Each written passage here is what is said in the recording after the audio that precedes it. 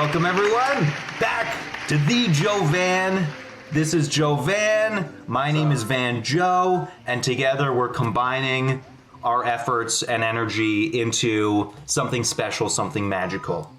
So I don't know if you guys know this, but every decade there's a third year in it. It's crazy to think about.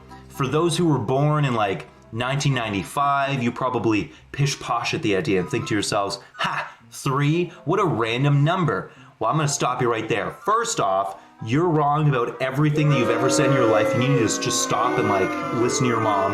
Second, 3s exist. 3s are magical. There are 3 acts in every great story since time immemorial. 3 is awesome for other things like countdowns. 3s are also good for like experimenting in college. I don't know. All I know is that 3s are cool. What's your opinion about the number 3? I think good things come in 3s. Hey, yeah, there's another one. That's true. I can't think of any good examples right now. I can. Oh, background person.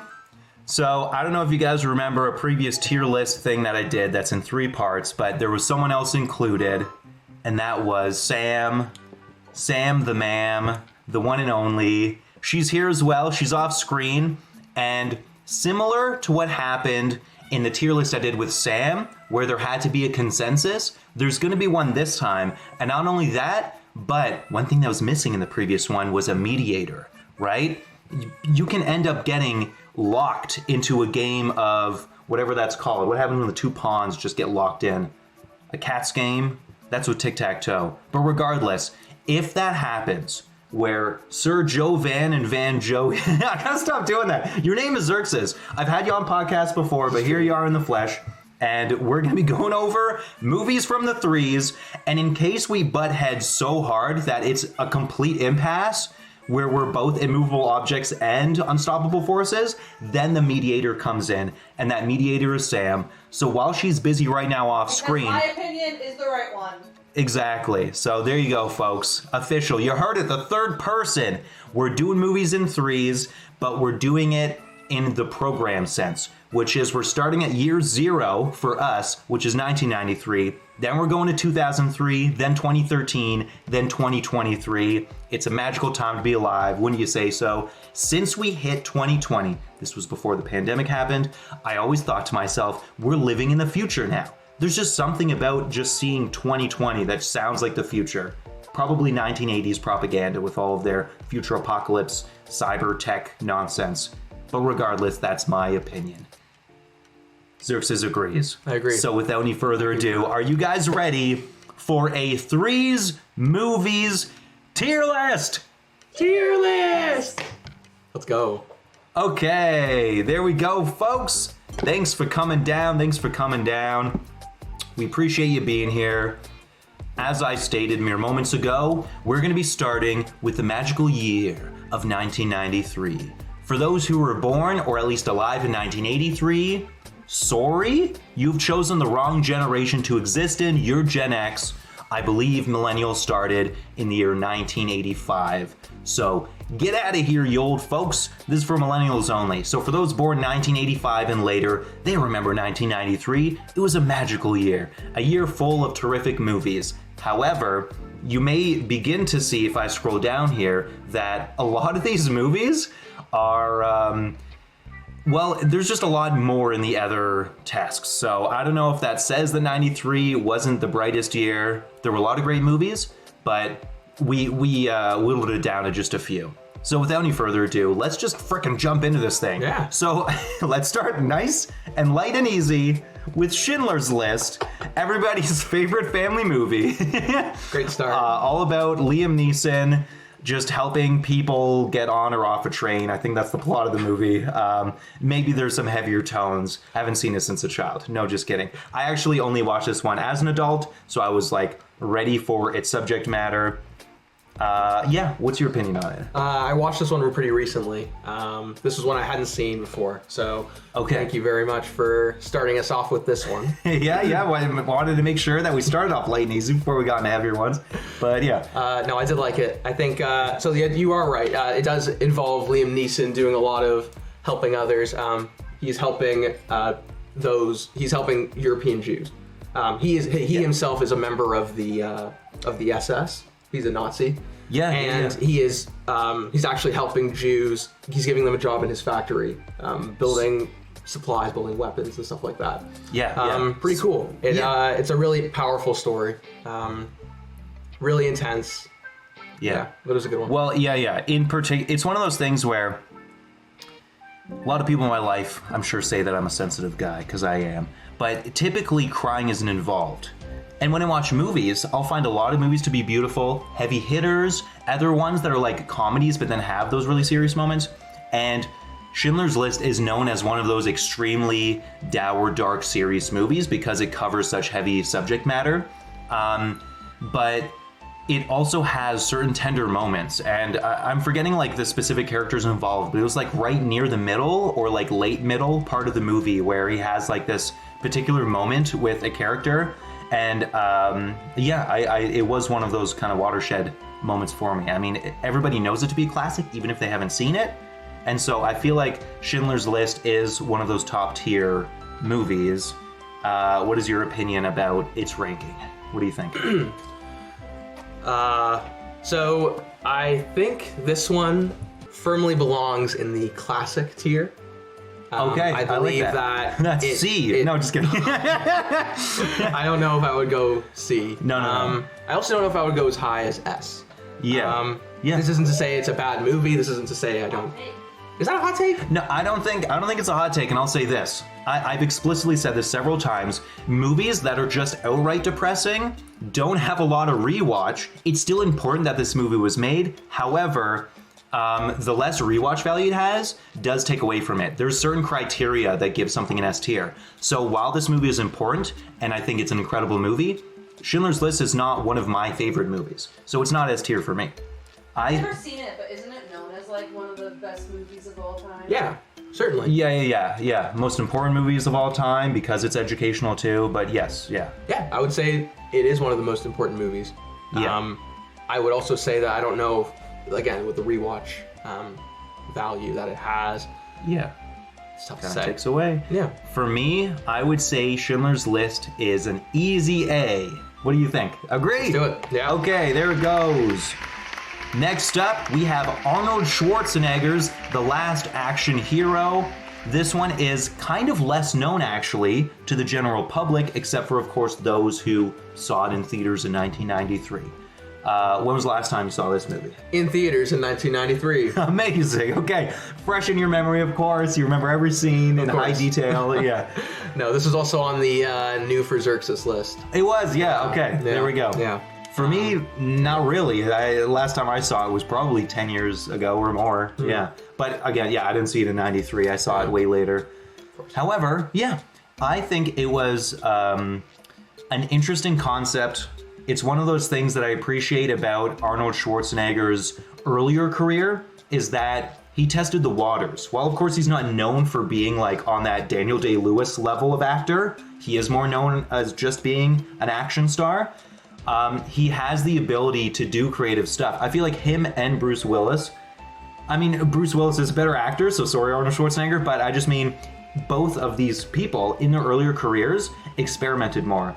And with Arnold Schwarzenegger, I feel like this one was a good experiment. In my opinion, I put The Last Action Hero in popcorn flick, which for me is C. C is not bad to me. Maybe it is to you out there, audience. Maybe you're booing right now. Shut up. What do you know? C's get degrees. You heard it from Sam. This is true. So I think it's a good movie. It was an original concept, and that's what carried it. So I put in a healthy C. What do you think? I would agree. Watching this movie was a lot of fun for me. I think it looking back, if I'd watched this movie as a child, I can only imagine I would respond similarly to how I responded to similar films of this genre, which is like want to be a part of it, and especially with this one, with the kid getting kind of pulled into that world. Exactly, a fish out of water experience. Yeah. Classic. One movie, I guess, like we speak about this genre. Have you heard of Jingle All the Way? Yeah, of course. Yeah. So I was a Jingle All the Way kid. Same. I saw that one as a kid. I saw that one a couple times as a kid, and watching this one brought me a lot to that one.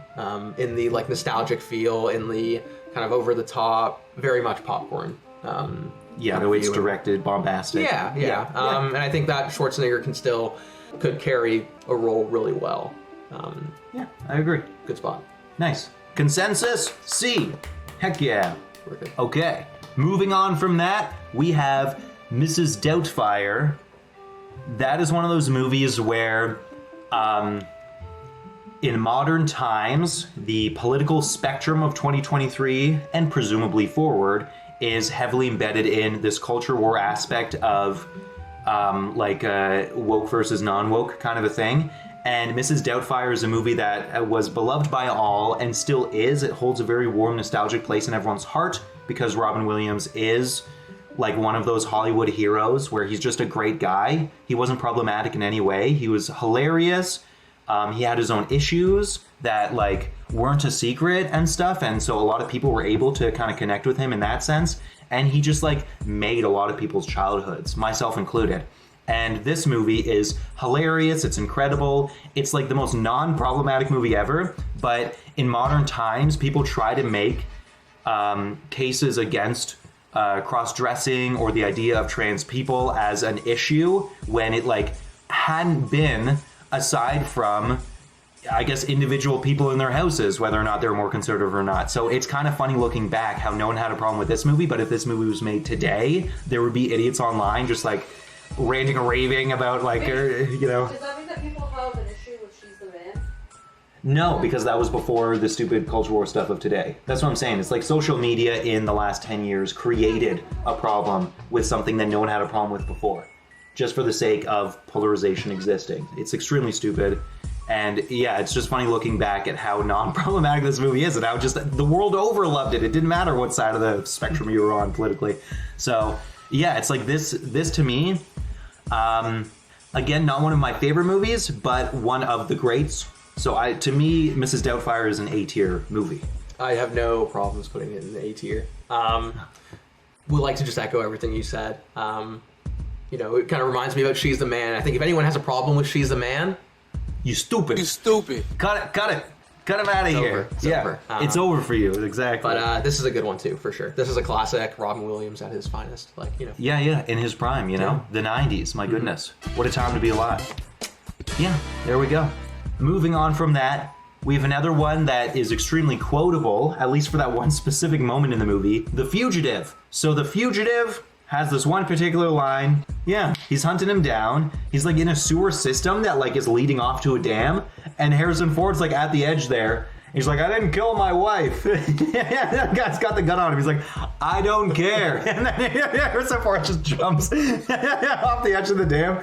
It's hilarious. I feel like it's so memeable. It's coming back a little bit. Okay, so what are your impressions of this movie? Is it memorable? What do you remember? Well, clearly not. No, it's a fun one. That scene in particular, I wish I remembered it. This is embarrassing for me, but no, it's okay. Listen, this isn't elevated art. The Fugitive isn't known for being like highly memorable. It's just known for being one of the good Harrison Ford movies. Yeah. And maybe at the time in 1993, the concept of an action thriller of like someone is set up and they're on the run, maybe that concept was extremely fresh back then, right? We can only imagine because we didn't exist before 1993. Sure, we could go back in the records and just watch movies from the 80s, but why do that? The future is so much more tantalizing. Regardless, The Fugitive to me, C? What do you think? C tier. C tier, that's what's up. C for forgettable / perfectly good popcorn flick. Yeah. Okay, next up, we have every red pill's dream, Falling Down. For those who don't know the premise of Falling Down, it is literally just GTA. Yeah, Michael Douglas as the main character in GTA 6. Yeah, that's right. pretty much. Exactly. Yeah. He's throwing people out of cars. He's stealing guns. He's just openly walking into people's stores. Trashing convenience stores. Yeah, this man, he's completely lost it, and he's doing it all wearing a tie. You know. Yeah. Yeah. I feel like its ending fell a little flat, but the thing that carries the movie is the concept, original for its time. But since then, there have been like a million Rampage movies of like the white guy down on his luck decides to rebel against society by just being a monster. Yeah, so it's kind of an old trope now, but in 1993, this film was extremely impactful. I think Falling Down deserves a B. What do you think? I would put it in the B tier. I think, yeah, no, you know what? I think I would put it in the tier above Popcorn, just because I did enjoy it. Yeah, it was a fun watch. I feel like its directing was good, its acting, its delivery. Yeah. Its execution was good. Yeah. And for that reason, there you go. Okay, moving on from that, we have a favorite movie of most. In elementary school, I remember people talking about this. I didn't watch this until like after high school. The Nightmare Before Christmas.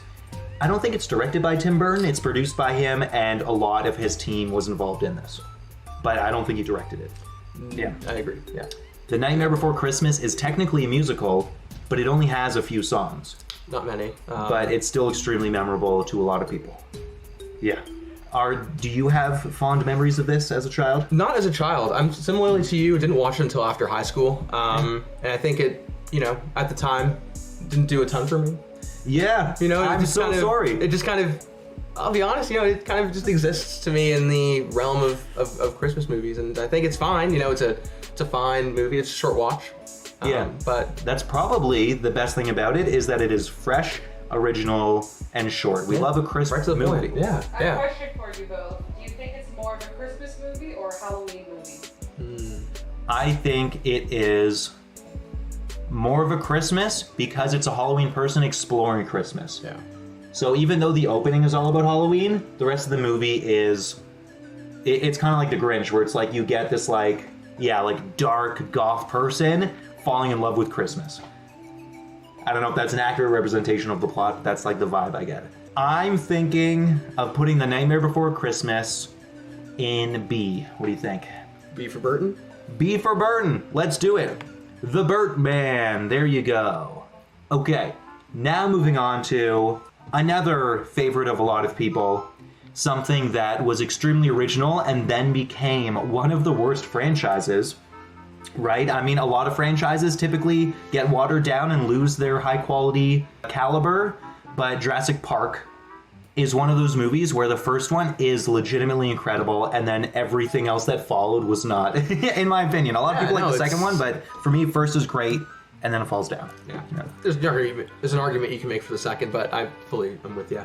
Definitely started out on a high and can never really recapture that. Yeah. So the question is, where does it go? I think this is an S tier. I literally was about to say, out of like so far everything in 93, Jurassic Park is S tier! That's right, confetti's popping. Okay, amazing. For those who haven't seen Jurassic Park, the quick synopsis is, it is a Jurassic Park, but in 1993. It really does speak for itself. Watch it. It was directed by Steven Spielberg, who also did Schindler's List, and also did That's It for 1993. But the man was busy, and he had continued to be busy. Okay, now moving on to a potentially other S-tier list movie, and that is 1993's Super Mario Bros. The movie, or just Mario Bros. I think it's just called It's just Mario Super Bros. Mario Bros. I don't even know if Super is there. It is. It is. Yeah, it is. Yeah, for sure. My goodness, is this a mess of a movie? It's great in that things are always happening, so it's not a slog. That's a nice way to compliment it. Yeah, but aesthetically, it is one of the ugliest films I've ever seen. Plot is extremely weak. It is not like... Yeah, it's hard to comprehend. It's ugly. It's disturbing.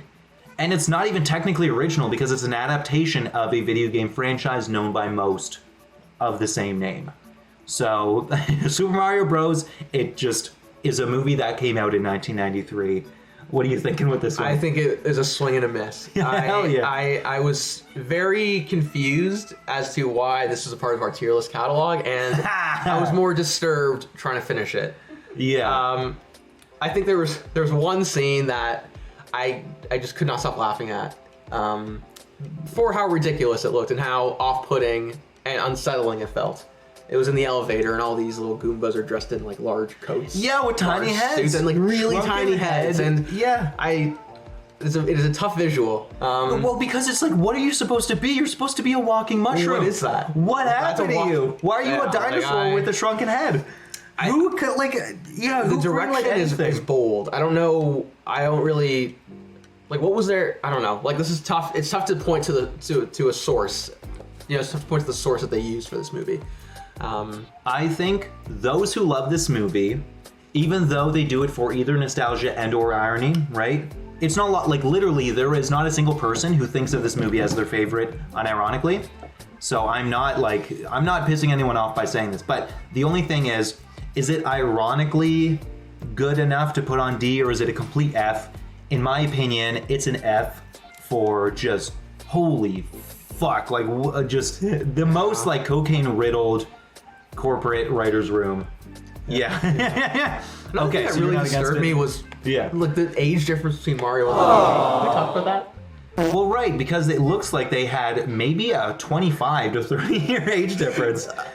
So yeah, they look like they'd be better off being like a dad and a son. Luigi looked like he was 19 years old, straight up, and Mario looked like he was a 45-year-old man. What's going on? New York is a special place. A lot of stuff can happen there, right? You can fall in love at an old age, as I'm sure Mario's father did, and he remarried and had a child way later. This is like the plot to Kicking and Screaming.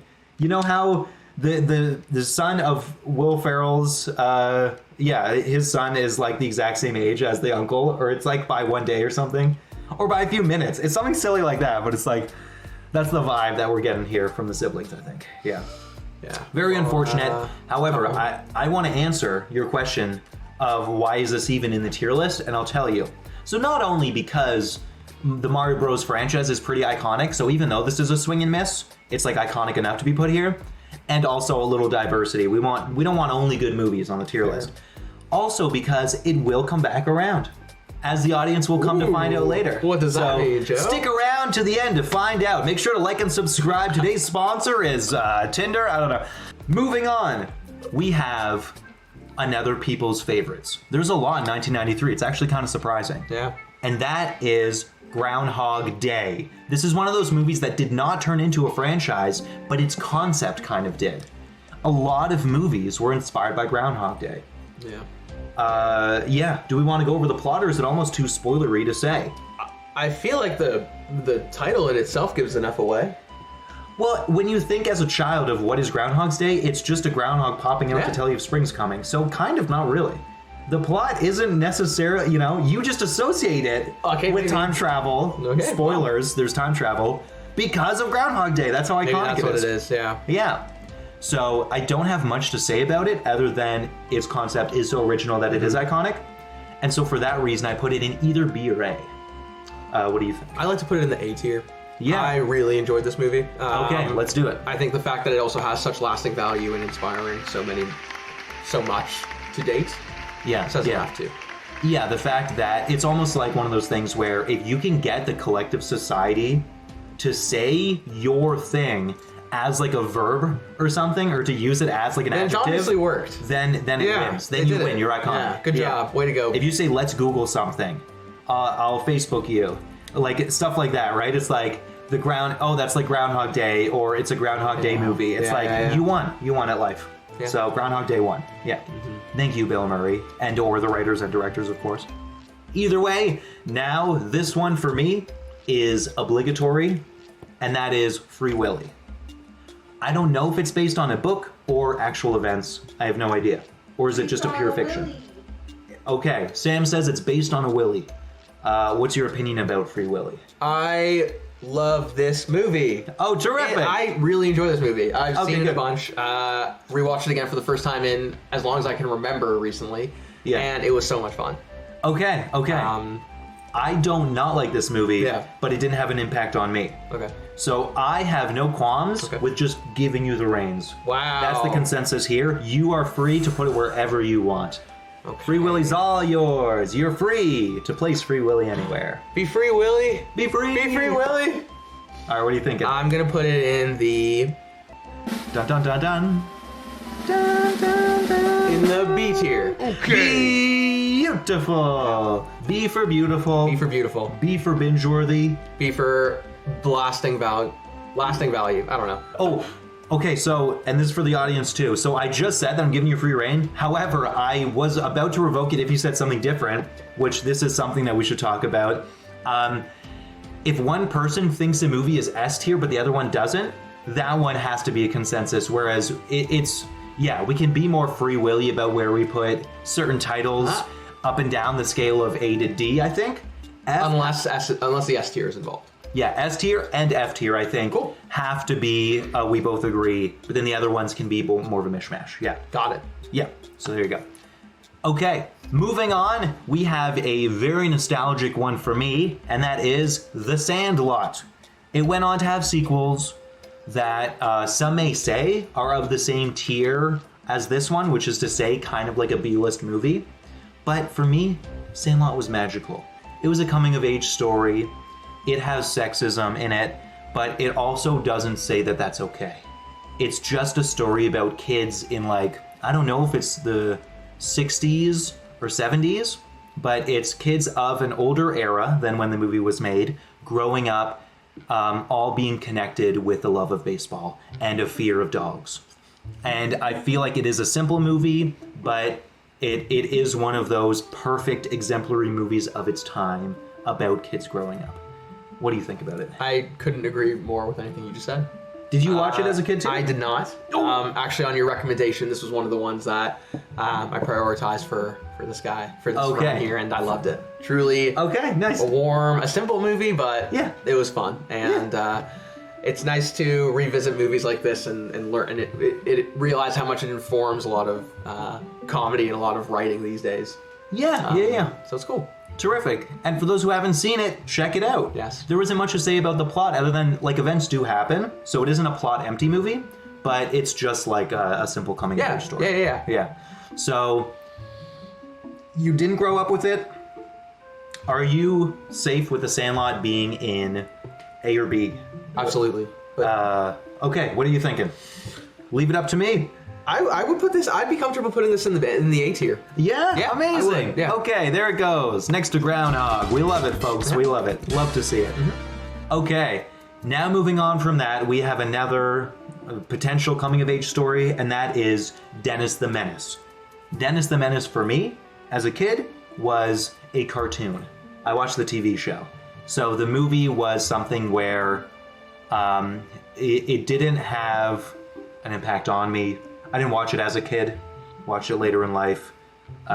What's your opinion about Dennis? Same thing. Never really watched as a kid. Only got to this movie later in life, and I think it might have missed the point for me where it would have probably had a little bit more lasting value. Something rewatchability. To give. But when I watched it, it didn't accomplish much for me.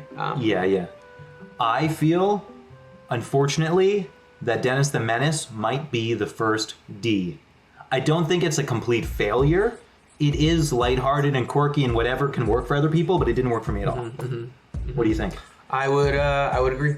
Yeah. Okay. Dennis. Sorry, Dennis. It's your own fault. It's your parents. You blame your parents for naming you Dennis. Also, you're a menace, but you're an asshole. Let's just be real, man. Hang on. Don't put this on his parents. Yeah, I think he's a straight up sociopath, you know? They say look for the warning signs. He's killing animals. Who knows what he did with that slingshot? He's attacking his neighbor with it, and he probably killed squirrels. Let's just be real. Sure, it's a baseless accusation, but I'm throwing it out there. I don't care. All the Dennis heads out there, suck it. Yeah. Okay. Dennis heads get at us. Come on. Yeah. Come at us in the comments, bro. See if we're scared. Whatever. Now, moving on to the final 1993 pick for this tier list, and that is the iconic Richard Linklater film, Dazed and Confused. What's a quote from this one, you know? I keep getting older, but they stay the same. All right. So, This was the breakout role for McConaughey. I don't know if it's his first. I know that it is Mila Jovovich's first movie, and she went on to be the Resident Evil lady. She's in other stuff too, of course, but those two actors in particular share this 1993 film in that it was their call to Hollywood. Yeah. I think it is a C. Okay. What are you thinking? So I like this movie a lot. Not because like I have a particular connection or anything to any of the characters or anything that happens. Yeah. But I feel fondly about this movie because this is a movie I would put on like a hungover Saturday morning. Oh, it has that vibe. Yeah, and I think that also is unfairly playing into my rating for this movie. That's okay.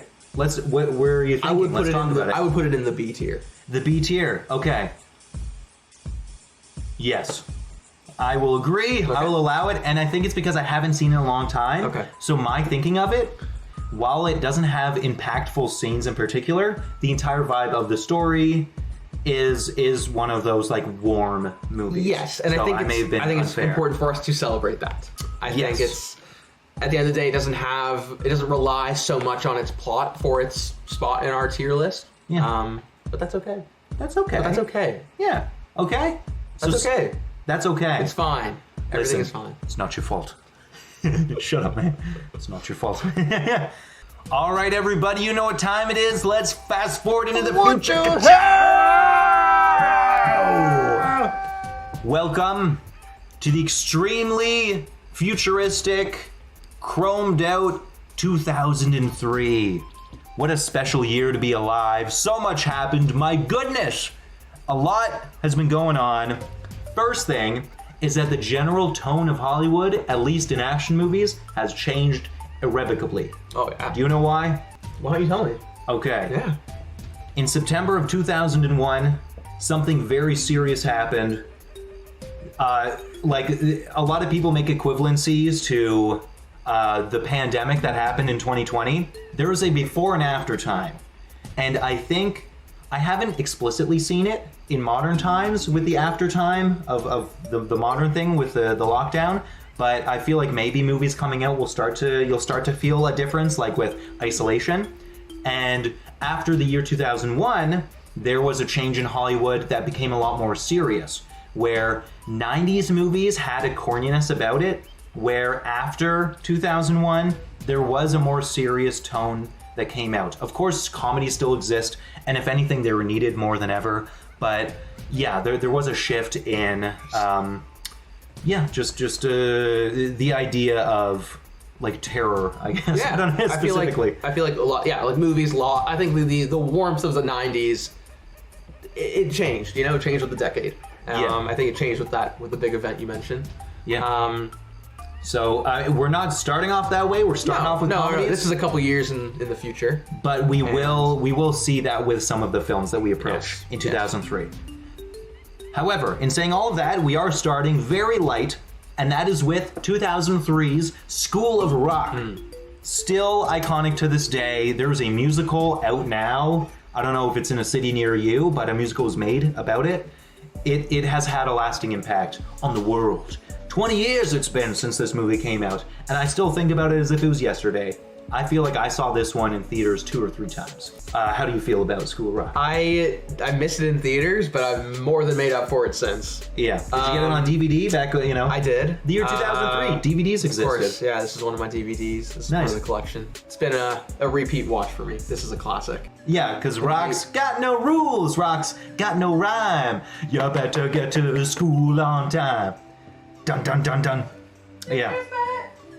Yeah. There's tons of iconic. Sorry, I can't. School of Rock isn't known for being a musical, but it has a lot of original songs. It also has songs that are like homages to older songs. Like they're basically ripping off like 80s songs in there. They like play covers and stuff. Yeah, but that's the point, is that the main character is a lover of rock and he needs a job, and so he lies and takes his roommate's job. He goes to a school to substitute under a false alias. So it's kind of serious. You love a good like comedy that begins with a lie. That way there's this constant kind of tension over everything as the characters learn about each other and become friends. And then there's that The Darkest Night or whatever that's called, where it's like that segment of the movie where like all the bad stuff happens. Everything is revealed, and it's like, wait, you're not who you said you were. Yeah. And then it's like, oh no, is everything ruined? And they got to try to like learn how to live in this like post the truth being revealed world, you know? Love that kind of stuff. School of Rock to me is iconic. It is unfairly a favorite of mine. What do you think? I don't think it's unfair to call it an unfair favorite. Well, I'm just saying, it's not like The Departed or, you know. Well, it's an S tier. It's an S tier. Let's go. Yeah. That's what's up. Woo! S tier, baby. Absolutely. That's right. Absolutely. Next up on the list, we have Freaky Friday. Freaky Friday is not a film from 2003. It's a film from like the 1970s, but it has been remade with the iconic... What are their names? God dang it. The Scream Queen. Lindsay Lohan. Lindsay Lohan as the daughter. Lee. And Jamie Lee Curtis as the mother. Both of these people... I would say we're at their prime. Like, even though Jamie Lee Curtis is like known for the 70s with Halloween and then like subsequent horror movies that she's been in since then, like Carrie, I think she was in, or Firestarter, I forget. She was still kicking, and still to this day. Like, it's not in the 2003 list here, but Christmas with the Cranks, iconic. You know. Yeah. Anyway, Freaky Friday is not an original concept, but it was made modern, at least for 2003. Should they make another one? I feel like they probably did, and it's on a streaming service somewhere, and we haven't seen it. But Freaky Friday is a film about family members of different generations that just don't get each other. And so the whole point of them swapping bodies is to learn about each other's woes, the pros and cons of each other's lives, and learn to love each other in a different light, knowing more about each other. And then obviously eventually going back into their own bodies. It is a concept that could very easily be R-rated. What a horrific concept, switching bodies, my goodness. In fact, there is an R-rated version, I think called The Switch Up or The Swap, and it's like a comedy with Ryan Reynolds and Jason Bateman. But no, is that his name? Oh, yeah. Okay, yeah. Sorry about that. The Change Up. Yeah. But either way, this is just a family movie. I think it's PG. They maybe curse once or twice, and it's the D word or something, I don't know. But either way, I think this one's perfectly fine. I would put it in C. How dare you? I agree. How dare you? Okay, where do you want to put it? Where do you want to put it? This is an A tier movie. A tier? So this is a movie I watched a ton growing up. My sister, I think, got it on DVD as a gift one year, and this was like one of the repeat watches. This is a fantastic movie, and to date it holds up. I watched this very recently in preparation, and I loved it. I think both of the actresses are outstanding.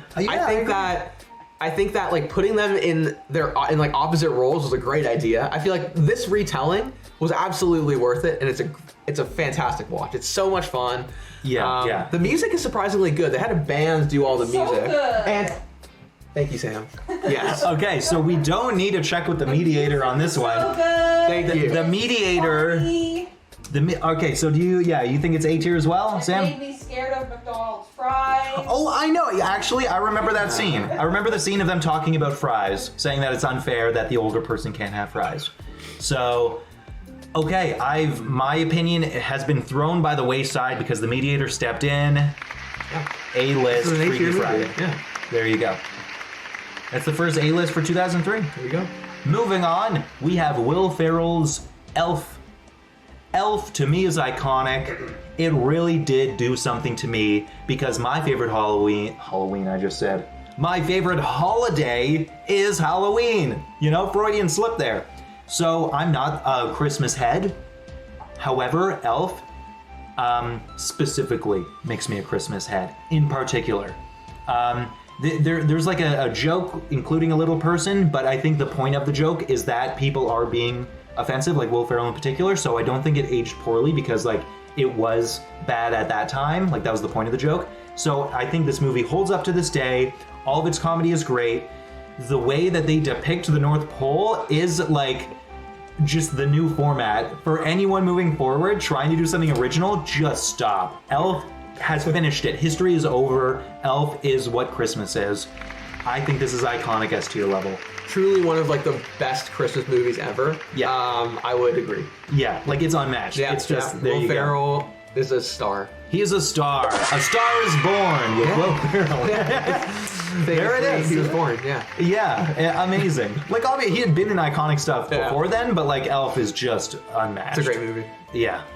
Okay, moving on from that, we have Bruce Almighty, which I myself am a Jim Carrey head. However, a lot of the comedy from the 90s and early 2000s with him have aged, and this is kind of one of them. Where I watched this when I was a child. In the year 2003, I was 10 years old. I watched this movie and I laughed. My parents, I think, laughed as well, so shame on them. Because this movie is kind of a horror movie. When was the last time you saw Bruce Almighty? I watched this when I was a kid. Yeah. Didn't do a whole lot for me then. I remember it was like, it was like a fun movie, whatever. I'm sure as a child did a lot more for me. I haven't seen it in a long time. Well, and I think in particular, Morgan Freeman being God, that became an iconic thing. So that's just one piece of the movie that has tested the stand of time where everyone thinks of Morgan Freeman as God himself. Like, that is the voice of God, is just Morgan Freeman. This movie really helped with your God rebranding there, Morgan. Right, exactly. Before then, who was he? You know, just a guy with a deep voice, but Bruce Almighty really did it for him. But yes, Bruce Almighty is a story about a white man in a white man's world with a great job that he loses, but he has like an incredibly attractive, caring, loving, intelligent girlfriend who he is neglecting all of her needs, and he just cares about himself, and then God gives him the ability to be God, and the single thing he does with that ability is abuse it. The entire movie, he's literally an evil person, and the only lesson learned at the end of the day is that he should just be nicer to his girlfriend. I think they break up too, like around the beginning of the movie, and then he like manipulates her into falling back in love with him. It's great. Like, it is kind of a horror movie. Like, he's not a good person at all, and yet the movie plays it off with like musical cues and editing to make us sympathize the entire time with Bruce himself. The only other good thing to come from this movie is it taught a lot of kids, myself included, flawlessly how to spell beautiful. B-E-A, beautiful. Yeah. All right. But anyway, that's funny. So I think Bruce Almighty has aged very poorly. It's still like worth a watch, I guess, just for context of how Morgan Freeman became God. This is his origin story. So I guess I'd put it in pop flick C level. What do you think? I think C is a good spot for it. It's okay? Yeah. It's fine. Yeah. Okay. Now moving on from that, this one requires a little context, and that is X2. Although its actual full title is X-Men: 2. Maybe the colon isn't there. Isn't it X2? X2, X-Men Strikes Back, Revenge of the Revenge People, of the X-Men, Revenge of the X-Men, Return of the Revenge of the sequel to X-Men, X-Men 2. Was there never? I thought it was like United at some point. Oh, it might be that X-Men as well. 2 United? It literally might be. Or X2, X-Men United? But you can understand how confusing their marketing has been for this, because X2... Irrelevant, though. Yeah. Like, let's... The only good thing, I guess, we can glean from it is that they try to get rid of the men component, because, like, women do exist in this. Yeah. So, to a lot of people, X-Men 2 is, like, top-tier comic book movie. X-Men United. It's called X2 X-Men United? There is bad... Something about X, I feel like, is just bad when it comes to marketing and naming, because Xbox has always been trying to compete with PlayStation, even though it's one generation behind. So when PlayStation 3 came out, Xbox 2 wasn't going to be called Xbox 2, so they called it Xbox 360 for marketing purposes. But then they put themselves in a hole, because then when the next one comes out, what are you going to call it, 720? Then Elon Musk's origin story. He says X is cool, and also XXX porn. Like, Elon Musk is just a baby man-child. But yeah, maybe this was his origin for coming up with it. Who knows? But yeah, so to a lot of people, they say this is top-tier comic book movies. It didn't unfortunately do it for me. I loved the first X-Men, even though looking back at it, it's extremely corny. But the allegory for X-Men or mutants just being like a representation for minorities, whether that's specifically people of color or gay people took it differently. It still told a good story with that analogy in mind, which for a reason makes it kind of iconic, the original X-Men movies. Since then, newer generations have said that the prequel X-Men's are better. I am an old stuck-up man who says, no, the one from my youth is the better one. But I'm only saying that about the first one. And X-Men 2, for whatever reason, I just couldn't understand. Maybe it's too mature for me, or I just didn't agree with it. But I put X2 and B. Yeah, what is your take on it? What's your opinion? Okay, so I would like to start this by asking when the last time you watched this movie was. A long time ago. A long time ago. Okay. Yeah. I would recommend giving it another watch because I'm an adult now. Yeah, you're an adult now. I'm an adult now. Maybe I should. Maybe the themes will actually make more sense to me. The themes certainly resonated with me a lot more this time around than they did back in 2003. Okay. I adore this movie. I certainly see the argument for it being in the upper tier of superhero movies and comic book movies. Yeah. Very convincing performances from all of them. Like, you know, just a fantastic group of characters. The plot itself is very, very moving too. I don't know, man. Okay. This is a good movie. I feel like I would put this in the A tier. I think I would put this in the A tier. Okay. Now, Mediator Sam, what is your opinion about X-Men 2? I feel that Xerxes' opinion was compelling, and I'd be willing to meet him. Where are you? I think I said B. You said B. I can't see myself. I know, so you just gotta Hello? come right in there. Yeah, so long as you're close enough. Okay, wait. So green screen what is did the Joe border. say The green and screen's what the did border. Xerxes say? I'm saying A tier. I'm saying B. Oh, I barely remember this movie. Oh. It makes it hard to fairly judge it. It does. Mediator! Can you remind me of the plot of X2? It introduced the Nightcrawler character, who became kind of the main character, at least like learning about his personality. I while adore that still- character. I think that he was like so much fun too. He was a great Yeah. add to the. And also it delves into the origin of Wolverine, Yeah, but they go a lot. not the way that X-Men Origins Wolverine did. Oh, goodness. Like it already did it. Like there was no point of X-Men Okay, Origins. well, honestly, it's probably biased because I haven't seen it and don't remember it, so I feel like I can't put it in A if I don't remember it. That's fair. I understand. I understand. No. I can Stupid. The audience is screaming right now for you. I can see. This is a messed up team, but that's okay. All right, let's just, we will come back to it. Maybe I'll make an apology video after this. We'll rewatch it. I need to buy ukulele stat. I gotta rewatch X-Men 2 and buy ukulele and make an apology video, but we're not there yet. Let me just watch it right now while you guys do the rest. Yeah. Sam, the mediator, is gonna be watching X-Men 2 for the next hour and a half. I really or 2 want hours. an apology video. Yeah. Okay, next up, we don't even have to talk about this one, easy S tier, but I guess we'll just say the name of it at least. The Room. Hi, Mom. Oh, hi, Mark. Oh, hi, Mom. I did not hit it. I did not. It is bullshit. I did not. I did not. Oh, hi, Mark. If you love the game Fetch, or Catch is what it's called, not Fetch. If you love playing Catch, then you will love The Room. Tommy Wiseau is, at the time of 2003, a self-described same age as that other actor, like a 20-year-old Yeah. young guy from America, as he claims in a deep European accent.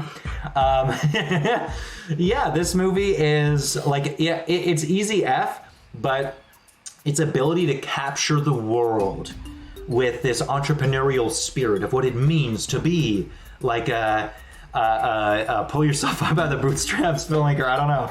Wait, yeah, what's your By the end, I'm rooting for Tommy. Like it's to kill his girlfriend or whatever the fuck happens? Yeah, she deserved it, man. Yeah, no, man. It's this is a classic. it is it is iconic. Yeah. I didn't see it till 2017, thanks to Sam the Mediator.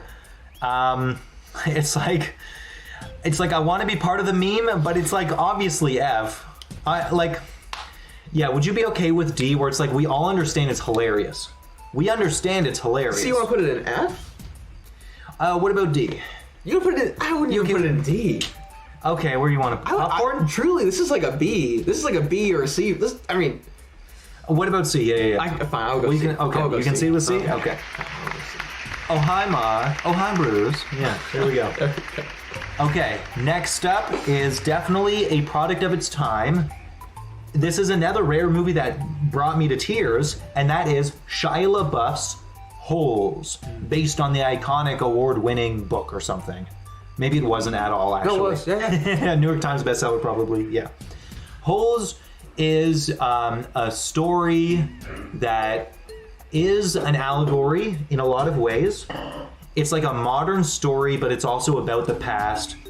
It dives into like the coming of age kind of concepts, justice, retribution, superstition. Because I feel like there's not a lot of movies that do good superstition. Typically, it's only utilized in like horror movies or fantasy movies, like the concept of superstition. But this is one that's just a fiction. It's just a fictional story.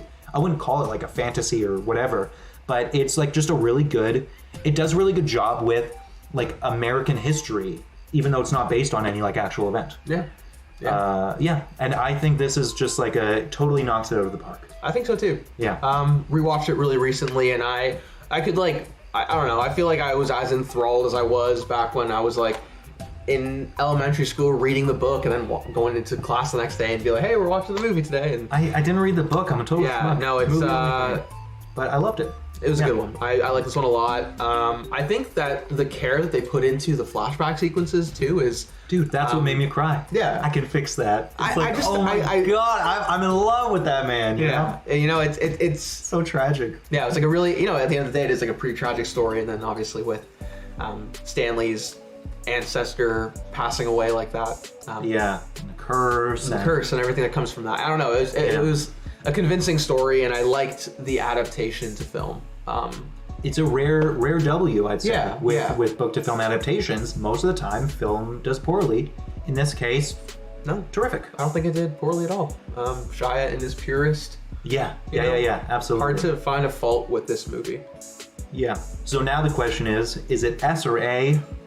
I am hesitant towards S just because, like what I said right at the beginning, it's a product of its time. I feel like if I were to rewatch it now, it wouldn't have the same impact on me. I think it's specifically for kids, even though it deals with mature subject matter. Mm-hmm. What do you think? Mm-hmm. So I think that it's worth a watch for a 30-year-old these days. Like I think it was a good watch to revisit, as I did pretty recently. I will say I don't think it belongs in the S tier.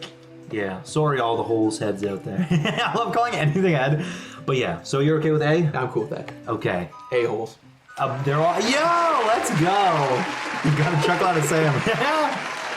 Okay, moving on to an iconic film, Finding Nemo. And an anemone. An anemone. Just keep swimming. With things like these, who needs anemones? Just keep S tier? S tier. We can keep talking, but S tier? We don't even have to... We can keep talking. I will keep talking. That's right. But this is an S tier movie. the most rewatch value of anything in this catalog. Yeah. The most impactful for me as a child. Yeah. The one I keep going back to. Yeah. Well, I love this movie. I'm not like a dad yet or anything, but I feel like it has that universality to it. Yeah. It's a kid's movie and an adult movie. Yeah. It goes through. I think this movie also does a really unique job when you compare it to other Disney movies and like taking you through the carousel of every emotion. Yeah, you know, it's like a fear, laughter, action, tears, literally everything. Like comedy, like everything. And I don't know. There's just so many scenes I could talk about for hours. I love this movie. Yeah. Easy S. Yeah. Okay. Yeah. Now moving on from that, I believe this is the first one. Disney's Pirates of the Caribbean, based on their ride. Is it even a roller coaster? I don't know. Is that based on the ride? It's based on a ride at Disneyland. Never been. I don't want to go, but I might be dragged one day. There's the title. The Curse of the Black Pearl. Yes. Yeah. So yeah, the first one, it made Johnny Depp iconic. So even though he was famous and already was like an A-lister by the time this came out, this changed the persona of him and the public perception of him. Like there was a recent trial that happened last year. Both him and his ex were in the wrong with each other. It was a very ugly, very public lawsuit versus lawsuit situation. Because I don't even think it was a divorce. They were just suing each other or something. And both of them are in the wrong. They were both abusive. And that's not okay. So Johnny Depp isn't an innocent hero like everyone was trying to paint him when it was happening. And so I feel like a lot of people's opinions kind of shifted after the events. During the events, everyone was like, F Amber Heard. Yeah. Everyone's on Johnny Depp's side. I think Amber Heard sounds like a psychopath. Johnny Depp sounds like he they're right for each other because he also had abusive tendencies. Like he wasn't an innocent victim in this. He also like hit her and probably did other things. Certainly. And it's unfortunate too that like Johnny also had like the benefit of working on these movies, movies like Pirates of the Caribbean, and he has all this public support. Yeah, because everyone specifically was like, Johnny Depp, like Jack Sparrow. Like people were like referring to him as Captain Jack Sparrow while it was all happening. They're like, I'm on Sparrow's side. I'm on Jack Sparrow's side. So yeah, he had a bigger fan base. Yeah, it was uncomfortable where the audience took things. However, putting all of that aside, that is just to say that this movie changed the world when it comes to him. I feel like Pirates of the Caribbean is iconic. I think it is worth watching the original trilogy and none of the other ones.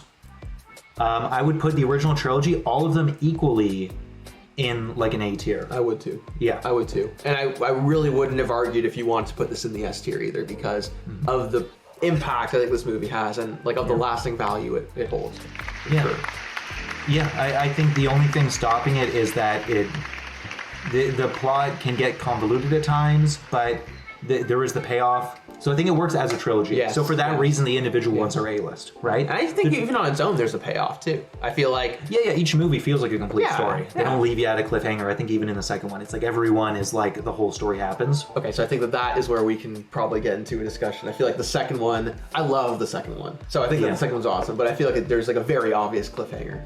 Remind me, bring me back. So right at the end, the Kraken appears and it eats Johnny. Yeah. And then they're all like, fuck, he's dead. And then everyone's like, I'm alive and he's not dead. Let's go save him. Oh, you're right. They do say that. Yeah, that is a cliffhanger.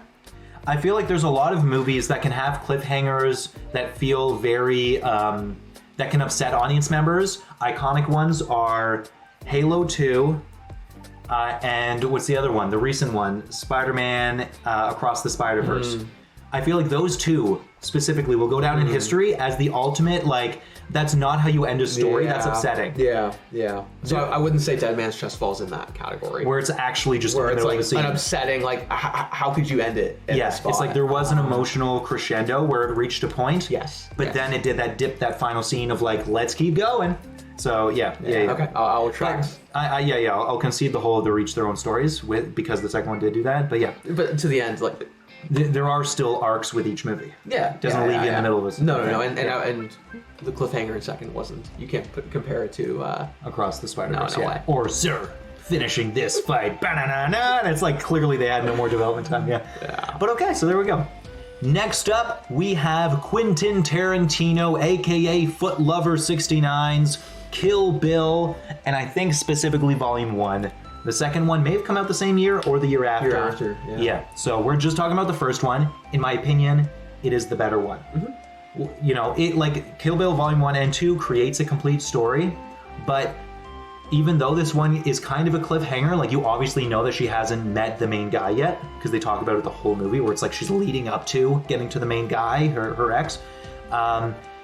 The way that they end this, the climax with the insane action scene of just like a legion of pro assassins and she takes them all down leading up to the final boss. It's like a video game movie. It's truly a video game movie.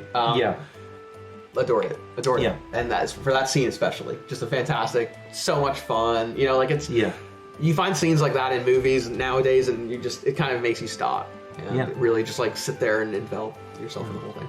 So Kill Bill is iconic. For a lot of people, it's known as their favorite Tarantino movie, and I even know someone where it is their favorite movie.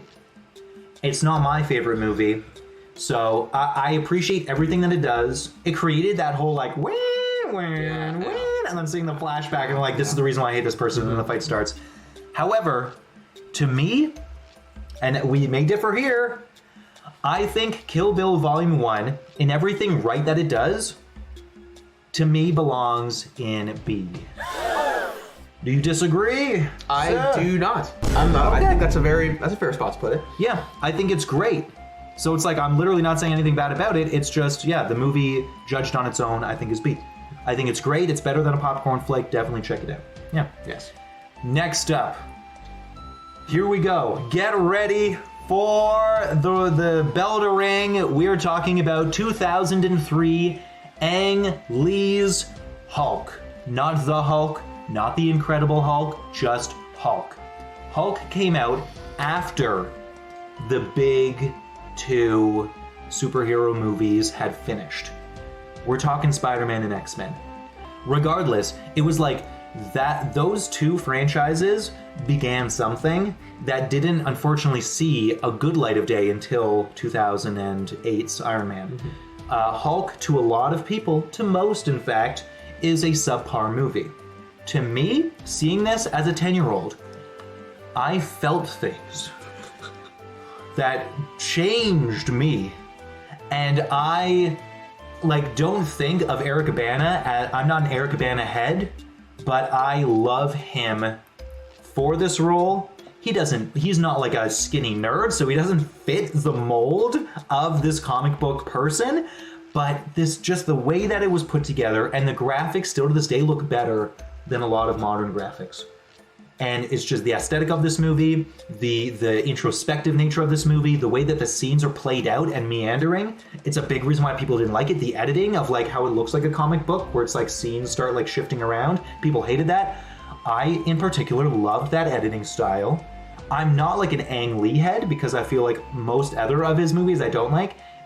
Just Hulk did something to me. I saw it at a pivotal point in my life. I had daddy issues. And so that might also play a role into why I loved this so much. Because Hulk has daddy issues, you know? And so we can relate. You can relate to the big guy? I can relate to the big guy, man. I feel that, man. Ah! But then as much as you yell, it doesn't even stop the dad, you know? He's just sucking your life force as you, like, yell to the sky. Anyway. I've always appreciated talking about this movie with you, because I feel like this is something that you and I relate on very uniquely. In that this movie was generally not liked or appreciated to the extent that I feel like it should have been. I feel like this is a very unique story, a very unique telling of kind of like his origin story.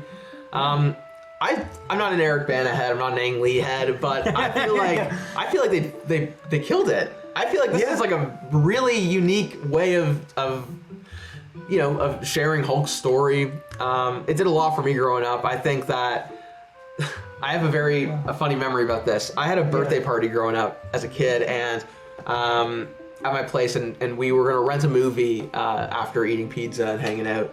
Yeah. I chose this movie. None of my friends were happy with it by the end. I think like by the end everyone was kind of itching to get up and hang out. I sat through the whole thing.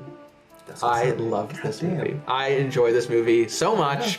Yeah. And I feel like it is. I didn't know that you had the same reverence. Oh my god. Yeah. I was. Okay. I do have a reverence for this movie, and I am seeing. I see you. When we first met, you were a 10 out of 10, and this was like 6 years ago. I may have joked before saying you were like 11 or 12 out of 10, but you are now an 11 out of 10 easily. Oh. Yeah. You're breaking the laws of physics right now. You're breaking my brain. I feel like they've done a lot of work of like trying to like the MCU has done a lot of work of trying to like reinvent the Hulk, and they have tried to like use this movie as a springboard, but also have tried to like remove themselves entirely from it. Yeah. Which is also kind of interesting to me, because I feel like it is hard to like allow this to be canon. It's deeply psychological, aside from the fact that yes, this was before like the proper rebranding that Marvel did, because other Marvel properties were out there like Fantastic Four and Spider-Man, right? So I think they knew with Iron Man that they were gonna just retcon everything beforehand. Yeah. But it's also a matter of how this character works is so deeply rooted in an extremely complex character, and it's hard to maintain a level of good writing alongside basic action and entertainment for mass audience. Yes. And a lot of people didn't like this for that reason. They just wanted a popcorn movie, and they didn't get it with this one. A lot of people joke about like the dog fight scene and stuff, and it's like, sure, that was probably the weakest CGI component. Those dogs didn't look all that good, but to me, that was still terrific. Like, I love that scene, and I don't understand people who laugh at it. It's like, all right, I guess you've never seen a scary dog before in your life. Like, I'm a dog person, but that was some scary shit, man. Yeah. There's so much value in placing so much emphasis on the Hulk's story rather than just going into it expecting a popcorn, a wanton destruction sort of thing. You got a lot of that in 2008's Incredible Hulk. Yeah. But I feel like the emphasis on the story, you see that a lot more in 2003's version. And I valued that a lot. I valued it a lot. Yeah. So there's a bold proposition I have for you, but would you be willing to put Hulk in S tier? Wow. Yeah. How much? Because this really is one of my favorite movies. I'll let's do it. You're willing? Okay. Let's do it. Man, yeah. This is an intimate moment right here. Because no one else agrees watching this. But fuck yeah, I'll give a fuck, man. Let's do it. Yeah, why not? You Get know what? some, get out of here. That's what's up. Okay. Now, I wonder how many people just tuned out. I know. How many people just clicked off? We're just getting started, so make sure to like and subscribe or dislike. At least some engagement happens there. Let's feed the algorithm lords. Okay, moving on from that beauty comes Too Fast, Too Furious, known popularly as the weakest Fast and Furious movie. It is one that does not involve Vin Diesel, and granted, the third one didn't as well, but a lot of people see the third one as like a neat reinvention. And then the fourth one was like another reinvention. And then the fifth one, when The Rock came in, became the true Fast and Furious that people know to this day. Too Fast, Too Furious had a review done on it by this guy, this YouTuber called Ben from Canada. And I think he's from Toronto. So, holla Ben. And he calls it Too Curious. I don't know his personal orientation, but he goes on in extreme detail to explain in his opinion why he thinks that this film is secretly like a romantic love affair between Paul Walker and Tyrese. Oh. So, like, this is an otherwise completely forgettable movie. Like, I did see it not when it first came out, but like when I was younger. Yeah. And yeah, like, I do think this is a nothing forgettable movie. But recontextualizing it to be a love movie, I feel like gives it some new legs where it might go from a D list to like a C list, where it then becomes a little bit better. So I'm assuming you have not seen this YouTube I have video. not, and I'm very interested, so I would love to. Speaking of Too Curious, I'm extremely curious. I would like to be. Nice. I wanna watch that video because I'm a fast head. You're a fast I'm a head. fast head. I was a reluctant fast head until the seventh one, and then that won me over, and then it became like this is the most beautiful trash I've ever seen, where I just love it, just unequivocally. It's like how a sports fan must feel, where it's just like, oh yeah, my team is like losing all the time, but I love it anyway. It's one of those things. So I love the Fast and Furious. You know what? Offense. Are you saying the Fast franchise isn't losing all the time? No. The analogy is that sports people can see wrongs in their team. So you can see wrongs in the movie where it maybe skips doing proper writing or character writing. Where it's very it's one of those things. You can see the faults and love it anyway. Yes, I think that's where I'm at. Yeah. I think that's where I'm at. I like this movie because it introduces a lot of the Fast and Furious that we know and love today. You get the intro to Tyrese, who, this edition of Tyrese is not the edition of Tyrese that we have. I would say this version of Ludacris is not the version of Ludacris that we know and love either. No. The only consistent person is probably Paul Walker. His character doesn't change all that much. Even though in the first one he's like an undercover cop who becomes dirty by the end of the movie, that happens in the first movie. So it's by the second one, his character is pretty steady. He's like leaning in, like, I'm dirty cop. He's like, I'm just a cool race guy now. He's gonna help you guys do heists. This is certainly before the era of like, hey, we are now like world savers, terrorist hunters, like all that. But in that, I think it still does a good job of like allowing itself to exist as what it is. I feel like the introduction of Ludacris as like the behind the scenes, dealing with everything on the back end, like the computer guy. The computer guy. I don't remember if he does that in this movie. Oh, he does. There's a scene. There's one scene where Paul and Tyrese drive into a warehouse where they're storing all these cars, and Ludacris from behind the computer. He's there. He's making sure he's and like all of these cars leave, and it's like it's a way to like get the cops off their tail in the third act of the movie. I won't get too in depth into the spoilers, but that's right. really appreciate that. Thank you, Ludacris. Okay, yeah, thank you. No, Thank you for all you've it's a done. good movie. It's a good movie. I think it's. Well, does it? So I would call it C. Do you think it's B? I think it's a. I won't fight this too hard. I will fight the later entrances or the later. Sure. Not to provide extra spoilers, but I feel like we might be seeing more of this franchise later in this list. So I feel like Oh yeah. I won't fight you too hard. This is Okay. okay to me in the C tier. Okay, there we go. We love it. Certainly a some popcorn popcorn. flick. Certainly a popcorn flick. We love cars. We love popcorn. We do. Yeah. Okay. Moving on from that, this is one of those movies One of those. that I feel like every one of these movies can be put in S tier. I think that the Lord of the Rings film trilogy, not the franchise, of course, but the trilogy, is the best storytelling can offer. I don't like they, and even like there are people who are like huge Lord of the Rings fans that like love the extended cuts as well.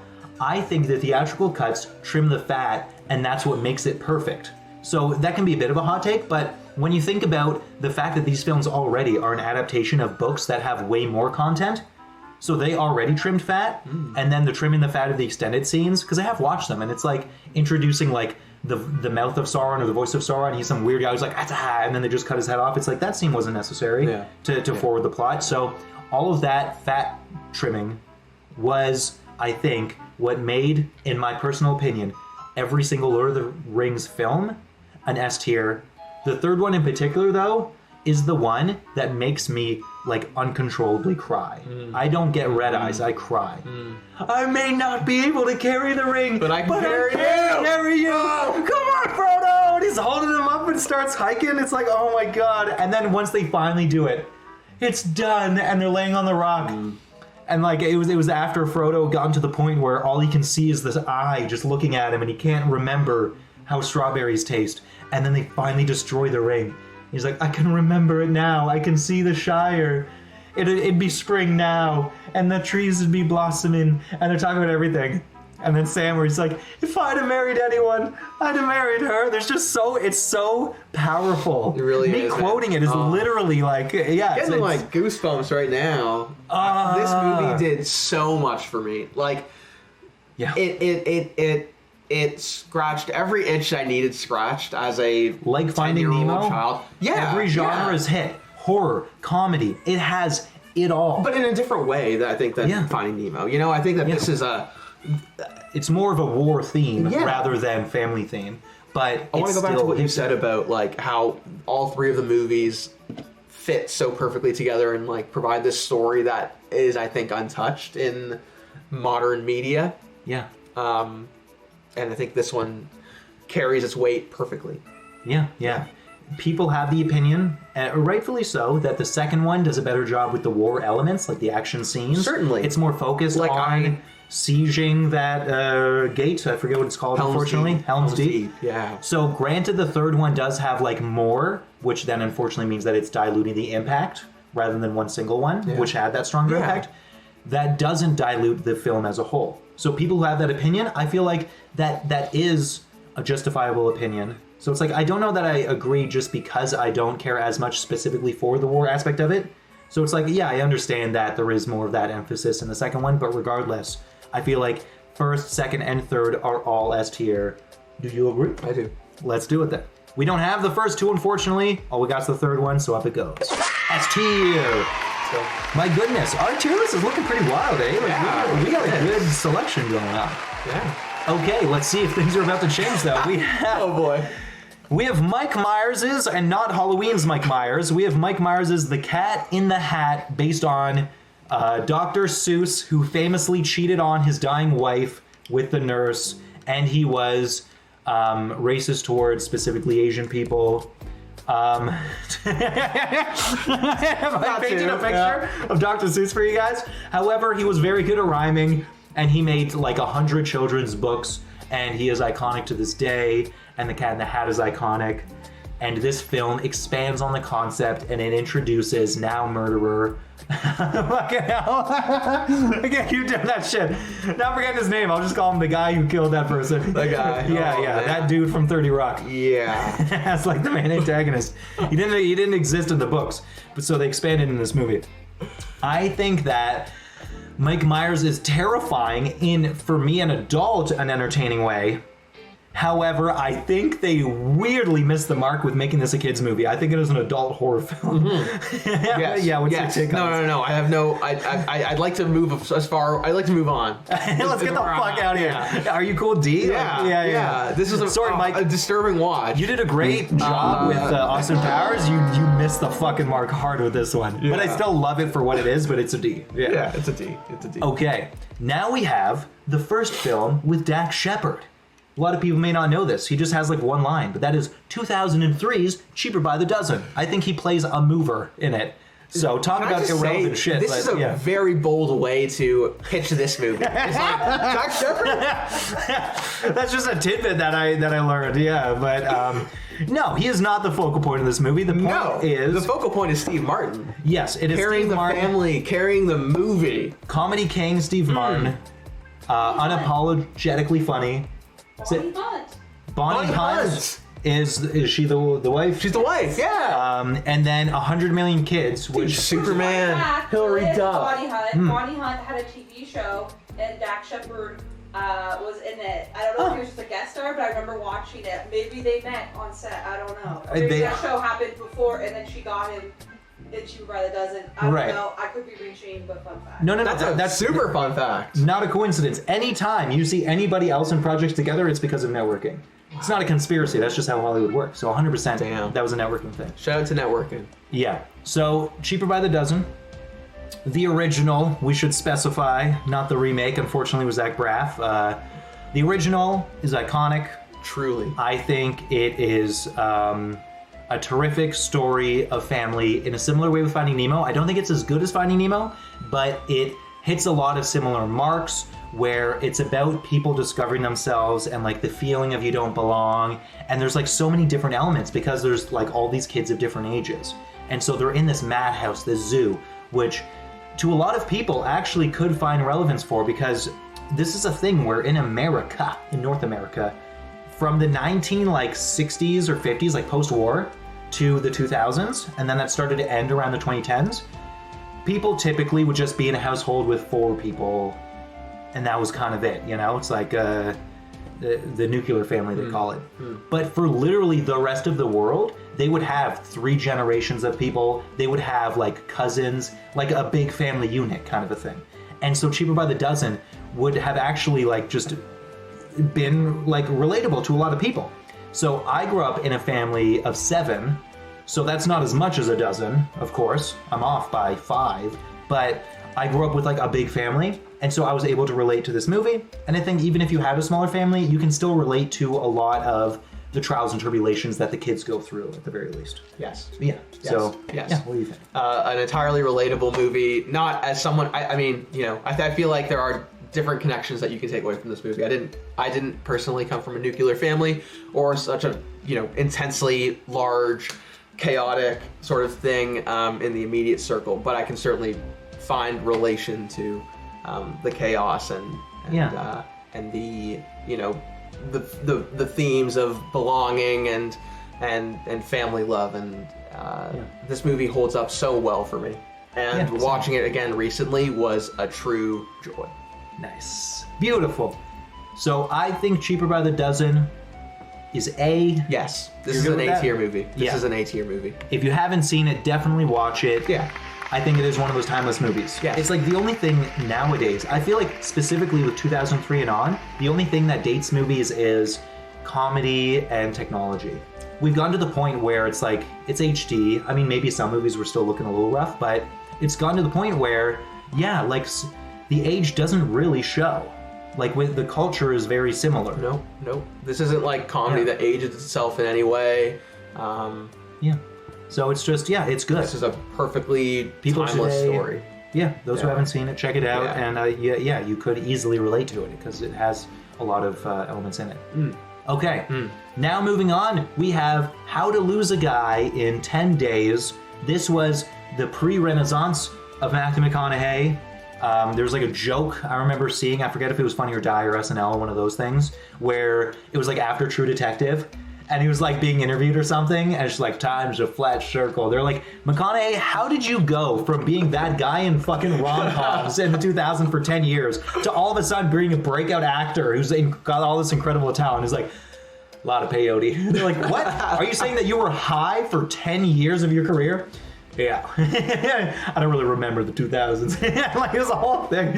And it's like, yeah, so How to Lose a Guy in 10 Days exists within that purview of McConaughey. I can just appreciate it. Not doing elevated art. Like, he just didn't give a fuck. He was just in rom-coms.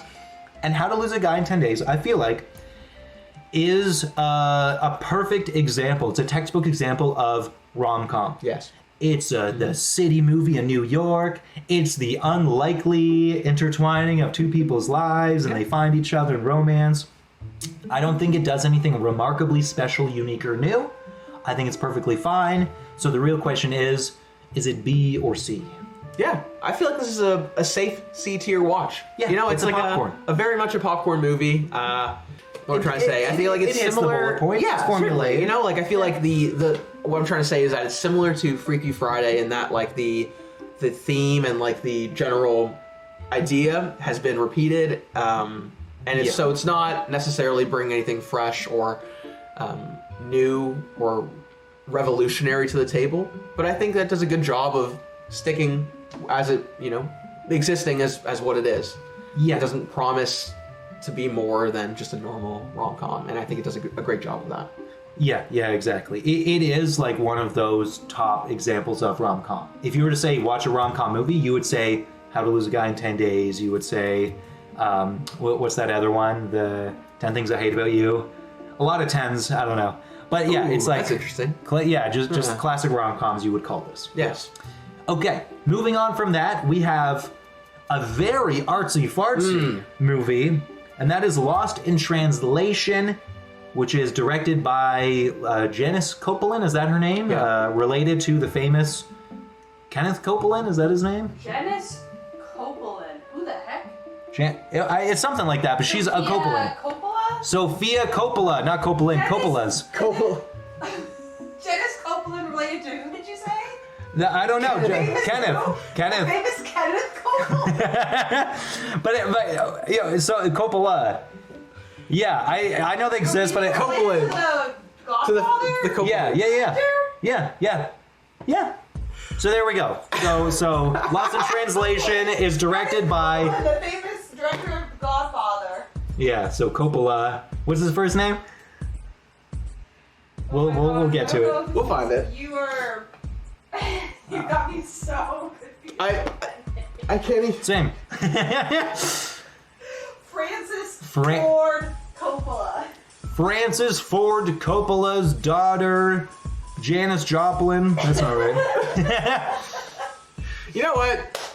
Anyway, it's fine. It's fine. She recently came out with a movie about Elvis's wife. So I'm so sorry for calling it that. Priscilla. I haven't seen it, but like I watched a review on it, and they're saying it's worth. It doesn't unfortunately do anything special, but it's worth watching to get an understanding of that time and the psychology of Elvis, because the one person closest to him knew the most, and she wrote it all down. Yeah. But either way, that's not this movie.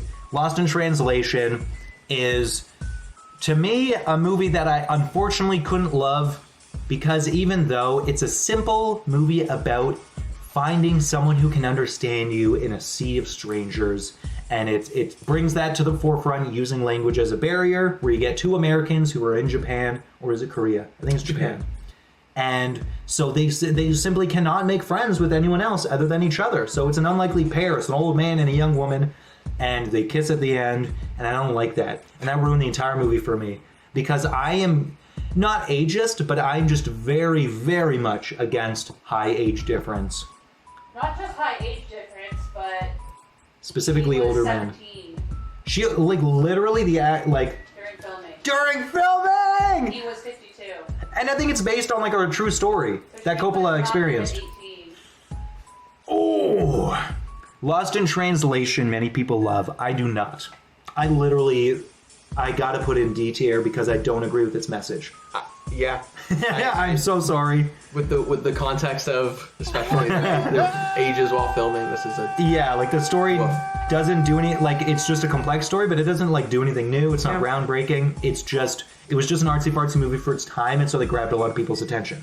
But it's like it could have not existed, and the culture would not have changed, in my opinion. So fuck you, Lost in Translation. Okay, moving on. This is a product of its time. Kangaroo Jack with who's that actor's name? I want you to guess the name. Oh no! I'm just gonna say the Sliders I guy. give them funny names. You do give them funny names. I'm gonna call him Keith Australia. Keith Australia. Keith Australia. Jerry O'Connell? O'Connell! O'Connell! Jerry O'Connell! Ha-da-da-dee-da-do. Hey ho! So Mr. Jerry O'Connell. Closer to the Kenneth Copeland than Certainly closer what you were than... trying to say before. Yeah. This is, you know what? This was a CGI kangaroo. It wasn't real. They did it, I think, a very good balance of making it realistic and making it cartoony. If they tried to go the full realistic route, one, the plot wouldn't make sense because it's like putting on like a jacket and like that's just a weird thing for a real kangaroo to do. And also it really helped with the aging process. Because it was more expressive, they weren't trying to go for it to be perfectly real, and so it doesn't look like trash. It looks very good for its time. Yeah. I think very good for its time is a good way to put it. I feel like I felt safer watching this than I did Cat in the Hat. You know? Yeah. No, yeah. That's a great way to put it. Having said that, this movie doesn't do anything for me on a rewatch. Yeah.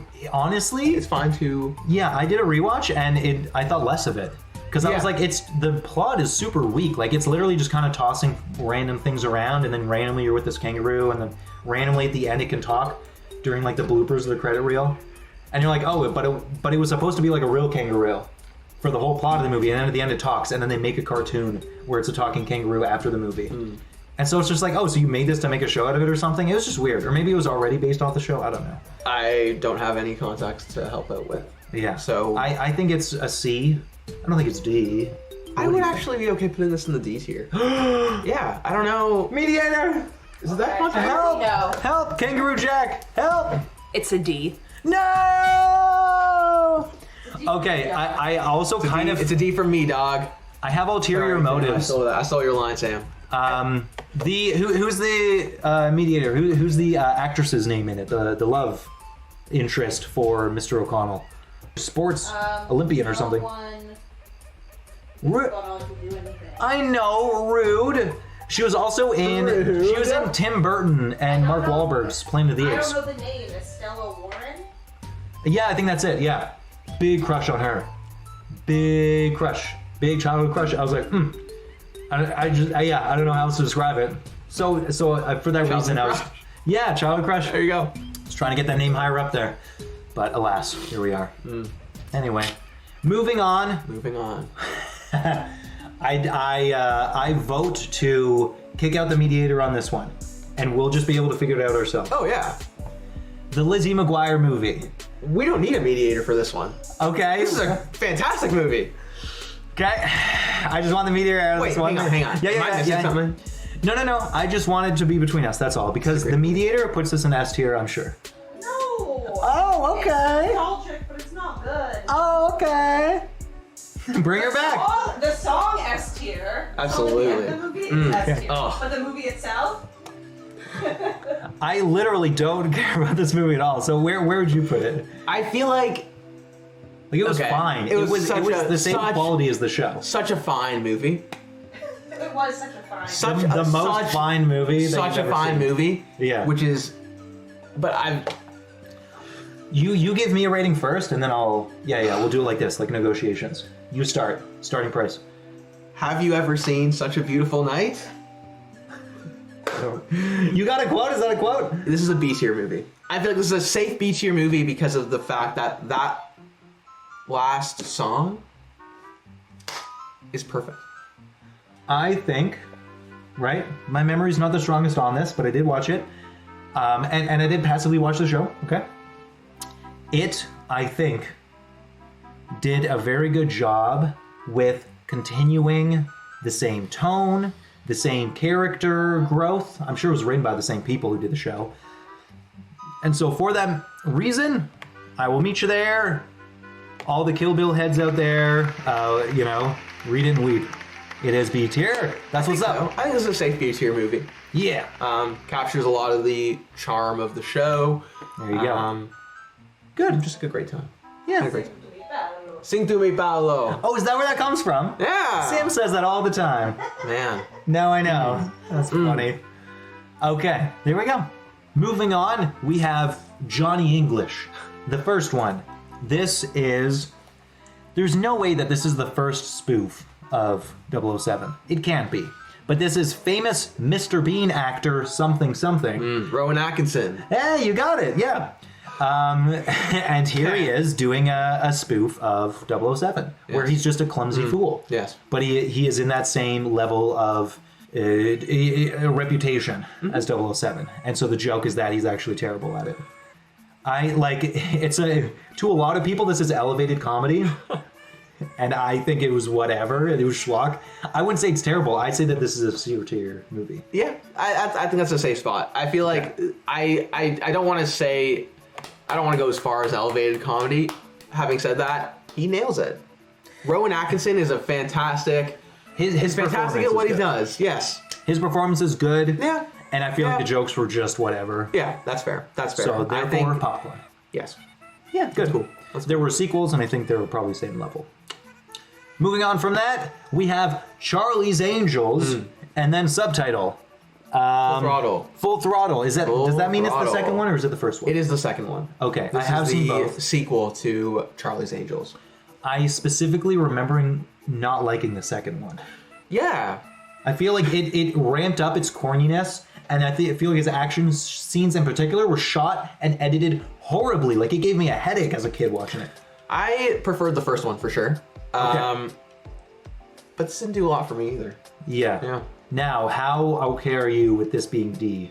I'm cool with this being in the D tier. Okay, because it's like, granted, the concept of Charlie's Angels is iconic and known throughout the culture of the world, but it's just like the actual content itself. I feel like it's kind of like Coca-Cola, as people say. They like the idea more than the product itself. Mm-hmm. That's Charlie's Angels to me. I truly feel like the first Charlie's Angels was Charlie's Angels executed perfectly. Nice. There we go. The first movie is fantastic. Yeah. And holds up for sure. Okay. So it was safe for us to find that consensus with this one. Is that this one did not match it. Yeah. Which I think is why there wasn't a third one. Because this doesn't like scream, it just needs to be a 2-movie franchise. It's like, no, 100% they would have made a trilogy. Truly. And I do feel like, unfortunately, this got the sequel bug. I feel like there are... Yeah. There are sequels is like textbook sequel bug. Yeah. Just like not nailing it. Not nailing it. Yeah. You had it there. I feel like it was in your hands. All you had to do was just keep going, Even if you just made a similar enough plot, it'd be fine. But I feel like they just made a worse one. Yeah. It's like, don't do that. Cardinal sin. Way it goes. Yeah. I will say, this might be controversial, but the new one? Yeah. The remake, I can't remember the year that it came out. Yeah, I don't either. I'm going to say 2019. 19. That's what I was going to say. Nice. But it might be like 2021 or something. Like completely wrong. It could be. The new one with Kristen Stewart. Yes. Yeah. That did a lot more for me than this one did. I had more fun with that one. Yeah. I think it was bad, but I think it was better than the sequel.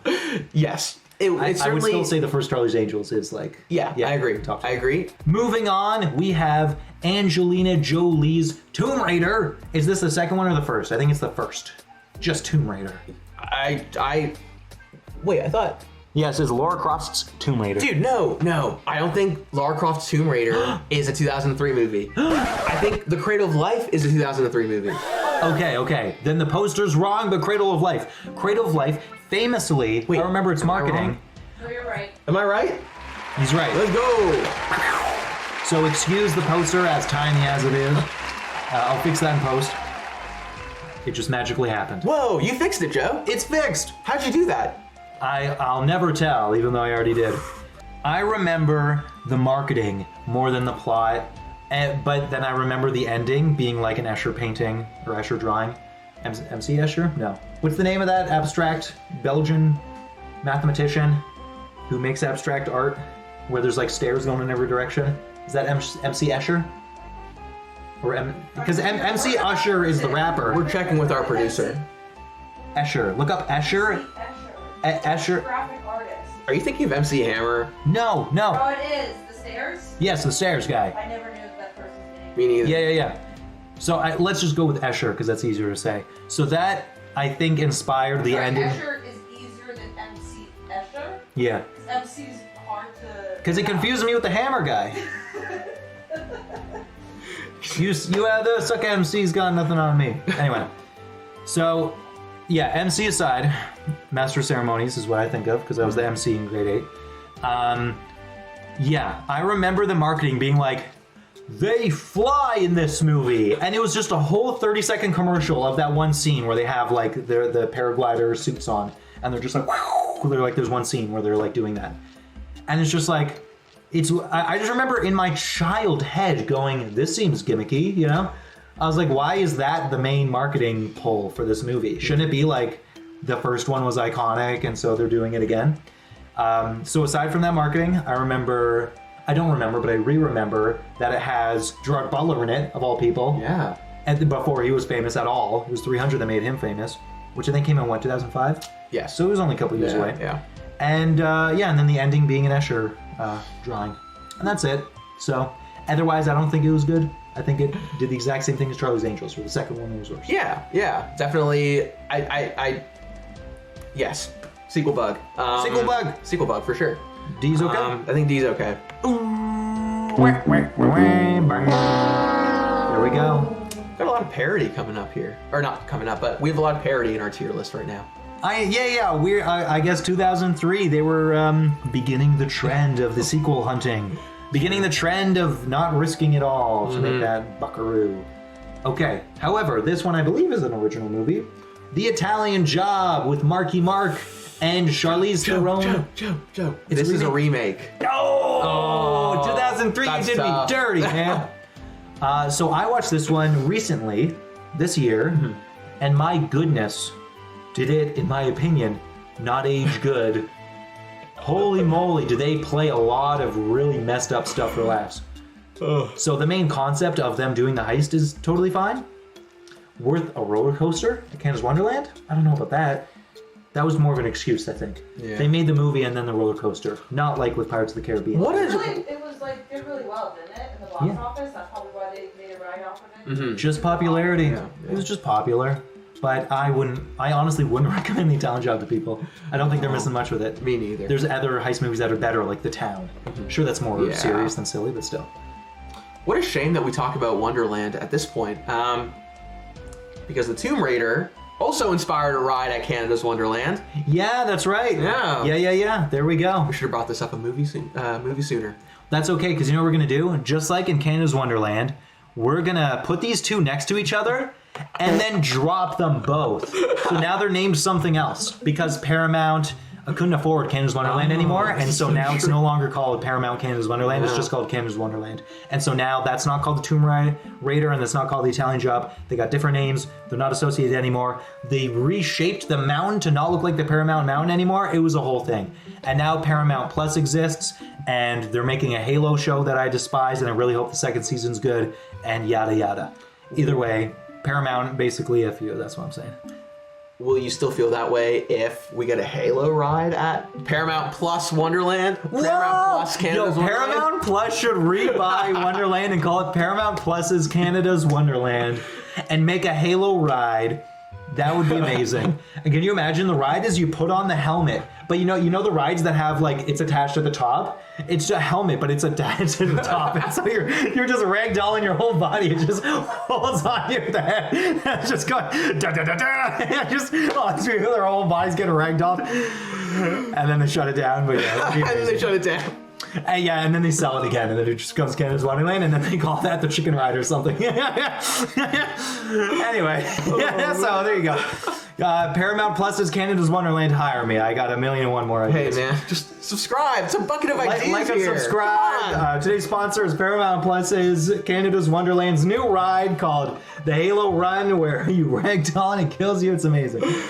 Okay, there you go. I totally took over there. Where would you rate? No. That's an absolutely fair place to put it. Okay, just checking. I don't even.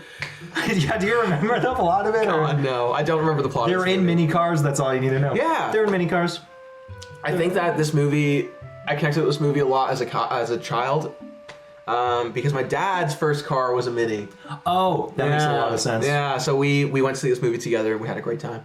Okay. Having said that, I'm sorry for trashing all over that. No, I don't want to ascribe any personal connection to this movie on that basis. Okay. Because it's not a good movie, and times change. Sorry to the creators if they're watching this. I'm sure they'll be fine. They're weeping in their mansion. Okay. Moving forward, on. we have Daddy Daycare. On the topic of fathers. Yeah. I'm sure the Italian job there's a dad somewhere in there. Yeah. So on that topic, Daddy Daycare. Daddy Daycare. I don't know how, like if it's the same director, but it reminds me a lot of Fun with Dick and Jane, even though it's like wildly different plots. Oh yeah. I feel like it had, and also like Fun with Dick and Jane is like kind of R-rated, like they swear a lot, but for whatever reason, I feel like the tone or just the way it was shot, like it just has a similar kind of atmosphere, a similar kind of fun going on. Mm-hmm. But obviously Daddy Daycare is like G-rated, like it is made for kids. So it's like, yeah, go see Daddy Daycare with your kids. Don't see Fun and Dick and Jane with your kids. But yeah, I love this movie. I haven't seen it since like it came out, but I just, you put the lime in the coconut and shake it all up. There's not much to the movie. It's just good. Mm-hmm. I just like this it. This is a totally fine movie. Yeah. Do you think B is too high? What do you think? Oh yeah. Yeah. No, I sorry. I think B would be a little too high for where I'd be comfortable putting this movie. Okay. Mediator. Daddy Daycare. You say B. I'm saying like C or D. C. Okay, C. So as a popcorn flick. Okay, you say popcorn. I say B for brilliant. Where do you put Daddy Daycare? You've been putting a lot of similar movies in C, so I feel like it fits with the C tier that you've created so far. Okay, Yeah. I can't fight that. Yeah. All right, that's fine. Daddy Daycare. You put the lime in the coconut. And you shake it all up. Okay, moving on. C for coconut. C. Okay. How can I fight that? There you go. Perfect. Now we have Ashton Kutcher, and tragically, what's her name? Brittany Murphy. Brittany Murphy. Must be. Just married. Brittany Murphy? Yeah. I remember Brittany Murphy in 8 Mile. Even though I shouldn't have watched that as a kid. I think it came out like after this, but I was still a kid. Yeah. She was one that I was like, had an apprehensive crush on. I was like, she seems dangerous. A little scared of her. And in this one, it's just 2 young people who get engaged, and I guess hitched. They full on get married without talking to their families first. And they're so young, and so the whole movie starts kind of after that moment where it's about them actually learning more about each other and whether or not they are a good match. I feel like this is just like How to Lose a Guy in 10 Days. Different plot, of course, original plot, but that similar vibe where it's unfortunately not elevated enough. Yes. But It captures a very similar vibe. But I would argue that I had a little bit more fun with How to Lose a Guy in 10 Days, capturing more of like a fun rom-com experience than Just Married did for me. Okay, I'm not totally in love with this, so if you're down to put it in D, I wouldn't fight it. I'm cool. This is a good D tier movie. Okay, yeah, there you go. You know what D tier is? That's when you're eating like the bottom of the popcorn. So it's like some of them are a little harder. They got the kernels that kind of popped. So it's not totally bad. Some are burnt, So it's not the worst experience. Yeah. C is like the good popcorn. D is like, yeah. It's like you're going on to like the double feature. Yeah. So it's the second one. Yeah. That's a good way to put it. Okay, next up, we have The Animatrix, which is an anthology. It is a collection of short stories made by different directors telling their own unique stories within the Matrix universe. And oh my goodness. Oh yeah. Oh What's yeah. this? To me, this is S tier. This was so much fun. I had a great time. So this was something I meant to watch a long time ago. Yeah. Probably around the time that the movies were coming out. I feel like this was something that I wanted to watch and experience at that time. Yeah. But I'm totally fine having experienced it in 2023 for the first time. Yeah. And taking away what I did. Yeah. So what do you think? How do you feel about it? Oh my god! Like I think it was so unique, and like I think it's a perfect way to connect. I don't know. It was a very. Yeah. Well, I think a way to put it is this is a collection of short stories that do what producers may have otherwise done with entire movies, which may not have worked as well. So I feel like this is what people should do instead of what Disney was doing with all those Star Wars movies. Yes. They should have done something like this, which they have since done. Yes. So Star Wars is getting very bloated in that sense, where the original Star Wars trilogy was such a vast universe that had such a unique story potential for other stories, similar to The Matrix and similar to a lot of other franchises like Halo, in my opinion.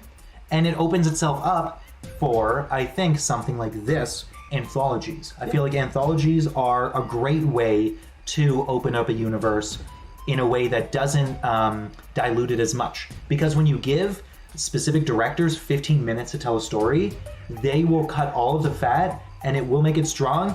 And then even if there are certain people that make weaker stories, you move on to the next one kind of a thing, and it doesn't damage the franchise's like image as much. No. To me, I think Star Wars' image is completely diluted at this point. Yeah. Whatever strength they originally had is gone now. So I feel bad for Star Wars fans because of the actions that were taken by Disney. And with The Matrix, even with The Matrix 4, which is... Honestly, I think The Matrix 4 is on par with, like, the third one. A lot of people are saying it's the absolute worst one, and I don't think it was the worst one. I think that The Matrix, unfortunately, has more bad than good. In my opinion, the first Matrix is S tier, and the Animatrix, in my opinion, is S tier. Yeah. I would be comfortable putting it in the S tier. You're cool with it? Yeah. I really wouldn't have a problem with that. It's true. Some of the stories are traumatic. Yeah. The kid who commits suicide because he believes that he's in the Matrix, which luckily he was, but like, holy fuck, is that such a scary concept? It's like, like the implication of it is so like intense, right? Yeah. And then the origin stories of like the uprising and like how humans treat robots in the future is like, yeah, we deserve to be annihilated based on, just the way that they tell the story. The Animatrix is ahead of its time. Yeah. And I feel like it does a great job of existing and not bloating everything that came before it or with it, in a way that Star Wars does. Yeah. In a way that Marvel does. Like, I feel like Marvel too, yeah. That's Phase 4, whatever they're calling post-Endgame. Isn't that like... Oh, I know, it's probably 7 or 7 something. Now. Let's just simplify it based on the Avengers. I feel like that's a good way to do it. Phase 1 was leading up to Avengers. Phase 2 was, leading up to Ultron, and then Phase 3 was leading up to Endgame. Isn't that interesting? When they moved focus away from Avengers movies, it's when they were just like, let's just build and insert and let's do the Loki shows and the WandaVisions, and it's like they started strong and then it just started to go real. I will say I loved Loki season 2. Honestly, I didn't. This is an episode of tangents. Yeah, get ready. So I watched it with mediator Sam, and she could not for the life of her follow anything that was happening. She hated it. I thought that it was subpar to season 1, but I still appreciated what they were trying to do. But I feel like the season 2, granted, hard to get through. It was about scattering time. So the very core theme of it is to be scattered. But unfortunately, because of that, it lost, I think, a lot of people. You guys are still in 2003. I'm hungry already. Of course, yeah, eat, girl. We can explore Loki another time because I truly took a lot away from season 2, and Then I actually I think would a like to lot do of that. people liked it. yeah. Okay, yeah. Moving on, we have Bad Santa, and this is, I think, to a lot of people, whatever they think of Billy Bob Thornton is like this. They think he is a bad Santa. He is a bad boy. He's the I want to fix him person for girls. He's got that sex appeal, even though he's an old man. You're saying ew, but that's real, man. Does Billy Bob Thornton have sex appeal? I asked someone. You want to Google it? I know he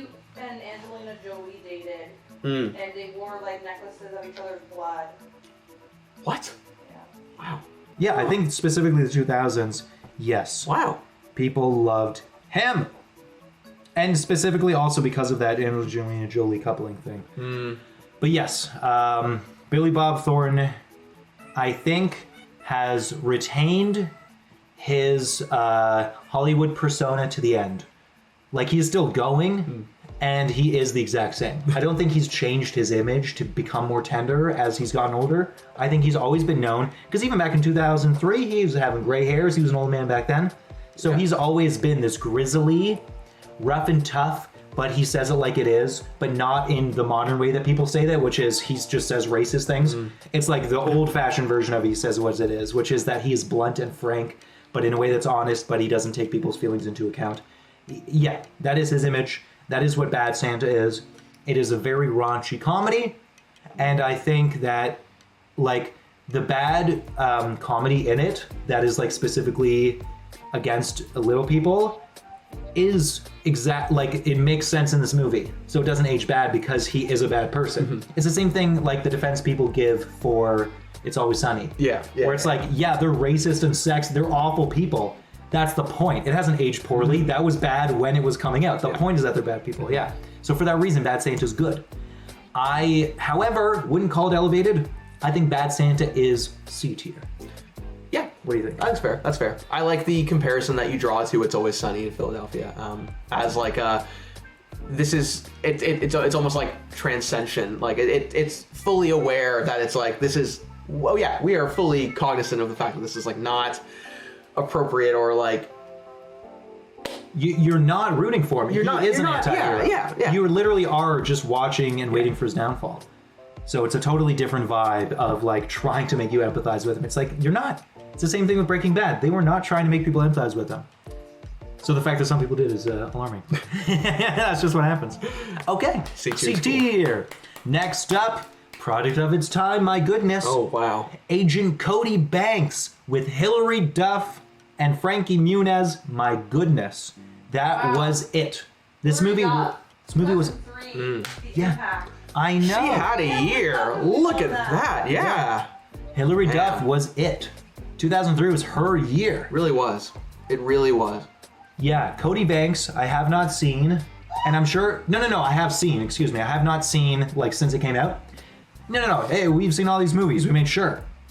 But like I think even back then I realized that it had a lot of corny elements. So I think this only exists for kids. It's a kids only movie. Yeah. Oh, for sure. Yeah. So as an adult, I can't fairly rate it any higher than C, but I think it's still C. I agree. Yeah, you agree with that? Okay. This is the year of Hilary Duff, and we should respect her. Exactly. Put respect on that name. Okay, next up, we have, in my personal opinion, the worst of the Final Destinations. Final Destination 2. The only good thing it did was make everyone afraid of those lumber trucks that have all those logs in the back. Whenever you see those on the highway, are you not immediately talking about Final Destination? No matter what context, no matter what year after 2003, you see that truck, you immediately turn on edge. You immediately become uncomfortable. You immediately start talking about this movie. Yeah. I do agree, though. This is certainly not the strongest entry in I specifically hated all of these characters. Yeah. Like, they all deserve to die. I think there's one nice person, which I think was like the survivor from the first movie or whatever, but it's just, yeah. And also, I don't know if this was the last one with that spooky Crypt Keeper guy who was the main, like, the bee guy from the Candyman. Oh, yeah. So that guy does a good job at being creepy. Like, you know, he's like he does this thing a lot. And he's like, well, you know? So it's like, yeah, he played a good role in the Final Destination movies. I think the first one was terrific. And then the third one was terrific.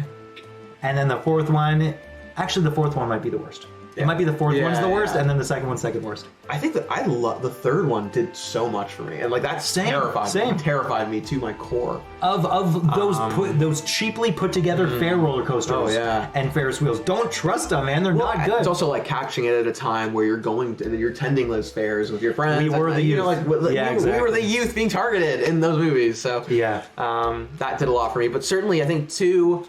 So what are your thoughts on the accident? Like, do you think that the highway? holds up when you compare it to. Yeah. There's nothing wrong with that. Yeah. So yeah, that's the thing. It's like individual scene wise. Like if you were to rate all of the actions that happen in all of the movies, I think they're all good except for the fourth one. Again, so sorry, fourth one, but you're just awful. Yeah. So I think all of the Final Destinations excel at the initial. They do. Like beginning sequence. And while this one may not be the strongest in the entries, with 4 notwithstanding, I would like to give respect to the fact that that's still a very ambitious car accident. Yeah, and it's very well done. Very well done sequence. And it still builds tension in a way that holds up. Yeah, for sure. You know what's going to happen, but it still does so much of keeping you on your toes. Yeah, I think Final Destination 4 is F. Destination 2 is D. What do you think? I wouldn't put it in D. You're thinking C? I was thinking C. I just think the whole movie is bad.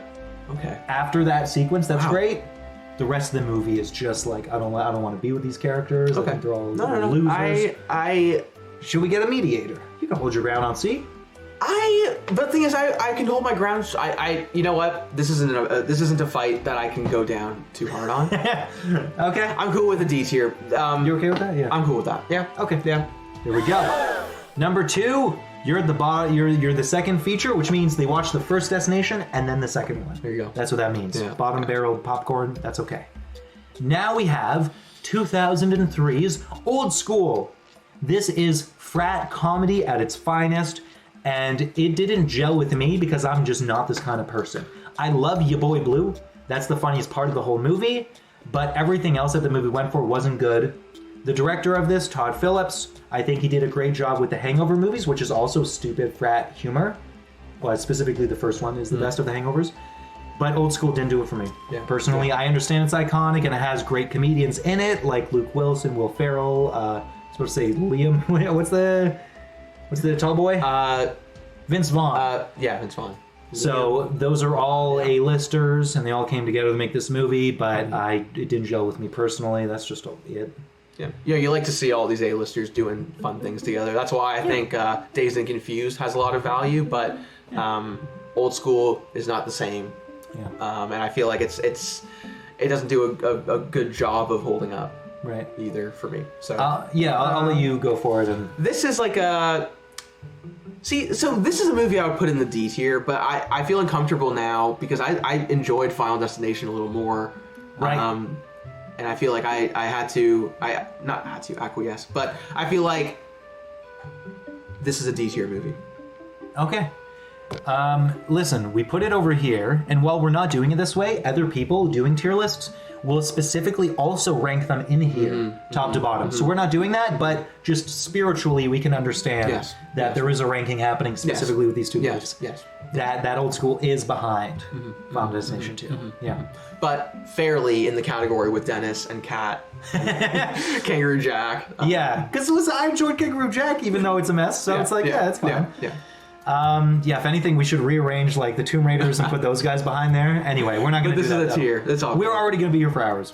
Moving on, we have it's not named anything different. 2003's Peter Pan. There's 100 million iterations of Peter Pan. The Peter Pan in question, I feel like it was a good casting choice. He has that whimsicalness about him.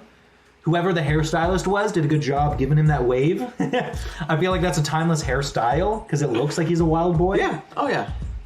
However, Hook is clearly a better Peter Pan movie. The only thing memorable with this movie is I do believe in fairies. I do believe in fairies. And it just chanted that for 3 minutes and it showed all these different characters and different areas doing that because saying that brings fairies back to life. Because Hook, I don't know, shot Twinkle or whatever her name is. Yeah, that's so rude. Twinkle. Tingle Bell? What's her name? Tingle Bell. What's her name? Oh, God. What's her name? Tinkerbell. Excuse Twinkle? me. Yeah, the Twinkle. She's the Wizard of Loneliness, I don't know. But anyway, so this was not top tier. No, not a top tier movie. And I certainly had lower expectations going into it than what it ended up providing. Okay, so you're thinking, it's all right. Would you put it in C tier? No, what do you think? I wouldn't go as high as C tier. Okay, enough said. Unless you want to put it in F. No, it's certainly. Yeah, I feel like we need to maintain the sanctity of the tier list and keep F movies in the F tier. Yes. We're so far as only one. Fucking suck it, Mario. Dude. Okay, we're closing off 2003 here. We got 2 more left. Identity, which is arguably 2003. This is one that's on the grasp of being, what, 2004? Yeah. So We both depending thought this on was the a 2004 country, movie. yeah, I think But- it's country dependent. Yes, that's It why. released at Yeah. different times in different areas. That happens. Yeah. Just is what it is. I think Identity is terrific. It is an amazing psychological thriller. I don't know how original it is. Like, is it an adaptation from a book? I don't know. But the concept of a motel and it's raining and there's a murder mystery, I won't spoil what happens. It's just terrific. My goodness. I feel like the actors, John Cusack and others, were all very good. Now it's just a question of if it's A or B, in my opinion. What do you think? This is the psychological thriller that introduced me to psychological thrillers. Oh, This movie. I watched this with my mom as a child, obviously 2003. Whoa, This is a dude. fantastic movie. This pretty R-rated, man.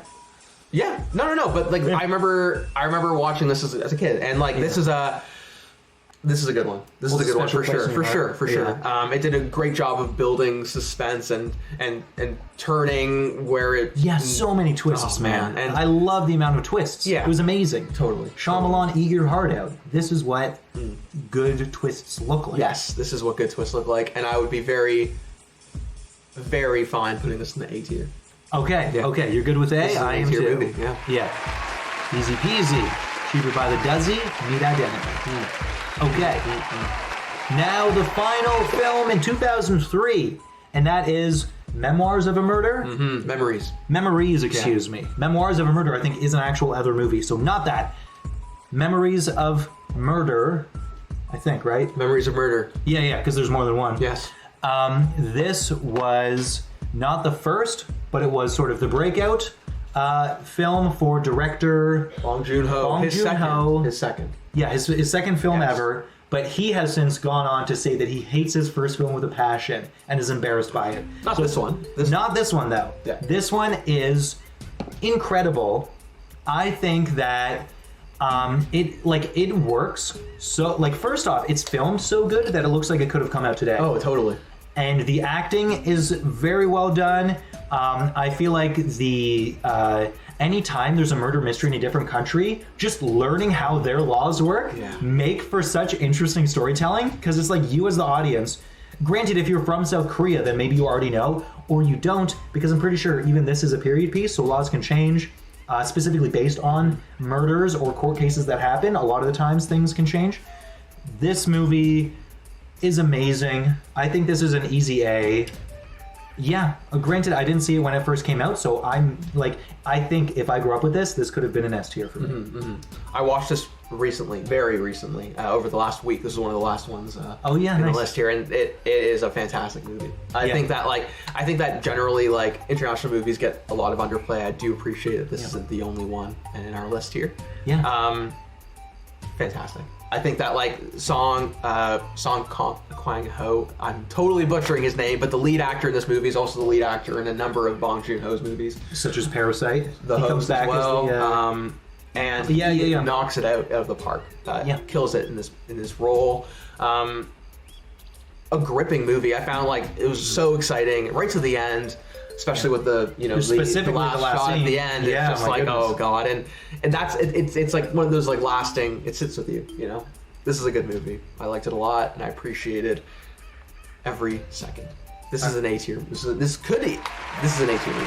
Yeah. Are you? I'm the same way. Yeah. I'm thinking, I'm specifically thinking, if this hit me at a younger date, then I feel like it would be like a favorite. Yeah. I think it's one of the better crime stories ever told. It's on that list with, like, The Departed kind of thing. The only difference is I saw The Departed when it came out, and so The Departed is one of the favorites for me. It's not on this list, though, because it came out in 2005, but it's on that caliber. So if you like The Departed, watch Memories of Murder. It's not the same kind of movie, but it's just in that genre, so it's worth seeing. I could totally see a world too where I'm to revisit this list in a year and this becomes an S tier movie. It's even higher. Yeah, true. Rewatch. Yeah. Certainly, it has rewatch value, and I certainly see myself getting back to it Great movie. Yeah, nice. Okay, here we are, folks. It's the future.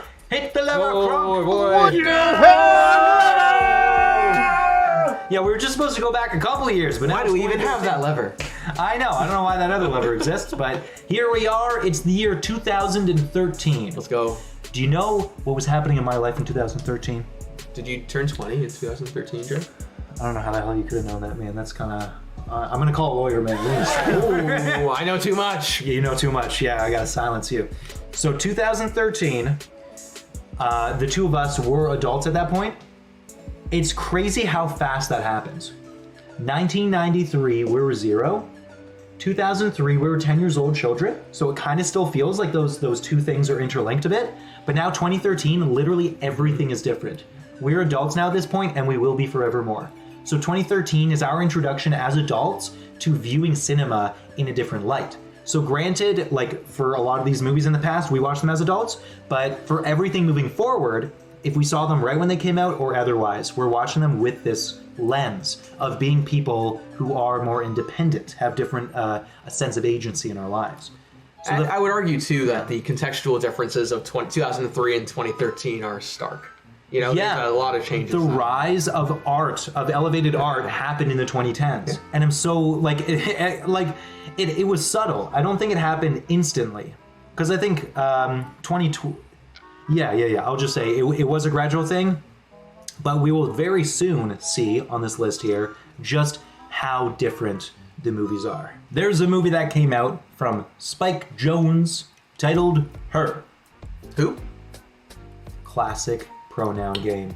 Love a little joke, you know? Exactly. Whenever in movies and stuff they go, just make sure you don't come across him. And they go, who? And then you gotta find out later. It's like, don't play these cheeky games. Sometimes they don't even ask, you know? It's just like her or him, and it's just you gotta find out later. Just cut. He who must not be named. It's like, excuse me, how am I supposed to know anything out in this crazy wild world we have here? But in this case, the her in question is does she have a specific name? I think her name is Sam. Her name is Samantha. It is! Yeah. Samantha, the mediator, is and producer. the pivotal... And producer. And producer, unaccredited producer on this film. 2013's Her, with Joaquin Phoenix, is, I would say, easily one of Joaquin Phoenix's best roles ever.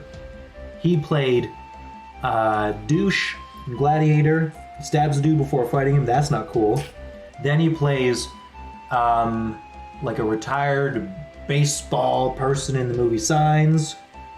Terrific movie in my opinion. And then he does this. And I feel like this was like a, oh, he's great at acting kind of a thing.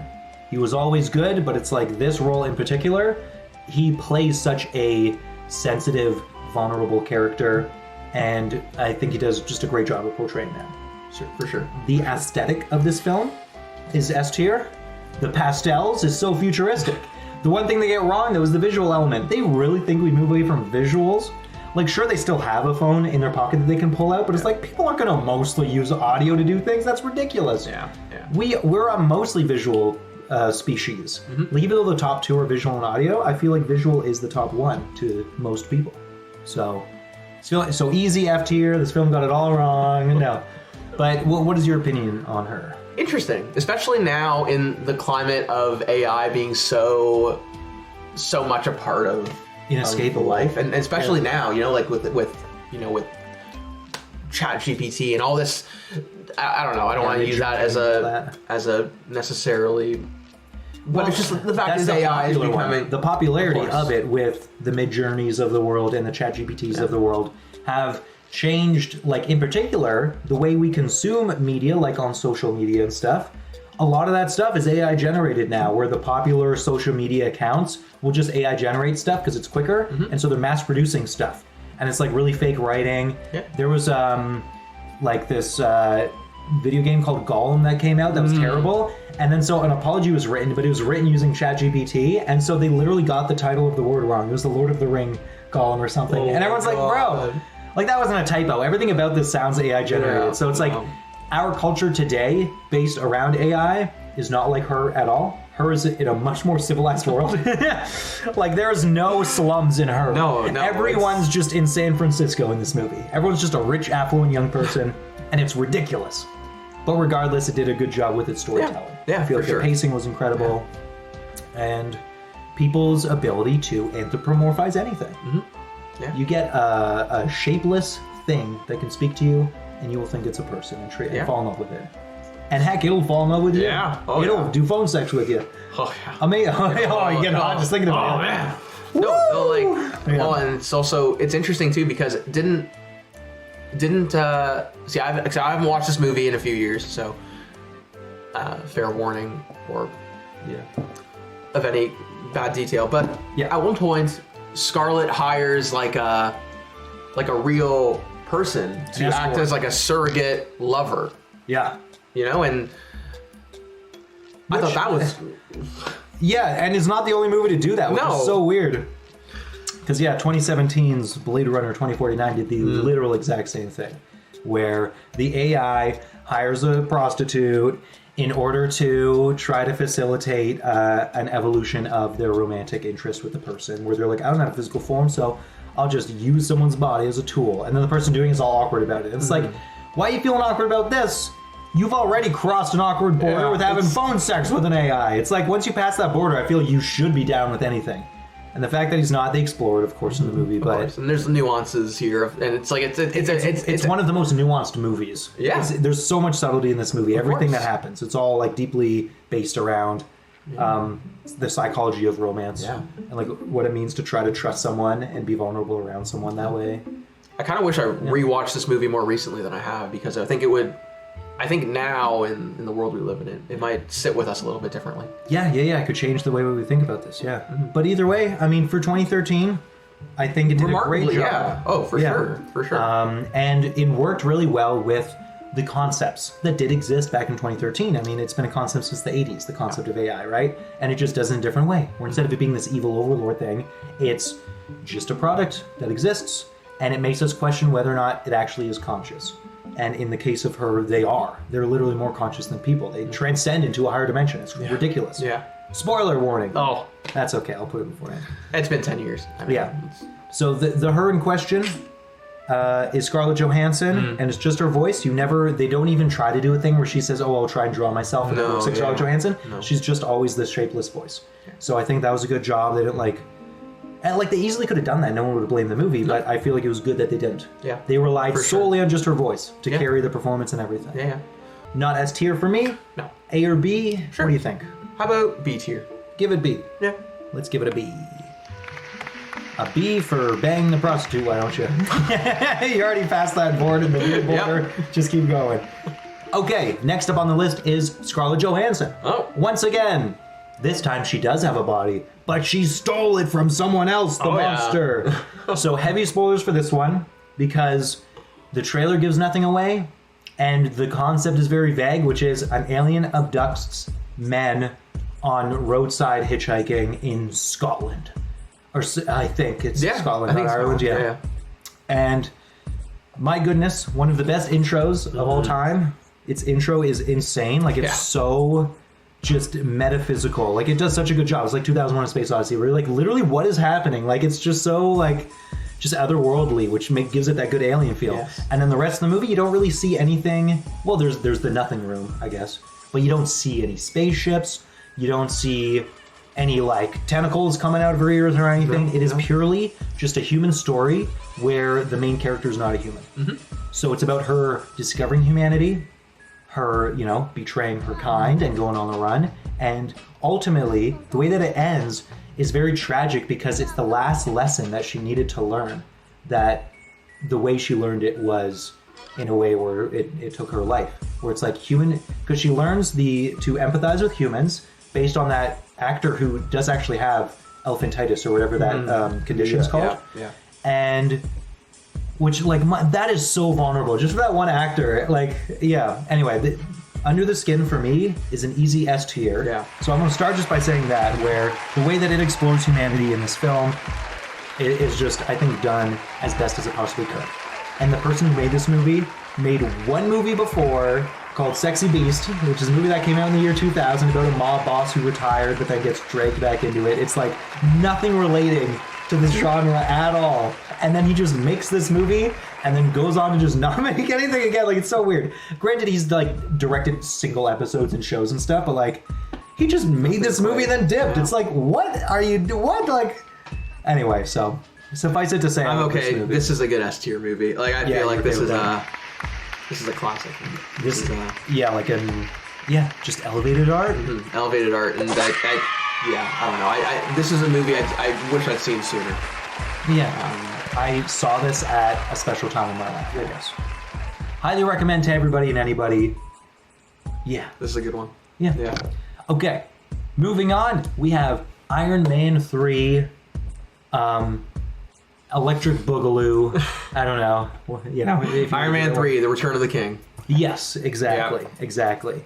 Clearly better than Lord of the Rings 3, so it should go in S tier above that, but no. Iron Man 3 is better than Iron Man 2 in my opinion. Yes. Maybe I should rewatch Iron Man 2, but I think it's terrible. It's got Elon Musk in it, which is funny to look back at. But yeah, Mickey Rourke's character just wasn't it. Or Sam Rockwell's character. Like, Iron Man 2 just wasn't it. No, it wasn't. So Iron Man 3 comes around. But yeah, 3, I feel like there was a little bit of apprehension towards sequels, especially Marvel sequels. You know, you look at the second Iron Man movie and it didn't hold up when you compare it to the first. But this one is a good return to form. I found a pretty convincing story. I found good action. I feel like the rewatch was definitely a payoff. Okay. I don't know. I enjoyed it. This is a fun movie for me. Is this S tier? No, I don't know if I would put it. So okay. No. Yeah. I don't know. It's unfair to do that. To put it in the S tier. Is kind of bold, but this isn't to say it's like a fun, solid superhero movie. Yeah. That checks boxes for me. Okay, good. For me, Iron Man 3 is a C-list. Like, it's a popcorn movie. Yeah. That's Are you okay with that? 100%. That's a fair spot to put it. It's not, and I want to compare it to the first Iron Man because I think the first Iron Man, on its own, is a fantastic movie, and it also does a really good job of creating a new world. Setting things up. Setting things up in a different way. This doesn't touch that. I don't think it's a fair comparison to make, but it's still on its own a fun, good movie. Yeah. Like, I wouldn't put it in the same level as the weak Marvel movies. No, because there is like a very specific line. Yeah, agree. Where it's like, which we'll get to in the future. Yeah. But okay, moving on. The hilarious, fun Wolf of Wall Street. Yeah, this is a great Steve revisit. Madden. What are you trying to say, buddy? What are you trying to say? He's just super messed up on drugs. Oh my god, the shoe guy. Yeah. Those scenes were so wild to revisit. Yeah, like the drugs. I love the fact that this movie, it's kind of like Borat, where it's supposed to be a commentary on people like that, but then the people who are like that love it and don't understand that it's like a cautionary tale and just want to be that even more. Yeah. So it's so funny that it has that ability to draw in completely different crowds. So it's like you get the people who see this whole story as a cautionary tale of what not to do with your life, and then you get the people that are like, getting the complete opposite message. Let's go! They're like, I want that. I want to go to jail and sell pens at the end of my life. I want what he's feeling. Yeah, like, I want to do illegal activities. Yeah. Like, oh god. I want Lupids or whatever those like lemon drugs are called. Yeah, the final ones in rotation. But yeah, this was the introduction to Margot Robbie. Mm-hmm. She was naked in this one. And then she wasn't naked again. I feel bad for actresses that have to toe that line. I'm sure she just agreed. It wasn't like a fight or anything. But yeah, that happens all too often in Hollywood. And this is still 2013. Mm-hmm. So even though we were adults by the time all the 2013 movies coming out, it wasn't until after 2017 that the Me Too movement helped change the way that Hollywood is run. Yeah. And today, I feel like you still get R-rated movies with nudity. They still touch on explicit content, but now behind the scenes, there isn't also abuse happening, except for like mean directors that yell at you. Yeah, but it's like that's never going to go away because sometimes you need that. Sometimes you need a hard ass. James Cameron with Avatar 2, he was talking about that where he's like, you need a hard ass. If you don't have a hard ass, then the movie simply won't be made. Yeah. So it takes a tough guy. Like be a hard ass. Don't like don't abuse. Yeah. Like, There is a line. There's there. a line. And back in the day, I'm sure it was being crossed all the time. For sure. Probably in movies we didn't know about. Like Avengers. Remember the script came out for that? Apparently behind the scenes that was a nightmare. Scarlett Johansson, like the way that her character was written for Joss Whedon was disgusting. The dude is a straight up like weird red pill Redditor dude pretending to be a feminist. It was weird. But anyway, Wolf on Wall Street, I feel like is B. Yeah. Like it's really good. Yeah, It's great execution, great cautionary tale. Yeah, and just above popcorn. Yeah. Yeah, I would say so. Next, Prisoners. Oh. See if Sam's eyes open. There they are! This is a favorite of hers. Oh, man. Man, how can a movie... This is one of those rare movies that makes me feel bad, but also has rewatch value. God, which is a hard thing to do. It kind of loses me when the child abduction thing happens because it makes you feel so bad. Where it's like that... But that doesn't happen at the beginning. Yeah. So there is a good easing moment of the beginning where it's just like, oh, I'm just an audience sitting down watching a family have Thanksgiving. And then, oh, the kids are gone. And then here comes the crime. Yeah. Yeah, what are your thoughts on this one? I should have watched this one sooner. Oh, you didn't see this when it came out? No, I didn't see this when it came out. Boy. I watched this movie this year. No kidding! I watched this movie for the first time this Whoa, year. dude. Yeah. Okay, And so what are your thoughts? It is... Oh, God. Sorry. The ending. I'm sorry, Sam. I'm sorry, producer Sam, that I didn't watch this with you sooner. Oh, but I know. What? No, you thought I was gonna... Her mouth was a gate. This is a... I thought you were about to apologize No. for your right gate, and I was about to freak out. Yeah, no. This is a terrific movie. This is like... Oh, man. So scary. So... Well, just they're realistic. Just The so- way that people can go missing in real life is like this. It's like this is how it happens. It Hugh takes Jackman a was weird, so- random, forgotten cult. You know, it's just yeah. I shouldn't get too much into spoilers. But we shouldn't get into it, and I'm worried about talking about it for fear of spoilers, but Hugh Jackman... I feel like... he was made to act. was made for this movie. He was made for this. He did not win the award. He should have won Best Actor for Prisoners, straight up. Yeah. Oh yeah. Do you know who won over him? That's a good question. I don't even know if he was nominated. Was he not? Was he not nominated? He may have been That completely is- snubbed. Like, So that is I don't know bananas. if this movie was nominated. So It that might is have been for, bananas. like a Golden Globes, but I don't know if it was for the Oscars. Yeah, it may have just disappeared. Let's find out. 2013. Best Daniel actor, Daniel Day-Lewis. All right.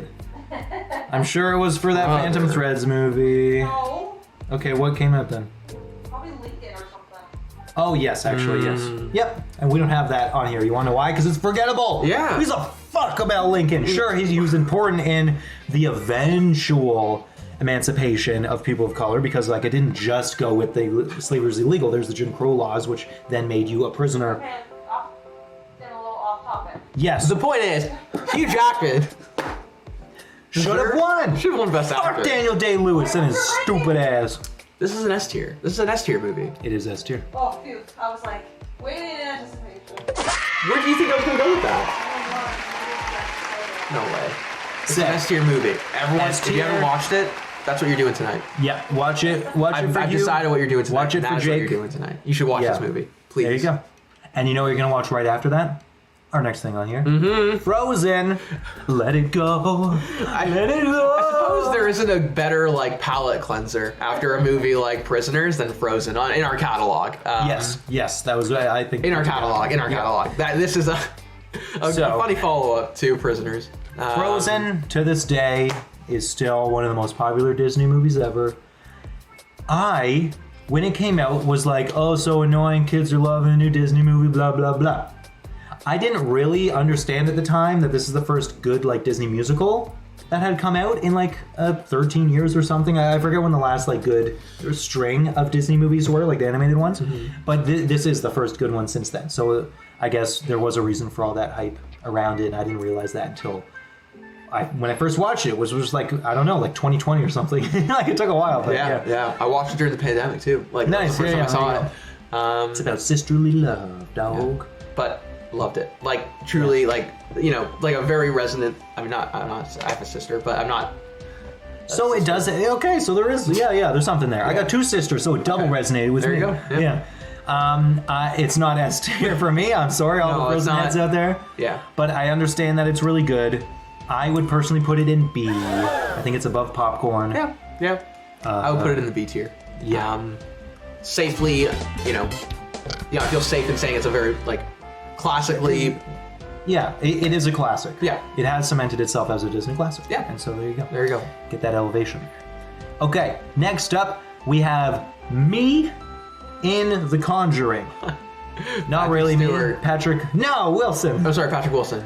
Could you imagine Stewart? Oh my Patrick God. Stewart? Not quite, not quite, not quite. Out. He's coming. He's coming. Don't worry. Captain Picard here on this planet. Yeah. We had him already. What, Patrick Stewart? Next two. Yeah. Oh yeah, next two. Yeah. Anyway, The Conjuring. The Conjuring also created a phenomenon of its own. It created a whole horror universe. So I remember when Insidious came out, directed by the same man who's now doing Aquaman, James Wan. I was thinking that was like this new revitalizing of horror because it had slipped into really cheap, crappy found footage movies, and this kind of brought things back. Where it's like, okay, just horror movies now. We're back to like just that, that's great. But then it wasn't actually until 3 years later with The Conjuring when there was a real resurgence with classic horror movies, which then later had its own revitalization with things like Hereditary and stuff like that. But this was the set-off. Yes. This was the get ready for something new. This is the change that the 2010s were looking for. That's why I like this movie so much. Yeah. Because it was like the sign of good things to come. And I think like it's also important to note that like it did on its own stand as a good movie. Like it is scary. Yeah, because of the implications Yeah. of the family members. Yeah. So there's stakes involved. Yeah. It's like, and it's not like people working in a factory, coworkers or something. No. There's high stakes where every single person needs to survive. Like, there's not like, oh, if one person gets possessed and dies, no big deal. It's like, yeah.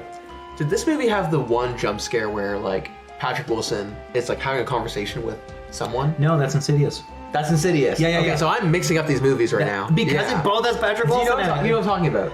With Darth like Maul. Darth Maul. Yeah. Yeah, that was the demon Okay, from Insidious. okay. This one, you don't. There's no So physical representation of the demon, but the mom's face kind of warps near the end of the movie to look demonic looking. So that's as close as you get. It's not until The Conjuring 2 where they come up with a real demon, and it's the nun, which later goes on to have her own movies. Yes. And Annabelle and all that Right. jazz. I am mixing up my movies. But that's okay. That's This one, for me, I understand its importance in the culture. Yeah. So I would give it a C for that. Cool with that. You cool with that? Yeah. Okay, let's do it. Okay, moving on from horror, we have Don John, which arguably is horror to some because it is about a man who rejects Scarlett Johansson for a woman who is 30 years older than her. Who wouldn't consider that horror, Sam? Because I would like Sam to. loves I would like to Julianne Moore. contest this too because we have a few more of our I'm just against queen age. Julianne Moore coming up in this list, and I would like to. I'm just against big age differences. I'm not against Julianne Moore though. But she's an older woman. Get with a guy your own age. Get with that guy who accidentally killed someone. I don't know, I got Al Pacino in my head. What's his name? Al something? The guy who plays Trump in SNL. Alec Baldwin. Al Baldwin. The Baldwin. Yeah. Should begin with Baldwin. They seem to be peers. Anyway, this Don was John. Don John is the directorial debut of Patrick Wilson, Sean Boone, William Scott, Joseph Gordon-Levitt. There's it. Yeah, it's one of the three namers. Joseph Gordon-Levitt, who, even though this is 3 years later, was coming off of the extreme hype around Inception. He was kind of wedged a little bit in the rom-com sphere with 500 Days of Summer, which to me, I love that movie. But I understand that it is an unfortunate trap that certain actors can get into. So when he was in Inception in 2010, that allowed his trajectory to change, and I think he took full advantage with this movie, because this is a very risque movie. It's not a rom-com at all. It's a drama. Yeah. I feel like that's a better way to describe it, even though it's all about love. He has a porn addiction. He is always into girls for just the sex, and then he finds this one girl that's, in his mind, the most perfect girl ever. But then only later does he realize that's not actually true. She's just the image of what he always thought the perfect girl was. But it turns out that's not what he needed ever. No. It was someone who could like give him this emotion that she couldn't. Yeah. In order for him to unlock his true, whatever they call it, not potential, but what do they call it when you unlock your true self? You know, there's a actualization. Yeah. Oof. It was. Yeah. He was able to unlock his true actualization with Julianne Moore's character. Yeah. So yeah, this gives me Lost in Translation, but I will allow you two to rank it. Where do you want to put Don John? There's such a difference though, because first of all, Totally. the age difference isn't as big. It's not as And extreme. 11 isn't 17 years old. He's an adult. There is a difference. There is a difference. I feel like we can't compare this to, No. or we shouldn't like draw that equivalence. Yeah, it is different. It's not as extreme. This is a C tier movie for me. Okay, I'm okay with that. C tier, there you go. Moving on, we have Zack Snyder's Man of Steel. Schneider. It's not really how you say his name, but anytime I hear Zack Snyder, I just think of those hot dogs. Mr. Schneider, you make good wieners, or whatever. Zack that is. Schneider hot dogs. Yeah, Zack Snyder in, and then, you know, like the fucking Carrot Man. I don't know. There's like a South Park thing where they were just making fun of Ron Schneider. Or what's his name? Adam Sandler's friend? And he was like the animal exactly. guy, the Deuce Bigelow. Rob Schneider, yeah. So his brother, Zack Schneider, made this movie. Just kidding. But yeah, Man of Steel is a reimagining of Superman, which one of his names is Man of Steel, so it's not like an original name creation or anything, but it sounds more mature than Superman. Man of Steel.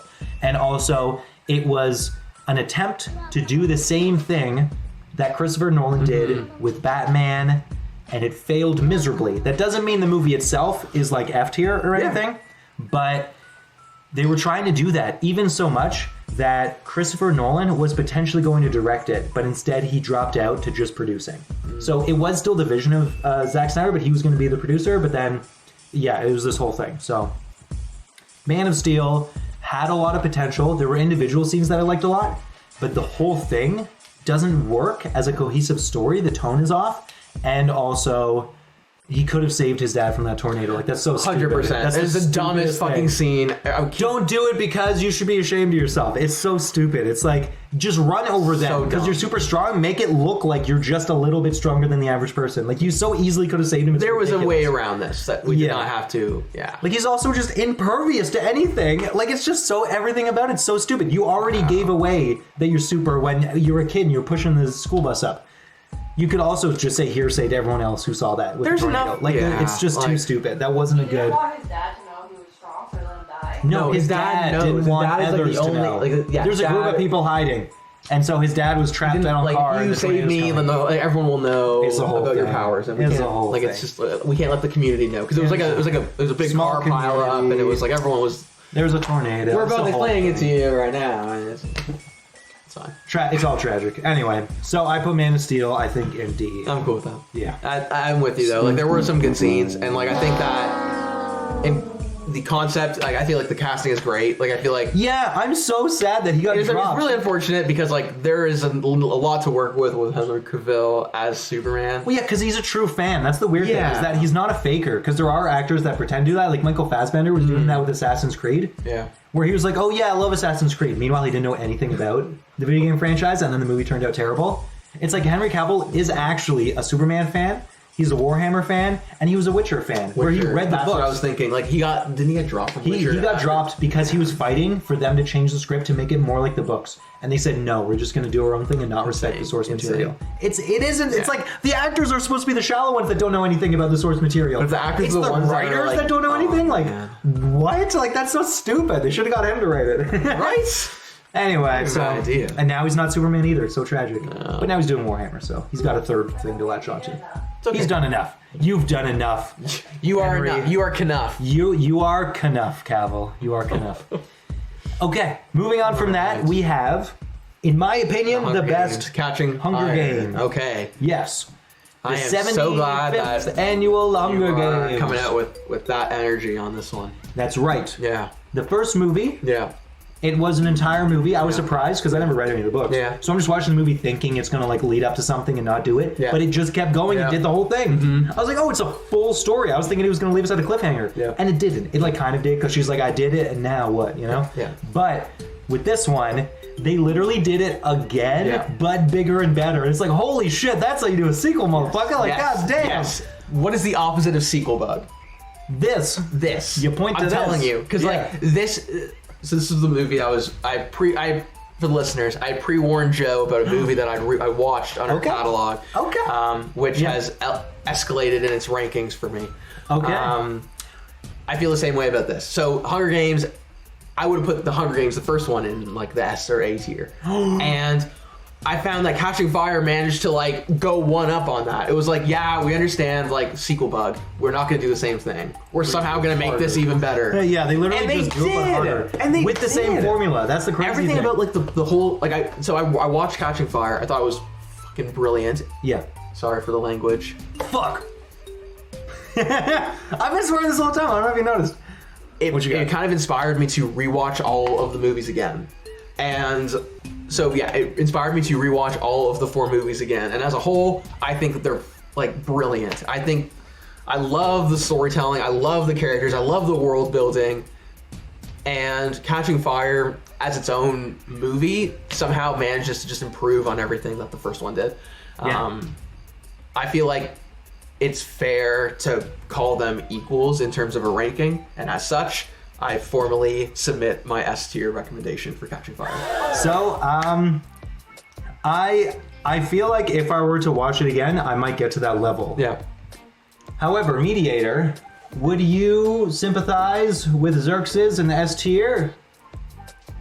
Basically, if you do, I will, but if you don't, Well, and if you think it's A, to be like one of my favorite movies, yeah, and I don't consider it to be one of my favorite movies. I love it, yeah. but I don't think I would put it in S tier. It's the best Hunger Games movie of all time. That's with a total of 5 movies.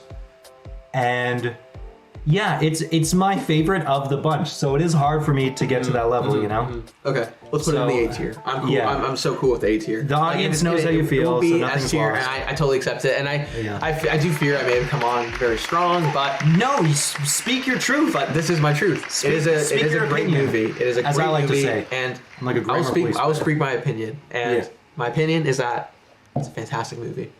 And Definitely watch you know it if you what? haven't. I think there's- Start with the first yeah, one, but start- you know. I would say Do it in worth order. it to revisit all 4 of them. The whole franchise, Even yeah. 5. I You will. know, get the prequel too. Exactly, I will be doing that. Do it. Yeah. Do it.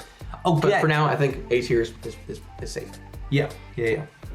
Moving on from that one, we have Gravity, which Alfonso Cuarón directed. Gravity. Cuarón.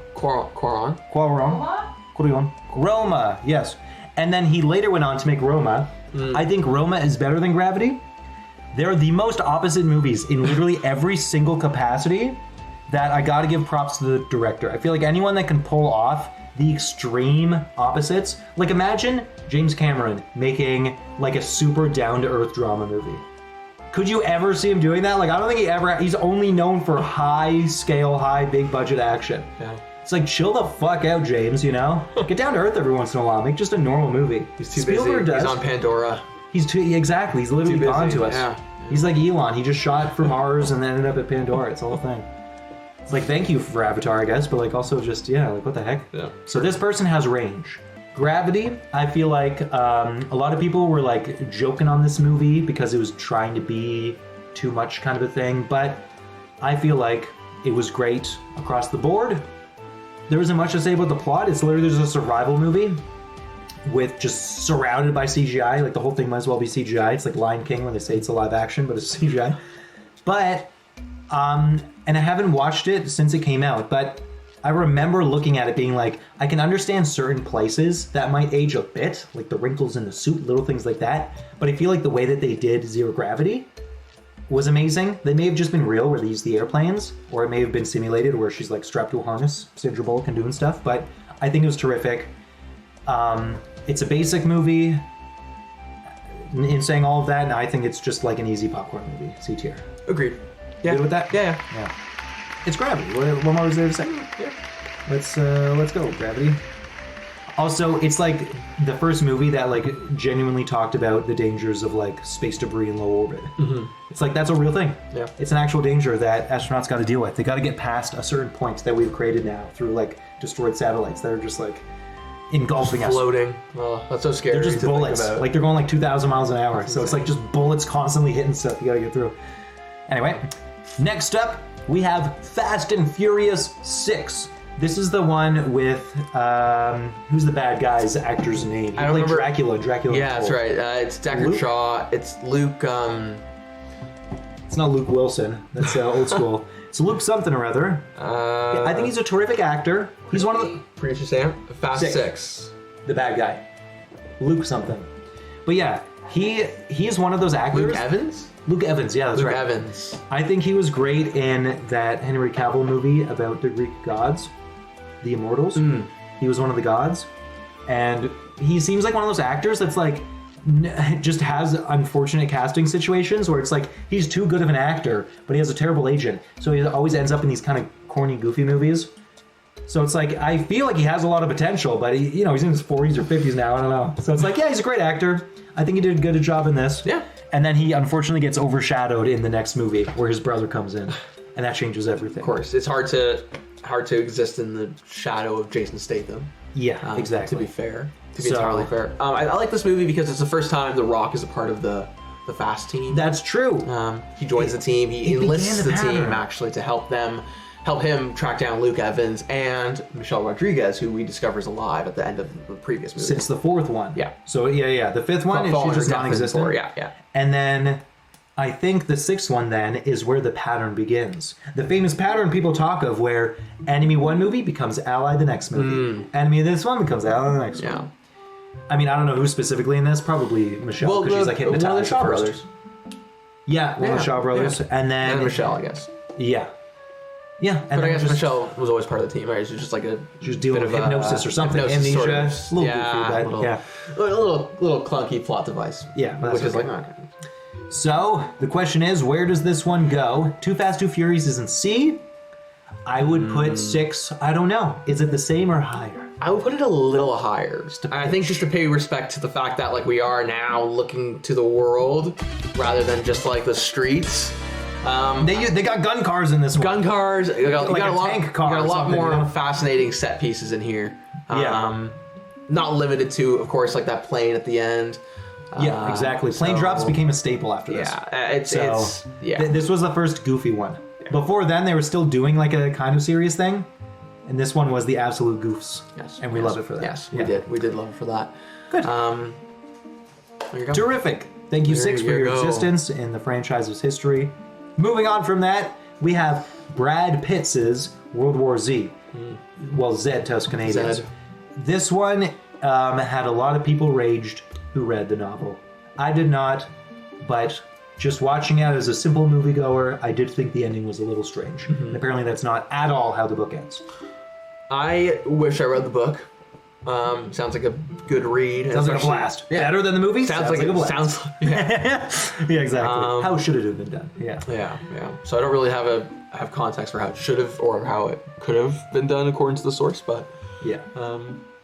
As its own movie, again, like I feel like there are entrances to the zombie or apocalyptic genre that do more for me than this did. Yeah. Again, maybe the context would have helped. I know I took a lot more from Holes than I did anything else, but that's because I had that background, I had the source there. Yeah. So, for me, I'm just grappling between D or F with this one, unfortunately. It did some neat things. Like, I liked... Everything I liked about it was also something wrong with it. I liked how they introduced the concept of, like, if every nation says one thing, you need at least one nation saying the other thing. It's like the 10% rule or something, which I think is actually real among nations, like NATO or something. So...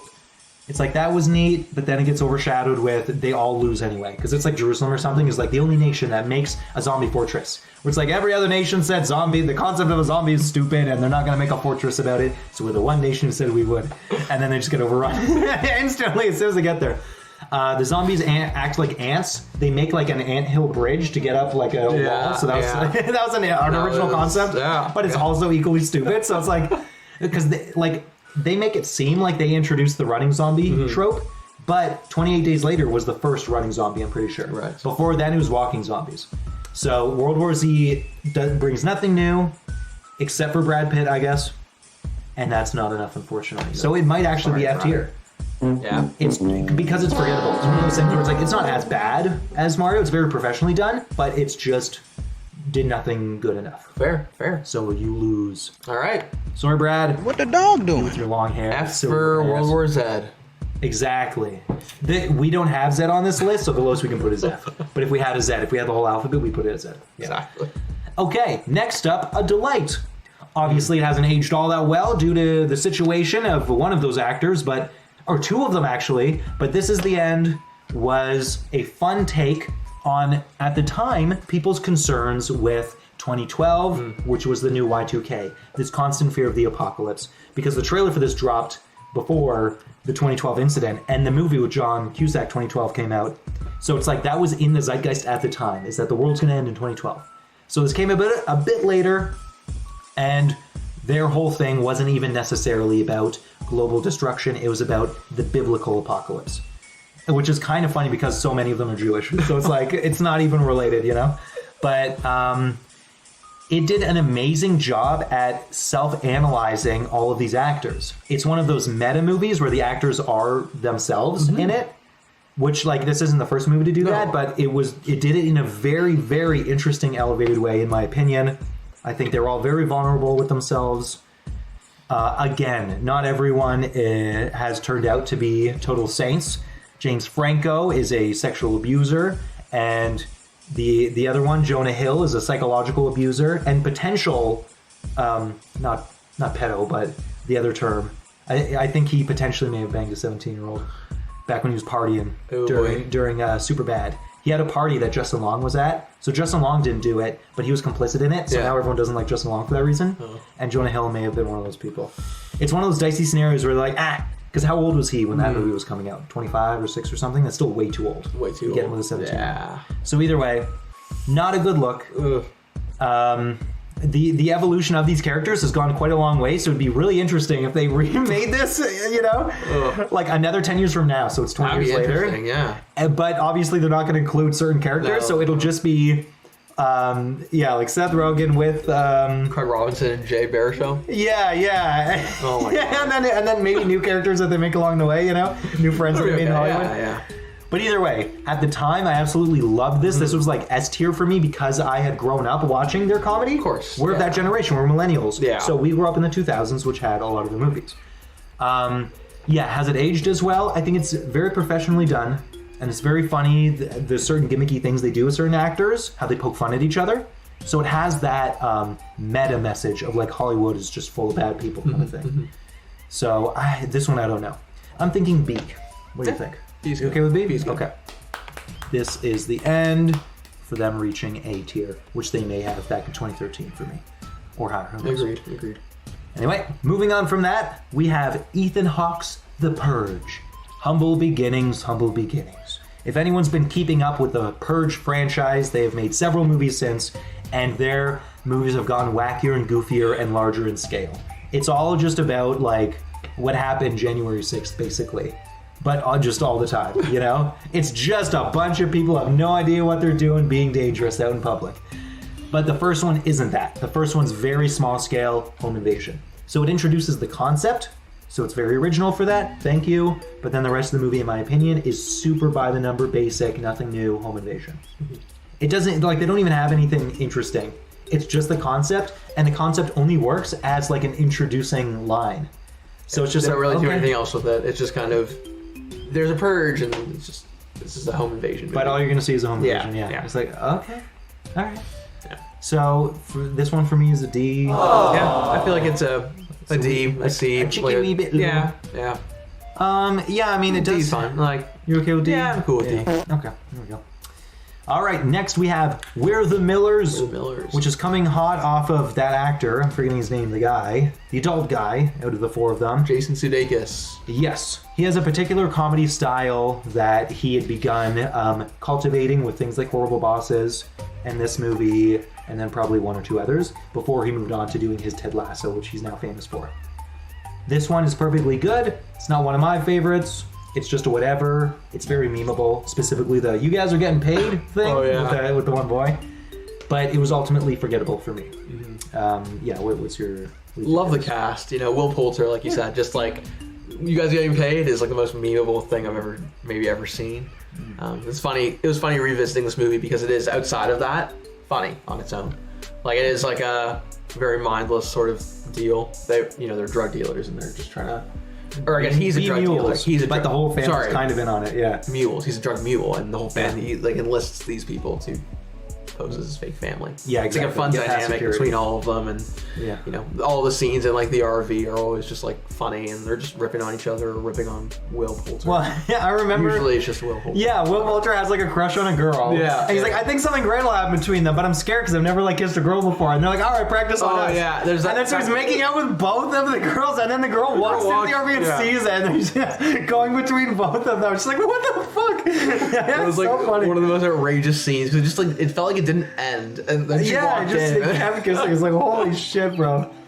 So yeah, that was very well done. This is a pretty funny movie. I would be okay with like a C tier, like a B tier even. B tier even? Okay. About where you at? Where are you at? Well, I'll get the mediator involved. I would go more C. C's cool. No, like we don't even have to. You don't want to bring the mediator in on it? Yeah, Sam. I want to do it out of curiosity. Mediator. We're the Millers. B or C? See. Okay. C it is. CC. Singular. Boom. Next to gravity. Okay. The list continues with Now You See Me. Now You See Me, in my opinion, is an embarrassment of the fallibility of the human mind. It is so mind-numbingly, like, it's professionally made, but it's hyper, its editing makes it feel like they're making fun of the audience. Like, we're all stupid. Like, I hate this movie irrationally. This movie's an F tier for me.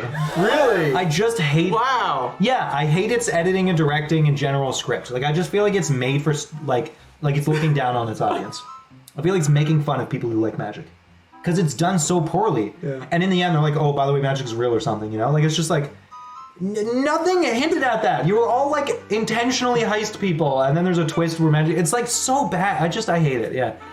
I hate what it stands for, which is just dumb entertainment for the sake of, like, making money off of dumb people. And it's like, that's rude. I think that's rude of them to say that. They make a sequel and they don't call it the most obvious thing. Also, just terrible. What's that? Now You Don't See Me? Yeah, what's called? The Now You sequel Don't. is called Now you don't? Now You See Me Too. Oh. But it should be called TLO? Now You Don't. Now You Don't. Now You See Me. Now You Don't. Now You Don't is what the sequel should have been named. Now You Don't. Now You See Me Again would have maybe been a little bit Now more You See Me appropriate. with a Vengeance. Now You See Me, Revenge Strikes Now Back. You See Me, The Return of the King. Exactly. That's what we do. Yeah. Anyway, so what do you think of it? No, I'm with. F seems aggressive. Maybe I hate it. I hate this movie. Maybe I am the target audience as someone who has completely spended any kind of like anything and just like watched it and was like allowed myself to just get caught up in like I don't know what's happening. This is fun. I got a chip on my shoulder against sleight of hand people, I guess. I don't know. I guess you do. I'm going with D tier. You go D? Okay. Yeah. Sam? I'll go D. Okay. D it is. Sorry. D for damn Damn, I you. wish this Damn wasn't you, director. D for damn. I wish this wasn't F tier. Okay. Now we're moving on to something that is memeable, but also so intense, and that is Captain Phillips. My God. Look at me. Look at me. I'm the captain now. And then just the way it ends is literally the most shocking. Like, it feels so realistic. Tom Hanks should have won an award for this, or at least nominated God, Best Actor. yeah. He may have actually. I don't know. Yeah. He didn't win though because we already went over it. But yeah, Captain Love Phillips, This movie. terrific. Like yeah. fantastic, gripping, and just like so intense at the end. Yeah. Like the whole operation, the whole rescue operation was just. Well, yeah, because this movie works in my two God. ways. One, it respects the true events of what happened. It doesn't sensationalize it. It literally just goes through step by step what the rescue process is, and also what the pirate process is of how they get things from these people in their boats. Because there is like a formula that they follow. It's like a real thing, Somali pirates, right? But then it also does the other thing of kind of being a PSA against pirates, being like, we will kill you every time. The military is unstoppable, you know? It doesn't directly say that, but the way this movie goes through the step-by-step is literally like, we systematically will destroy you. It's like, you'll get away from like taking out smaller boats, like that we won't notice because you do it in the dead of night or something, but if you take it hostage for over a day, that gives us enough time to snipe you out of the sky. It's like, as terrible as the American military is, it is unstoppable. It is the ultimate military of the world. It's unmatched by Russia, China, anyone, you know? It's like, they have all the funds. It's because they're taking the taxes from poor people who have to pay for their own medical stuff and putting it to the military. It's evil. It's this machine of war, but it is successful. And this movie does a really good job of showing you just how successful it is. For real.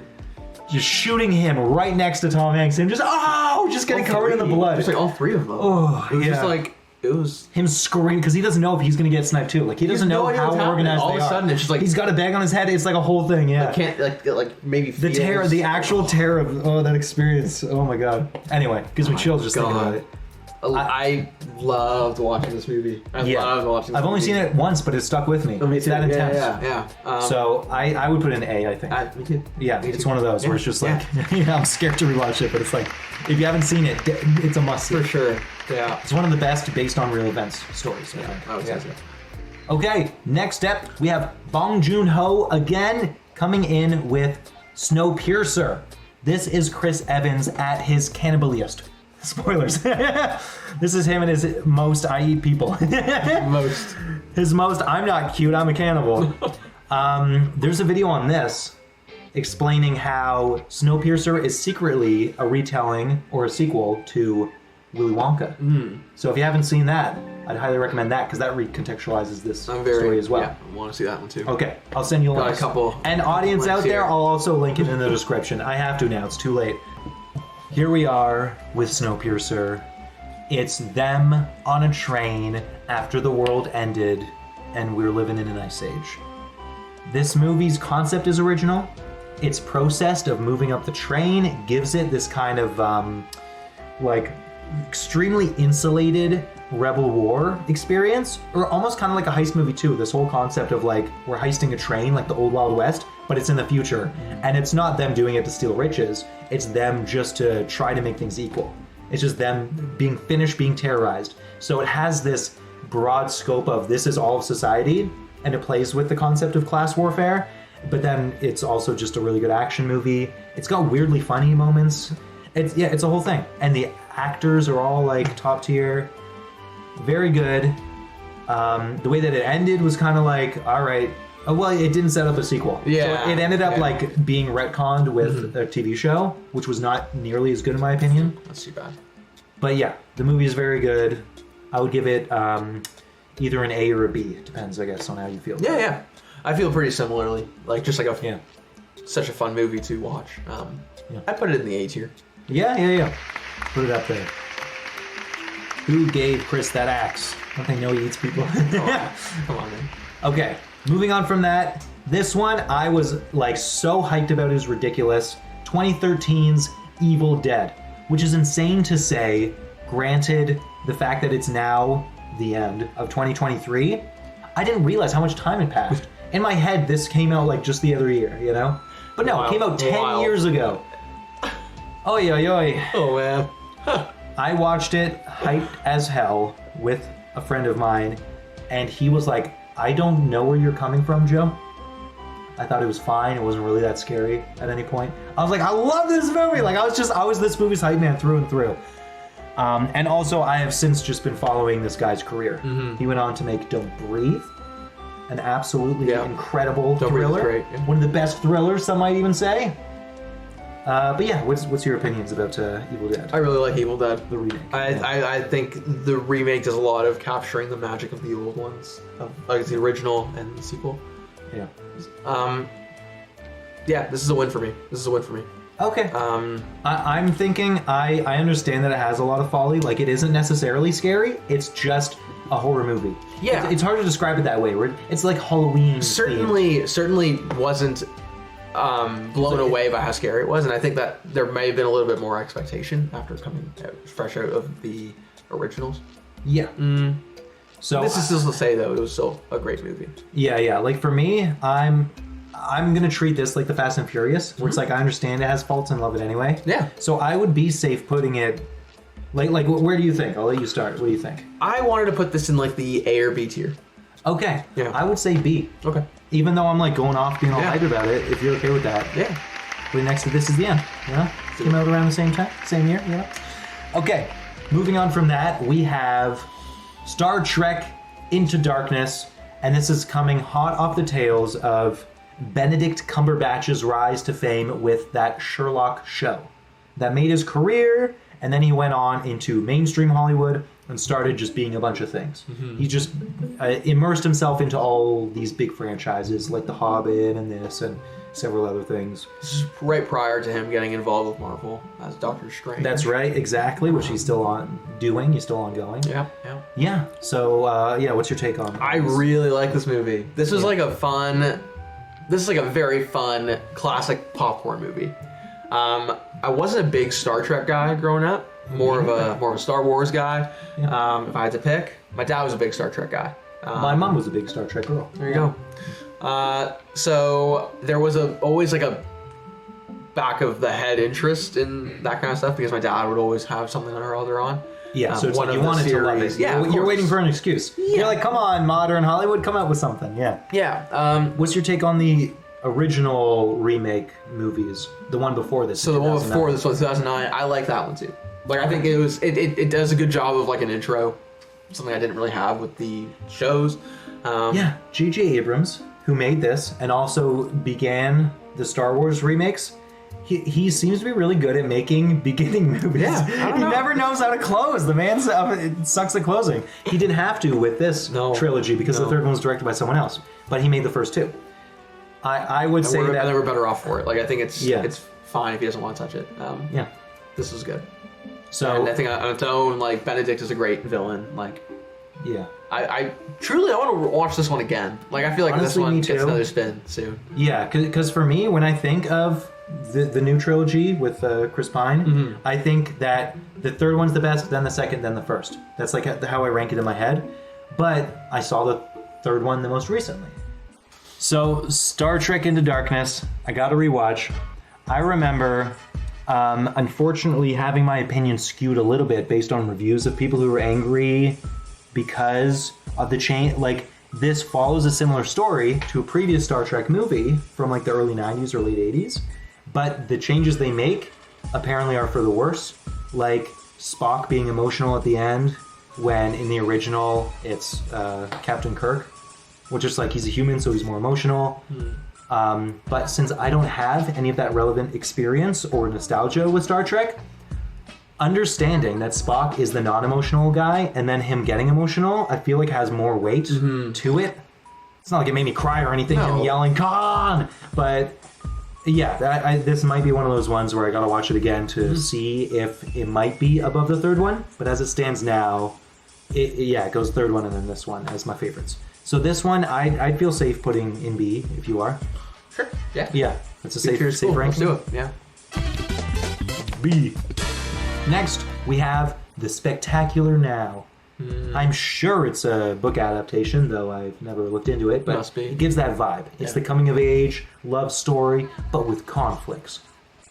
It's kind of like a Nicholas Spark vibe, but I couldn't imagine this one actually being his. Maybe it is, or maybe it's just someone else. But regardless, it gives that vibe where it's just like two people, high school's ending, but then also one of them is dealing with something really serious. Whether it's dying, like in A Walk to Remember.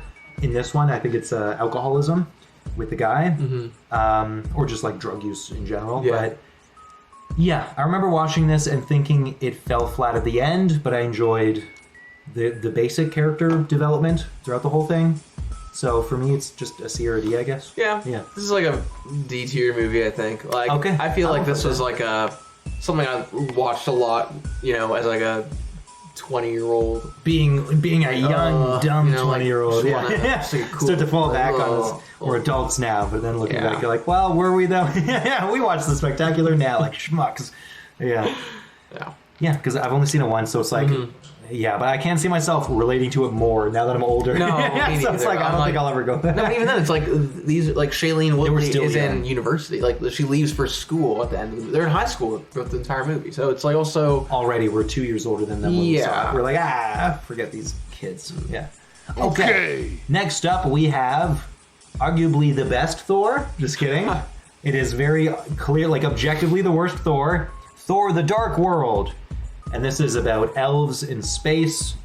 The portal sequence, that one single sequence at the end was cool, and that is literally it. Everything else about this movie can just go ahead and not exist anymore. Yeah. It's such a nothing movie. This one could be an F. I don't know if I would go as far as Okay, that's too mean? That's too mean. Then an easy D. An easy D. Okay. An easy D. But definitely not the best. No. I remember this made Chris Hemsworth like depressed. He was thinking that Thor was becoming stagnant because of this movie. Really? He was like, it needs to change, and then that's why the third one they did. I'm sure because of his input. Well, where he was like, I'm signed on to be this character, but you guys have to do something different with it because I'm dying over here.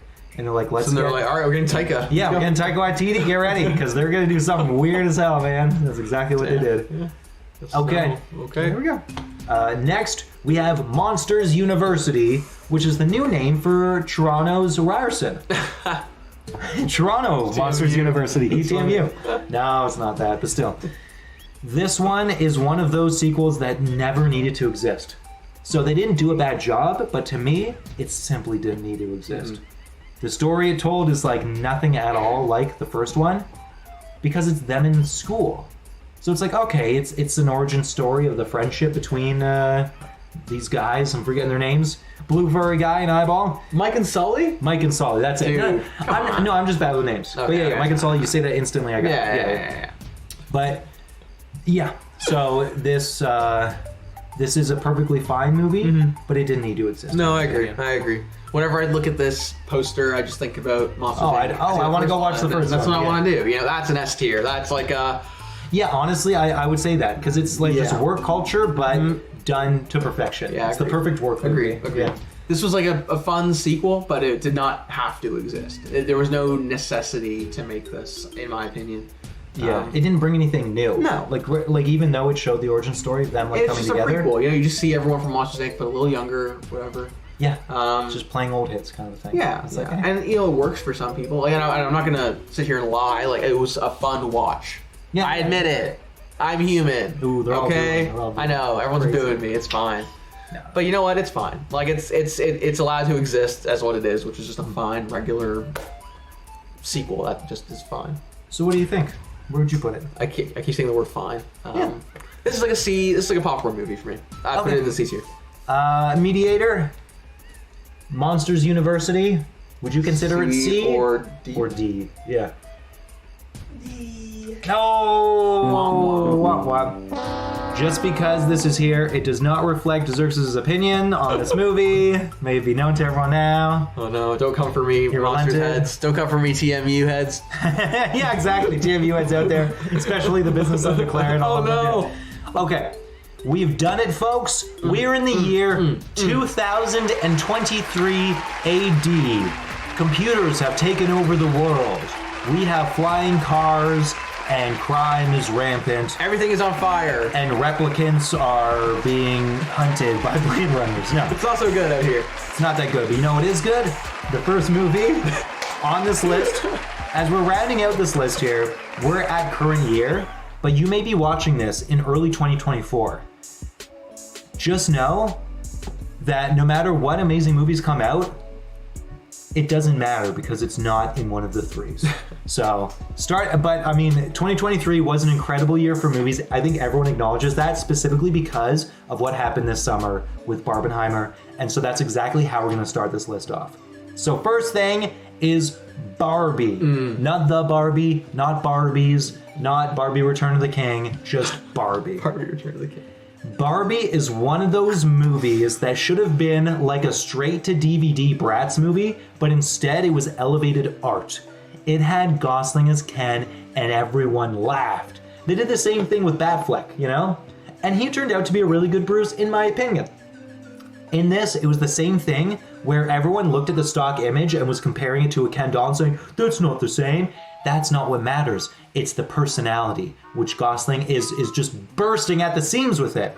He was perfect. Couldn't have been role. a better casting. Could not have been a better casting. Perfect casting. Born for it. The story was so like refreshing to what the trope would otherwise have been, which I was even thinking it was going to be one of those things where it phones it in, where the concept is they go from Barbie world to real world, and they go from a matriarchy to a patriarchy, and then they got to try to change the real world. No. They go to the real world and then go back to Barbie Land, but Gosling becomes like an enemy and he brings the patriarchy to Barbie Land. It's so wild.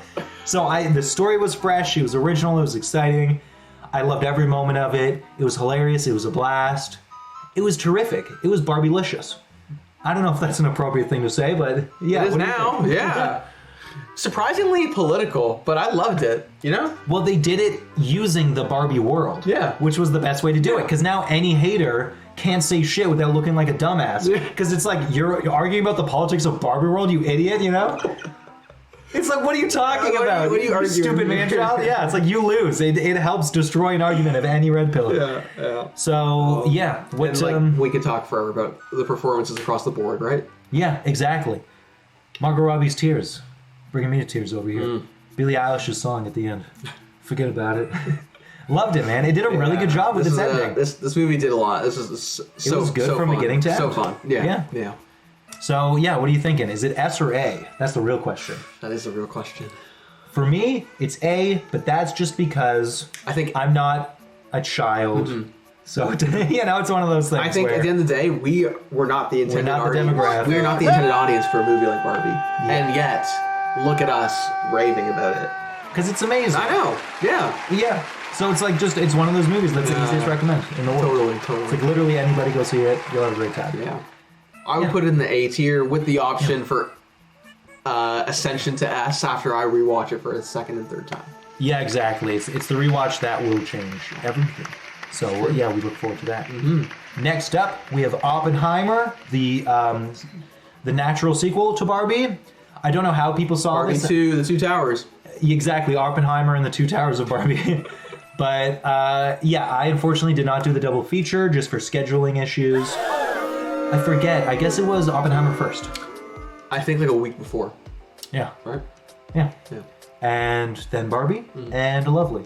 So Oppenheimer is long, potentially arguably too long. However, it does a really good job with its beginning and ending pacing. It's super quick, specifically with the ending, because it's like after the event itself takes place, you figure that's it, but then it keeps going.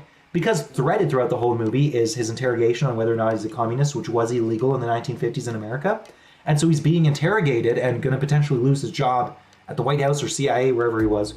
And then it turns into a new story after the event. I thought it would just conclude with something, but then it goes to court and it's a whole other thing. So it's kind of two stories wrapped into one, which keeps it fresh. So I haven't seen it again. I've only seen it once. It's not an action movie, it's a talkie movie. This is probably one of Nolan's first only talkie movies. Because even Dunkirk, which is one of his slower movies, still has a lot of action in it. So yeah, for what it is, I think it's Nolan's best character movie. Because typically that's his only weakness is character writing. His characters are typically blank slates. So I think it's great. Job of not being that, I think. Yeah, I put in A or B. I'm with you. Which one? A. Okay, it slide in A. It is also has that also based on true events elevation, so that does change it. Where it's like not only are the stakes really serious, but they're literally real and they happen. Yeah. It's like they straight up dropped 2 bombs on Japan, man. Like that's crazy, bro. You're crazy for that, man. Why'd you do that? You're wild for that, bro. You're wild for that one, man. I can't believe you did that atrocity.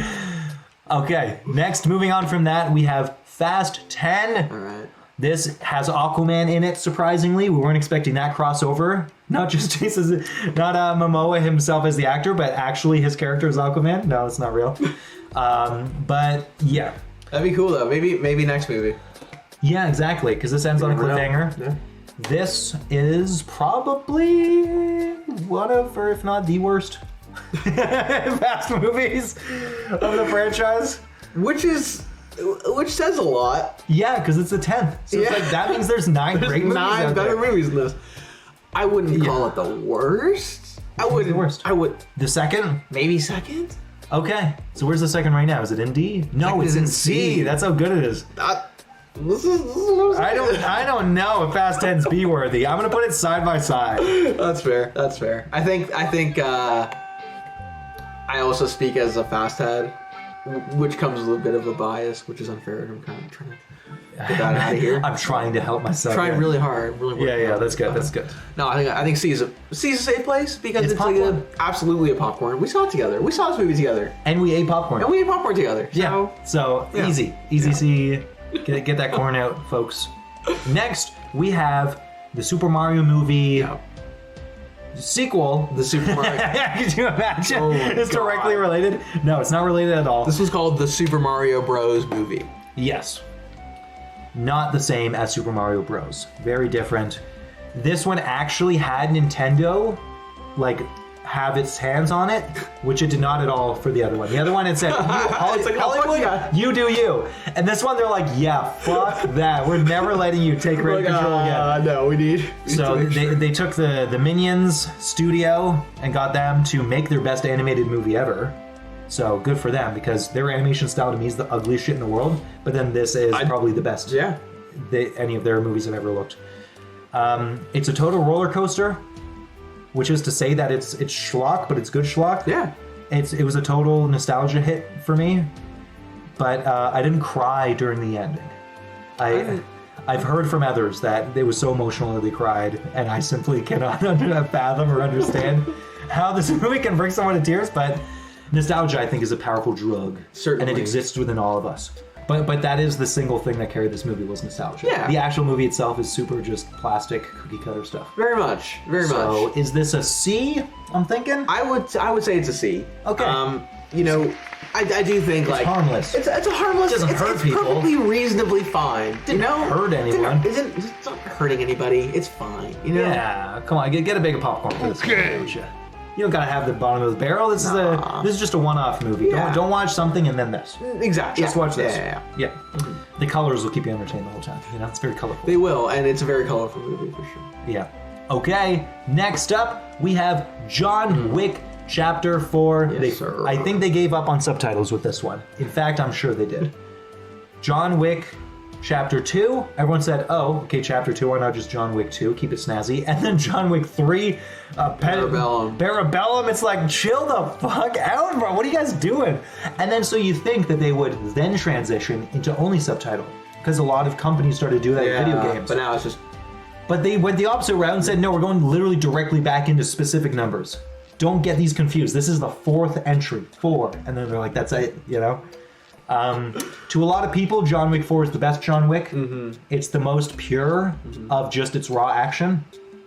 In my opinion, and I don't know specifically why I feel this way, but I feel like the second John Wick is the best. So I would say the second, then this, then the third, then the first. So that might be sacrilegious to some Wick heads out there who think the first is the best because it started it, but Of course. that's my take. Yeah. I'm not saying the first is bad. I think they're all good. So it just says something about the second. Say something about it, yeah. Here's what I'll say is I think the second one is the most him just actually being an assassin.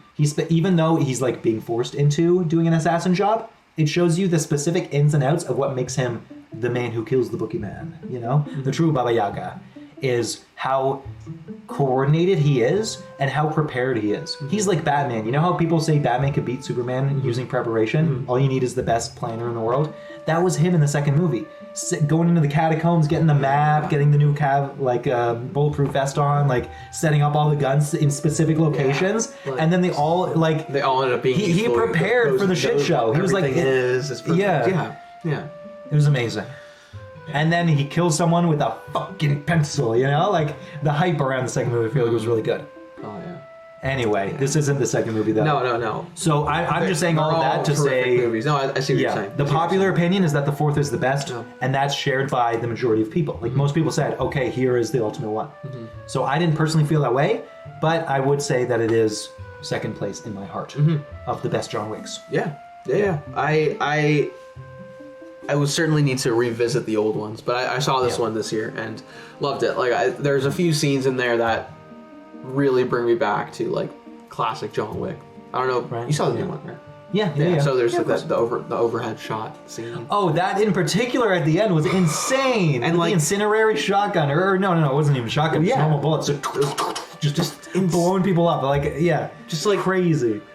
I don't know, man. Like it feels like just so obsessed. I'm just so obsessed with John Wick, and like it's incredible. This was what Keanu Reeves deserved. It really was. He deserved this. He deserved the love of the people and just being violent. I feel like he's gotten the love of the people for the longest, and I feel like it's always going to be his then. Unless he does something horrible, which I can't see never happening. No, there was a joke thread post that I saw of someone being like, it's like a fake quote from Keanu Reeves where he's like, I like this all of this admiration's killing me. I literally pushed a woman in front of a bus to try and make it stop, and everyone just called me a hero. It's like there's nothing he can do that'll stop people from loving him. They're just like, yeah, he can do no wrong, man. He's amazing. He's the best.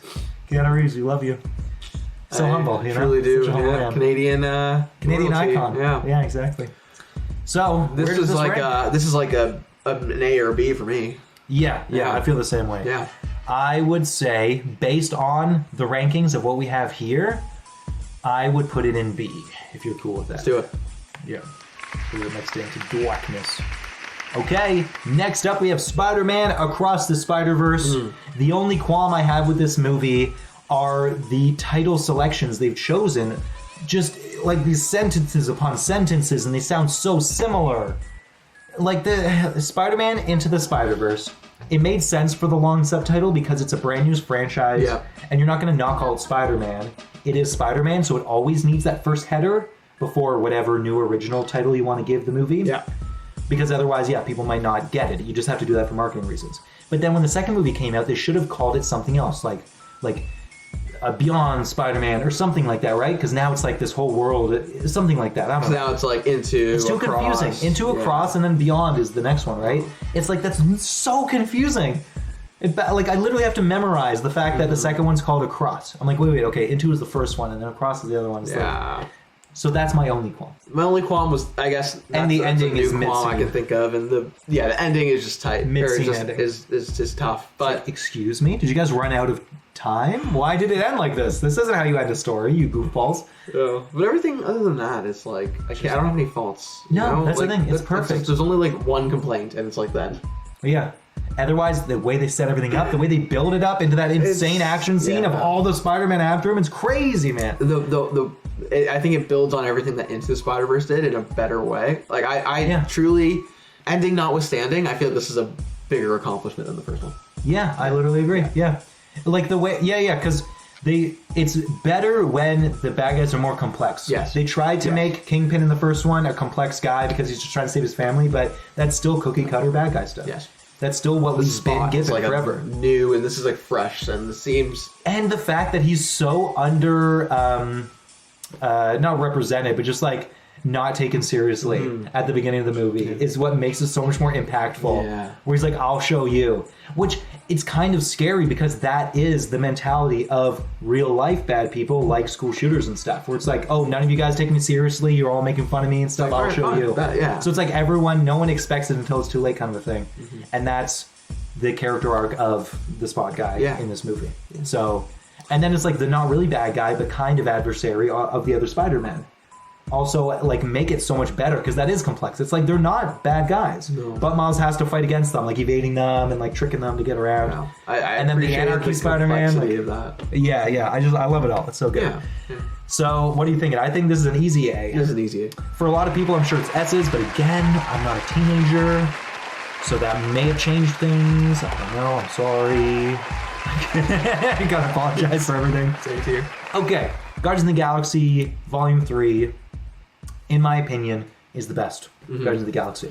It wins. I'm with you, man. I'm with you. They did such a good job with the characters. Everything is perfect. Like, it's, so unexpectedly, too. It's like, you think that he would start phoning it in now that he has this new job working at DC, but he didn't. It's like he worked even harder to give them the proper send-off. I appreciate that so much. Yo, Game of Thrones directors, take fucking notes, you losers. Man. Don't phone it in when you get a better job. It's like, make the new jobs bosses that you have recognize why you got the job. It's because you're the best. Yeah. And that's what James Gunn did with this movie. He did. He really did. He won. This is a terrific movie. And you get so worried when you see like the sequel train of all these types of Marvel movies. When you just see the number. It's just Guardians of the Galaxy 3. You're like, okay, here's the third one. Are we going to remember everything in it? Exactly. How many, what other Disney Plus shows do I have to see to have this make sense? Yeah. It was nice that we didn't need much else other than like a cursory knowledge of who these characters are. Yeah. Which you get if you're coming into this movie. Yeah. And at the end of the day, like it wasn't like clunky. It wasn't too much. Like I feel like it's comedy and it's weirdness was perfect. Yes. Because he was showing weirdness with the Suicide Squad and then also the show. I always forget the guy's name. Painkiller, Freedom Man. What's the guy's name? Peacekeeper. Yeah. John Cena. John Cena. Li Hao, John Cena. Bing chilling. That's like his famous quote. Yeah. Peacekeeper was weird in an R-rated gross way. And it was still hilarious. Like, I really like that show. Guardians of the Galaxy 3 is weird. Like, there's that flesh planet, you know? So it's like, that's weird, but then it doesn't cross that border of being too gross. Like, it's still a good PG movie. And I love the fact that PG movies can have the one F-bomb. And then he uses it for the car. It's like so pedestrian. Open the fucking door. Like, it's just, yeah, it's so good. It's terrific, yeah. It's like really well played. Yeah, like that was the ultimate placement. That was like the best delivery that you could ever have done with that. So yeah, I think it's terrific. I give it A tier. It's an A tier for sure. Yeah, an easy A. Easy. Go on, mix this battle. It's so good. It's so good. Okay, now we have Creed 3. This is Michael B. Jordan's directorial debut. And my goodness, so I didn't realize the behind the scenes between Creed 2 and 3. I kind of misremember and just kind of thought that Sylvester Stallone was just done with his character. I didn't know if he died or just retired and said goodbye. He's like a trainer sort of thing, right? Well, yeah, that was his beginning role with the new Creed one. Yeah. And then I just thought by the end of the second movie, I just didn't remember. Because the second movie wasn't as good to me as the first Creed movie. First Creed movie blew it out of the water. Second one I feel like was just kind of a repeat. And they're like playing the greatest hits with like the Russian son. And I'm like, oh, it's all the sons of the people of the Rocky movies. And then so I didn't really remember how it ended. And so Creed 3 is just starting and there's no Stallone. So I was just like, oh, okay, yeah, his character probably either died or just left or something. So I was like, I'm sure it just happened and I forget. So I'm just watching Creed 3. Little did I realize that there was a lot of behind the scenes trouble with Stallone and the other producers. Oh, really? So I apologize to Stallone. You literally did make the Rocky franchise and Creed franchise. So we thank you for your contributions and your legacy of this franchise. However, he didn't need to be in this one. Creed 3 was fucking amazing. Yeah, sorry, Stallone, but you were not necessary for this movie to work because it works so good. Yeah. And it's just extremely unfortunate that the new character that comes into this, the, you know, brother, not brother character, like the orphan friend, that actor had allegations put against him that were true, but then also that the girl was also abusing him, so they just both were in a toxic relationship because she was trying to drop the allegations after she did it, like she was ready and said, I want to take it back. So very messy, unfortunate, but regardless, art and artist, let's separate it. Creed 3 was incredible. The lead up with the miscommunication is like such an age-old tale, but the way that they put it together in this to have it conclude with that final fight, and the fact that it's like inspired from anime battles is so good. It was amazing. I love it. I literally rewatched it. I like looked it up on a website that is legal. And just to rewatch that final fight over and over again because it's so good. It's so like powerful and emotional. And they're not saying anything to each other. They're literally grunting and yelling. But you can tell it's like they're trying to communicate the pain that each other felt through like the betrayal and you leaving me and like we only had each other and all that kind of stuff, right? And it's just so good. And then it just ends on such a positive note and it's very clearly over. And it did great in the box office and everything. So I'm sure producers are going to try and make a fourth one, but it was a perfect trilogy. I think so too. Don't touch it. I hope they don't, but I fully see it happening. Yeah. So it's like, just please don't. It's probably will, but please don't. Third one was the best one in my opinion. Terrific. Yeah, it was great. A lot of great threes in these trilogies. Guardians of the Galaxy 3, man. It's like, how are they doing this? Good things come in threes. Yeah, how are they this good? Three's the name of the game, man. That's what's up. So how do we want to put this one? Yeah, this is an A tier for me, I think. Easy A. Yeah. Yeah. We're going to take a good run here, yeah. It's just like... What are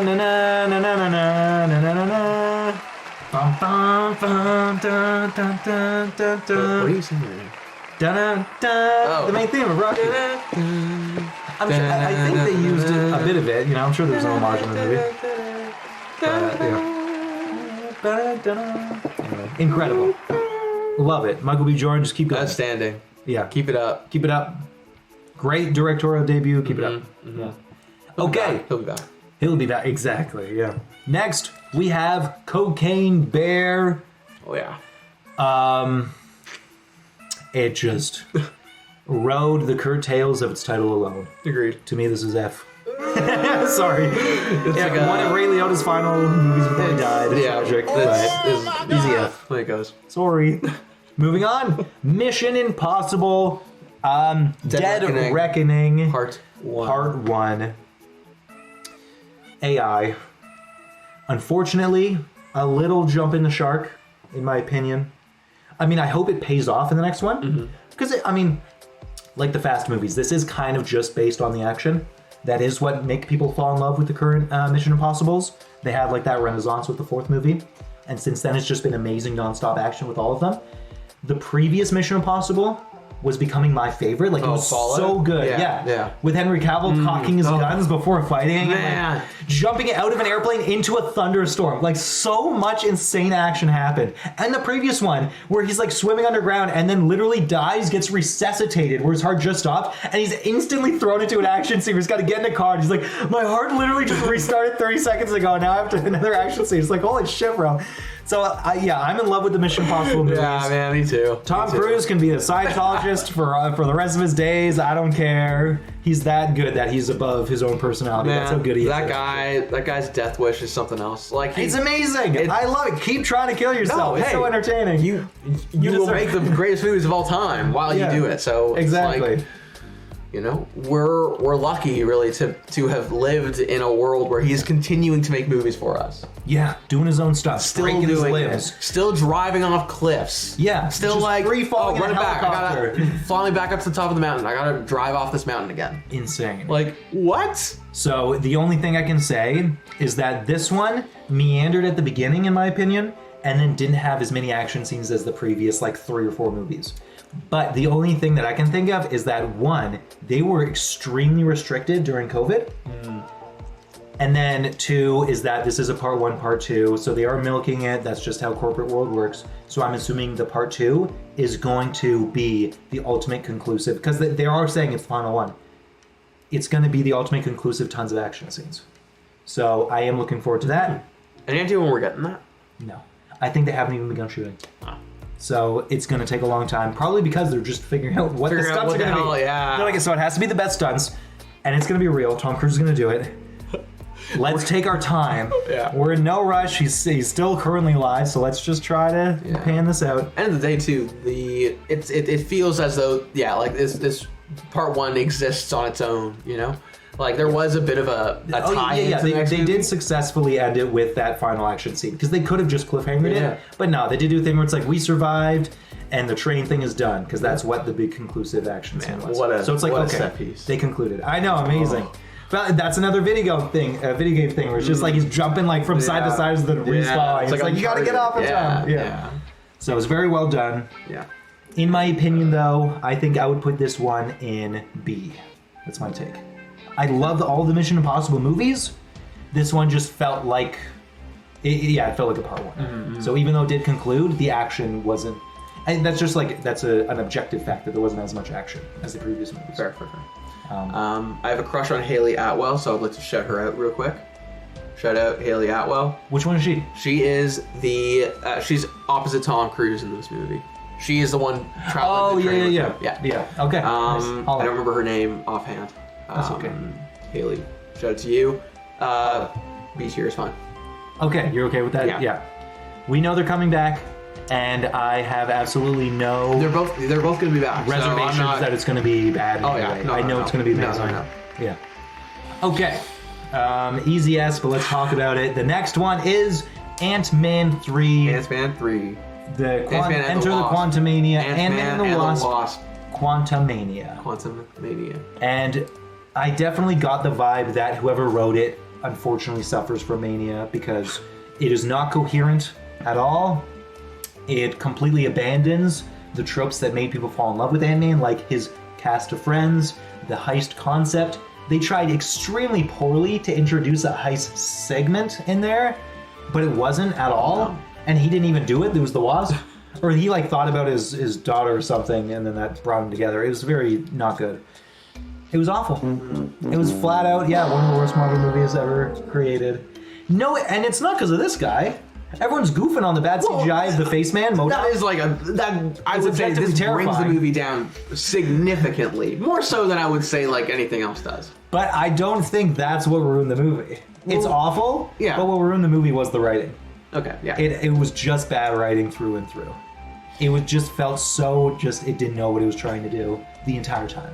You're just watching it and everyone's explaining everything, and like characters have no dynamic, and it just like it just separate scenes were happening, very like poorly related to other ones. Like timing didn't make sense for things, travel time, everything. It didn't feel creative, like even though everyone's in different shapes. So there's like a Star Wars-esque thing where there's all these different aliens, but it didn't feel creative. It felt hamstrung. It felt like AI created all those aliens, you know? Yeah. So unfortunately, this boy, plop him right next to the cocaine bear where he belongs. You stupid. Okay, now we have Megan. AI strikes yet again. This time it has physical form. Ooh. What does it do with the physical form? What the 80s warned us about. Death and murder. This one it's dumb. The best thing it had going for it was its comedy, in my opinion. I think it's C or D. I had a good time with it. I had a good time with it too. So, what do you think seems fair? I'm okay with this being a D tier movie. Yeah, sorry. Okay. So we had fun. Okay, The Flash is the last of the non-new DC movies. They knew that making it.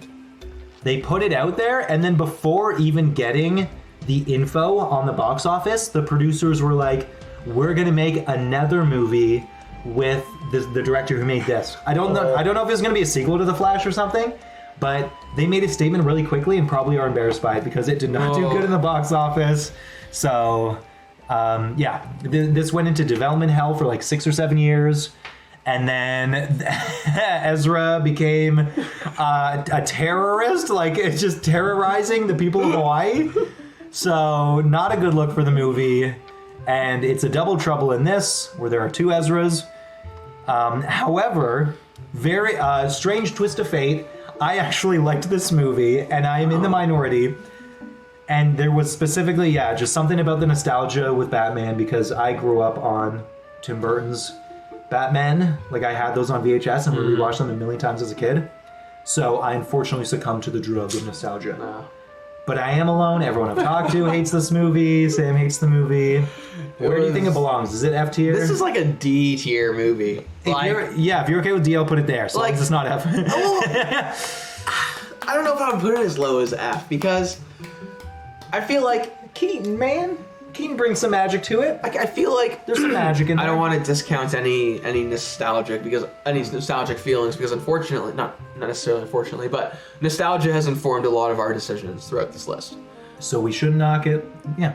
Having said that, I do agree with the majority, and this movie should not exist. It shouldn't have. Like, this is why they just shouldn't have released it. Yeah. They should have pulled a Batgirl and just pulled the plug. I know there's also a lot of like the Christopher Reeves, right? Yeah. Like, that is like an uncomfortable move to. No consent. They didn't reach out to the family. A very uncomfortable decision to make. Right? Like, why would you? Let's bring it back from the dead, just like they did with Carrie Fisher, which was it's like Disney did that with Star Wars. It doesn't look good. It doesn't look good when you do that. Just don't. Just have a different character. Yeah. Or just figure out another way to honor them without making them the plot device. Yeah. You know? Yeah. Figure it out. I'm not a writer. It wasn't even a plot device in this. It was just a montage showing random characters. So it's like, why did you even do it? It wasn't even a plot device. It was just like a flash. Oh, wow, look at our IPs. Like, look at all of our IPs. Yeah. It's like Nick Cage wasn't even one of the IPs. You didn't even make that, and he wasn't asked permission for that either. It's like, yo, the Flash, you're playing dirty, bro. Yeah. He was just like, oh, I'm in it. Oh, that's so funny. Like, that's how he responded. So he's not suing them or anything. And technically, I'm sure he signed a contract when he was getting ready to make that Superman movie, but like, still, it's just dirty. Yeah. At the end of the day, like, all you need is just like your likeness, and then they can like put the scene together. Yeah, it's all good. Wham, wham. Wham. Anyway, see it if you love Michael Keaton as Batman. That's all we can say. He would have been in another movie called Batgirl, but they just canned it, even though it was done. So this is the only old Michael Keaton Batman you're gonna get. Okay, moving on from there, we have M. Night Shyamalan's Knock at the Cabin, and this comes after him doing the 2017's Split, which reinvigorated his career. Everyone fell in love with it. Granted, there was that one movie beforehand, The Visit, so people kind of fell in love with that, but then Split is where everyone was like, he's back. And then he made Glass and ruined everyone's faith in him. They said, oh no, you actually suck again. You actually suck at directing. And then he made Old, which was a good concept, but then what was bad was specifically the directing. So it's like, he's just not a good director anymore. And then he made this movie. So this movie is better, in my opinion, than his previous 2 films, but still weaker than Split. It doesn't do this, you know? It's still, I don't know if it is the pacing specifically that I don't like about this one, but I feel like this is, I think D, where do you land on it? I think I'm with you. I think like D, I would even be okay with C if we wanted to get into that. Yeah. I liked this movie. Yeah. I saw it in the theaters. Like, I found it. It was exciting. Truly, it was exciting. It is perfectly serviceable. Like there is nothing wrong that happens with it. Yeah. I feel like it just plays it safe. They introduce the implication that potentially the daughter could be one of the people killed, but then don't even try to introduce that back. They only say it at the beginning, and then it's never actually a threat. So I feel like they're kind of being cowards. Wasn't the idea was always that like It had to be one of the 3 has to die. Doesn't have to be the kid. No, I know. So it's always the gonna be- scary point yeah. is that the implication could be that it's the daughter True, because okay. the 2 men love each other. The whole point is that they've spent their lives together and they've grown together. Mm-hmm. And so while they're contemplating who's going to like do the sacrifice, there was always that like potential for them to consider the daughter. That would make them terrible parents that they could never come back from. But still, they don't even like touch that. Mm-hmm. And I feel like as a horror movie, that could have been a really scary premise that they didn't even play with. So I feel like they played it good safe. Good point. They did play it pretty safe, all things considered. Like, yeah. But at the same time, it is perfectly serviceable. So I think it is on the same level as the Super Mario Bros. Movie. So if you're saying C, I'm okay with putting it there as well. Cool. Because yeah, I understand. Like there is nothing wrong with it other than it just kind of playing it safe. Cool. Okay, next up we have Scream 7 or 6. Excuse me. How rude of me. 7 is coming, I think. There are talks. It is going to happen. But Scream 6 is exciting in that it continues the revitalization of Scream with Scream 5, because before Scream 5, which I think just came out a year prior, they didn't make a Scream movie since 2011, which is what I didn't realize it was that long ago. Because I remember watching it being like, oh, Scream's back. Because I don't remember when Scream 3 came out, but it was the whole thing. Oh, yeah. So this came out super quick after the remake, and it's like, I mean, the ending's corny, but as a whole movie, it's still super high quality, and they're able to ramp up the risk element that they kind of introduced with the previous one of like you don't necessarily know who to trust, and I feel like they did a good job with it. So to me, I would say Scream 6 deserves potentially, if you agree, some like C or B, like it's up there. Yeah, I would agree. I Yeah. would put it in the B tier. Okay, I'll meet you at B, absolutely. There we go. Scream 6. Let's just hope 7 isn't bad, because there is like a lot of... We don't know if the main Scream queen from the whole Scream franchise, I'm forgetting her name. Neve Campbell, yeah. Neve. Her name is Neve? Neve? But you spell it like N with like an M and an H, right? No, isn't it N-E-V-E? Is it? Neve Campbell? We love names, folks. Names. For your consideration, names. Regardless, there we go. Moving on to Extraction 2. The first Extraction movie I thought was just another Netflix movie. I know it had the Russo brothers involved, which they're the single reason why Marvel got to its greatness. I don't know if you agree with that opinion. Oh yeah. I think specifically the Russo brothers are what made Marvel great. And so they had a hand in this. I don't think they directed it. I may be wrong. Extraction 1 ends, in my opinion, extremely conclusively, and then it was successful, so they said they're making a sequel. And I'm like, but he's dead! And then he's like, nope, it was just a really bad gunshot wound, and then he's alive. And then so they made a sequel, and the sequel is, it does a lot of things bad, but the one thing it didn't do bad was the action. Mm-hmm. I think the action completely blew it out of the park. Oh yeah. So I think like its character-ness isn't good, but its action's great. And people could say the exact same thing with John Wick movies. Yeah. So I can't exactly hold that No, that's to a different standard. That's so true. It's so true. So Extraction 2 is incredible for what it is. Yes. An action movie. Which is an action movie, which is like a true popcorn action movie. Yeah. So where do we want to put it? B or C? How strongly do you feel about it? I would say it's a perfect C. I said, yeah, perfect C. Yeah. It's It's on Netflix, so it's like you just make your own popcorn, sit down, flick on the TV. It'll say you're region locked, and you have to spend more, and then this is the world we live in now. There you go. It's cable. Streaming's just cable now. Okay, Now this one, we're back with Evil Dead. Can you believe it?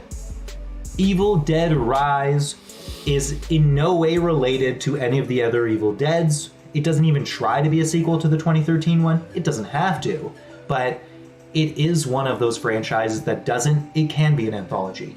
It is one of those ones where it could, but I think this isn't necessarily an anthology. I think it is a reboot because it's tied to the book, and the book now is like been locked away for 100 years. So there's no way the 2013 movie could have happened in the same universe as this.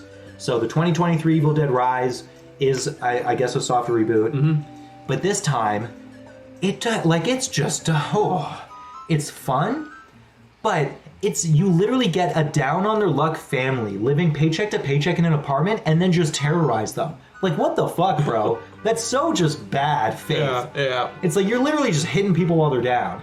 So maybe that's an analogy for society, I guess, at large, but like, what the fuck? At least with the other ones, the analogy was the dangers of like being young and doing drugs and or having unprotected sex. Like, it was supposed to be that kind of danger, where it's like young peers together equals danger, whether it's a drug analogy or not. And then this one is literally just poor people being possessed and killing each other. It's like, Jesus. So I think what they did with the ending, with that weird monster creature, was extremely fun and innovative. But the plot itself is just super depressing. At least someone survives. There was a final couple, I guess. But I wouldn't necessarily recommend this one as much as the 2013 one. I agree. This one didn't do as much for me as that one. Yeah. No way. So it's like, all right, I mean, I guess you're doing the execution of the Evil Deads now, which is like the gross out horror. But the subject matter, I think, was just like bad faith. Like, it's just mean. It's just being mean to like the poor people. Like, what the fuck, man? Come on. They're just trying to live. Anyway, okay, so what are you thinking? D? D tier. Okay. So Evil Dead Rise. Moving on, we've Past Lives. So this one, let's have some words. Past Lives is one of those films where if you like drama movies, or even like if you were to say that you like rom-coms or like character-driven movies, this would be one of the ones that you would have to watch. Otherwise, we'd say you're a phony. This is true. So it's easily enough accessible. Like, I don't know what streaming service it's on, because it's been through the Film Fest circuits for a while. How I found it, I won't disclose, but I did watch it. And I loved it. However, and it is good. The plot that happens is like it does end the right way, like the way that real life is, kind of a thing. However, I'm just so and it's a good thing because I guess the movies wants you to feel certain emotions, but I am so annoyed at that boy. I hate him. I hate him. He doesn't deserve love. No.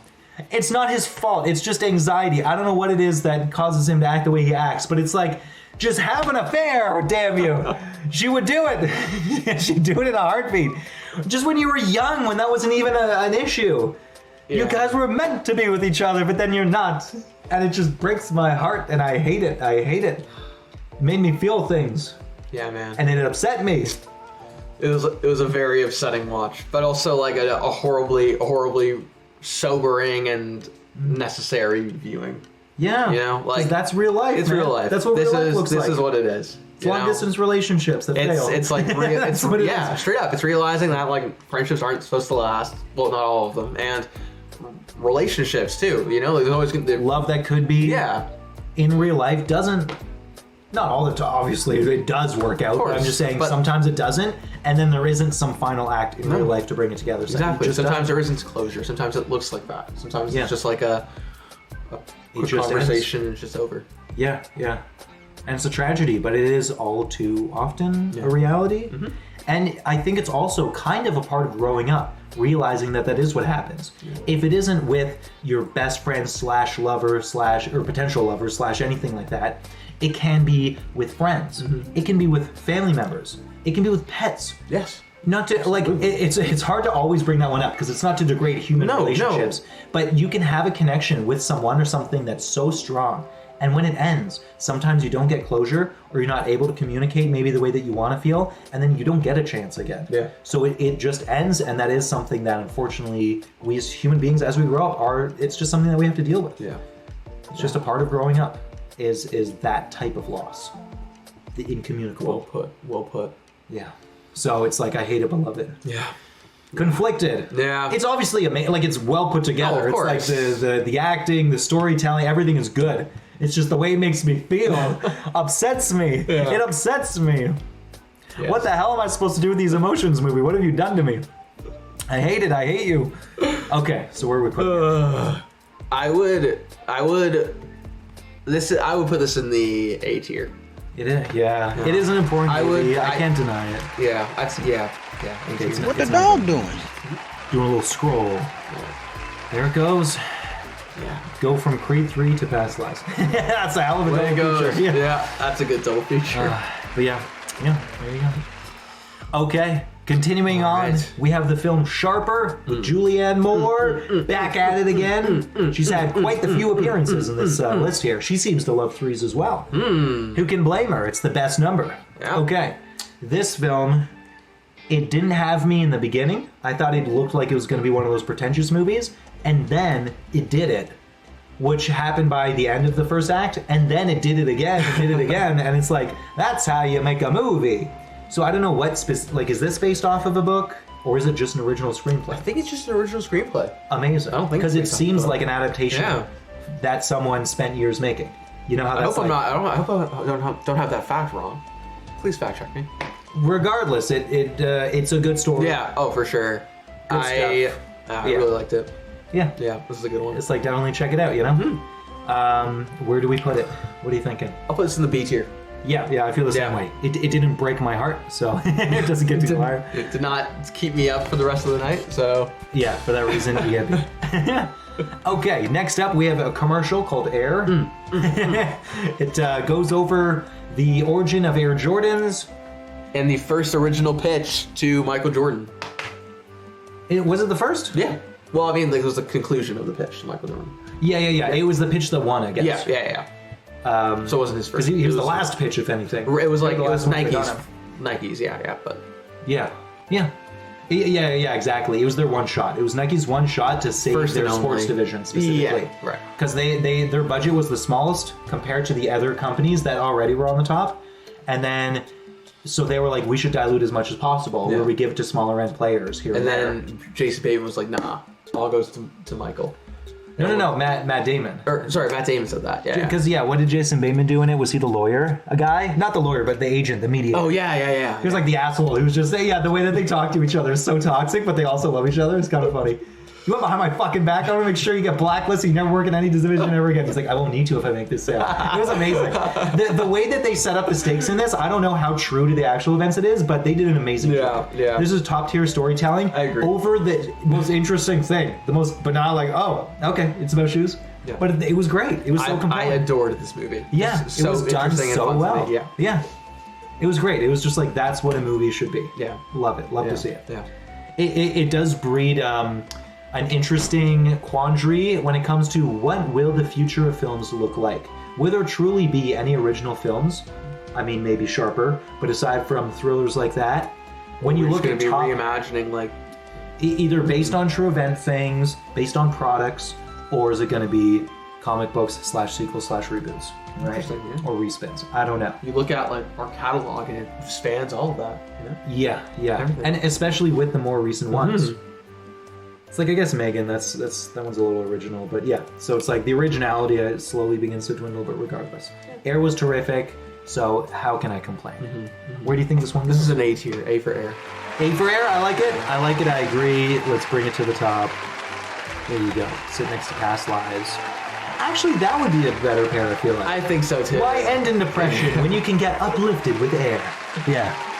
Enjoy your past life experience and then the Enjoy. release of Air. Yeah.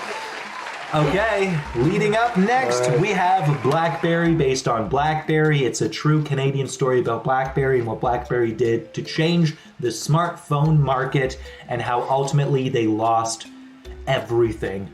That's not true, that's a bit of hyperbole, but they lost their edge. They were the top cell phone, smartphone companies. They were top tier. They were number one, and then Apple said, nope. They just said, let's innovate, and then BlackBerry was like, but we innovated that one time and we never want to do it again. We just want to ride this horse of success we made that one time. What do you mean we aren't going to be able to succeed in this economy anymore? What do you mean? Oh, yeah. It was kind of tragic, the way that it ends when they talk about why ultimately all of the other, like Verizon and those like cell companies went to the other brands is because they said, you can't increase the minutes. And I was like, that's such a good way to put that, because it's like that's when they started charging for internet and data, because now you can charge more based on that. You can control the market. You can't control time. Yeah.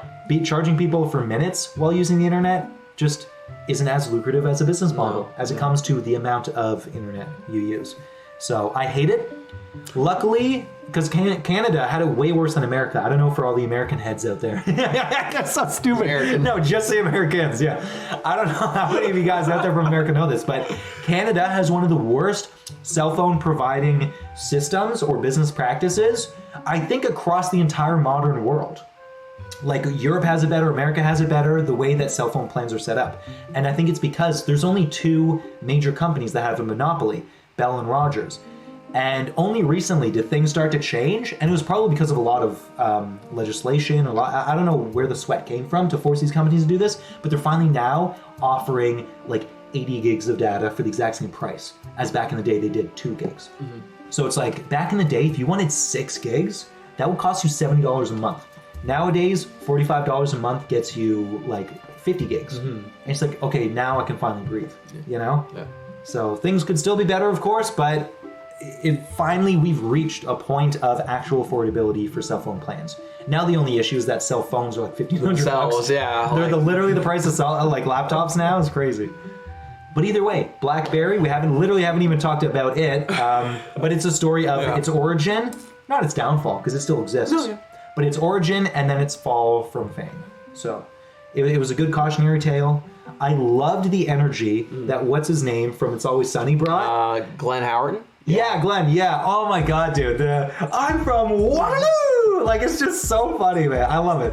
So good. He's the funniest guy, and he just needs to be in more stuff. He really does, yeah. He needs to be in more. He's underplayed. Yeah. Mm-hmm.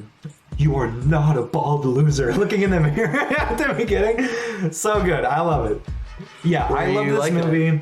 I think it is a good, like, B or C, I guess, depending on how you feel. Yeah. Are you good with B? I'm good with B. Okay, let's put it in B. Heck yeah. Jay Baruchel is a Canadian legend. The only unfortunate thing with this movie is when it does that time fast forward to when he has slicked back hair, it's the fakest hair. It's so clearly a wig. It's disappointing. It's like, just keep your past hair and comb it back. Like, what are you doing? Anyway, I'm sure there's a reason for it, but regardless. Okay, Shazam 2, Shazam of the Shazams. Shazam! Fury of the Gods. Fury of the Gods. Shazam! It should have had Black Adam.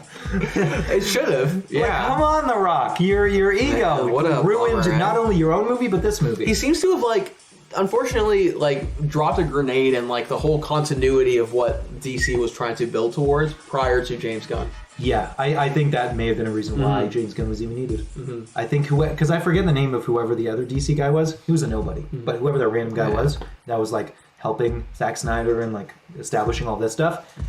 Yeah, I think he may have been a pushover straight up. And that's what caused this to happen. Because definitely James Gunn's not going to be like, oh yeah, sure, The Rock, you can do whatever you want. Yeah. He's like, no, I run this house. Get out of here. Yeah. So yeah, unfortunately, I don't think this one is good. No, I don't think so. I think either. The first one was good. I liked the first one too. Yeah. But this one was hard to get through. So it's I don't the production of it is fine. Yeah. So it's maybe it's a D. Yeah, D. You okay with that? Yeah. Okay. Moving on. Let's get some real comedy. Sorry, Shazam. You got no hard feelings. Yeah. Whoever the guy actor is in this, I don't know if this is his first major role, but he's hilarious. He's really funny. Just because he's small, the how spastic he is, it's so good. I think him across Jennifer Lawrence is is just a perfect match, just because the dynamic her personality is so much louder and just because she's older too. So the fact that he's 18 and she's 33 or whatever she was saying, and they play into that, which means that this won't age bad either, right? Because it's they're making fun of that concept. is just like, yeah, the way that she's like old and tired of life and she's got all these ex-boyfriends and then he's just like a virgin who's never even like looked at a girl and just there like, yeah, it's just funny how it's like him trying to be an adult and then her trying to like dumb herself down to be like on his level. It's very well done. Yeah, I liked it a lot. This is a very funny movie for me. I've seen it twice. So on rewatch, it works too. Oh, yeah? Doesn't elevate or make it worse. It's the exact same. There you go. So it's good. I would say this is like a C. It's very entertaining. Would recommend. Cool. Okay. No hard feelings. Now, David Fincher's The Killer. So I had mistakenly thought that this was the first thriller that he had made since Gone Girl, but actually he directed like an animated short film on that anthology Netflix show, Love, Death, and Robots. It was the one with like the giant crabs in the ship or something. And so that whole short was about not trusting your fellow mates. And so eventually everyone turns on each other. And so that short was good. This, not ironically, but poetically, feels like a short story, The Killer. It felt, it just felt like a short story. Yeah. I don't think it was bad. A lot of people were disappointed with this. Yeah. And I think it's their fault for having high expectations. I didn't expect a Gone Girl. I didn't expect a Social Network or a Seven or a Fight Club. I expected this to be a small movie. Yeah, I expected this to basically be like, he's been down and out. Because it kind of has. Netflix fucked him, man. That show he was making was incredible, and then they just canceled on him. So it's like he hasn't been up too much. He made that Mank movie, which I didn't see, but I heard was terrible. Yeah. And so he's kind of down and out. He makes this movie. It's a good, promising movie. Yeah. It's a movie where I'm saying he's going to make great things again. That's the hope that this movie brings. So I really liked it for what it was. I think I'd land there too. Yeah. Like, it was a fun movie. I think that there was a little bit of conversation in which it may have gotten a little overrated just because of his body of work. And that's fine. I don't think that landed on me just because I think that conversation really passed me by until I had the opportunity to see it for myself. And I didn't think really that it met my expectations for what I was hoping for it to be. Nice. I wasn't going into it expecting like another 7, for instance. Yeah. On that note, though, I definitely want to rewatch that. I think Sam and I watched it. Not recently, but within our 10-year being together, so inside of 6 years. And it's good. With the added inclusion of just Kevin Spacey being a real-life monster, really adds to the flavor of the movie. It's like he is a monster, so the stakes are higher, you know? Yeah. I feel like. But yeah, so obviously, David Fincher's made better movies. This isn't one that'll go down as one of his best movies, but it's a return to form. And I've seen it twice now because I watched it one by myself and then once with Sam, and it's good. Yeah. It's not worse with a rewatch. It's the exact same. There's like apparently meta commentary with his internal monologue, how he tells himself stuff and then does other stuff. And then people are saying that that's kind of similar. Like that's almost a commentary on like the red pill world that exists right now with this like toxic masculine mindset of like grind set. I don't give a fuck. I'm all about being a pro and I'm the best. And then you're actually not, you know, you're fallible, you fuck up, you actually do care about people, you don't not give a fuck, you give a fuck. And so it's like he goes against a lot of his internal monologue, and then it just kind of ends the way it ends. It ends with a bit of a fart, but that's okay. It's fine, because it ends with him kind of accepting that he's not one of the few. So he kind of stops that delusional monologue he's been having, and goes, yeah, I'm not one of the few, I'm one of the many, so I just gotta keep my head down. And it's like, yeah. And then also it's interesting that he kills everyone but the billionaire. Yeah. It's like, okay. I thought that was fascinating. What does that say about the messed up mindset that so many people have about capitalism, where people respect billionaires more than just normal human beings? Yeah. Even though the billionaire is the reason why all of this happened. His love interest was at risk. Yeah. The billionaire signed off on hitmen going to his personal house and trying to kill him, / torturing his love interest. So, is what it is. I think The Killer is good. So I'm between like a B or a C. Because it is elevated. Like I would. Yeah, I would put it in the B tier. You okay with that? Yeah. Mr. Killer, come here. He's going over here next to Blackberry. Okay. Next up, we have, I'd say, a twist on the classic Rampage movie that Falling Down started.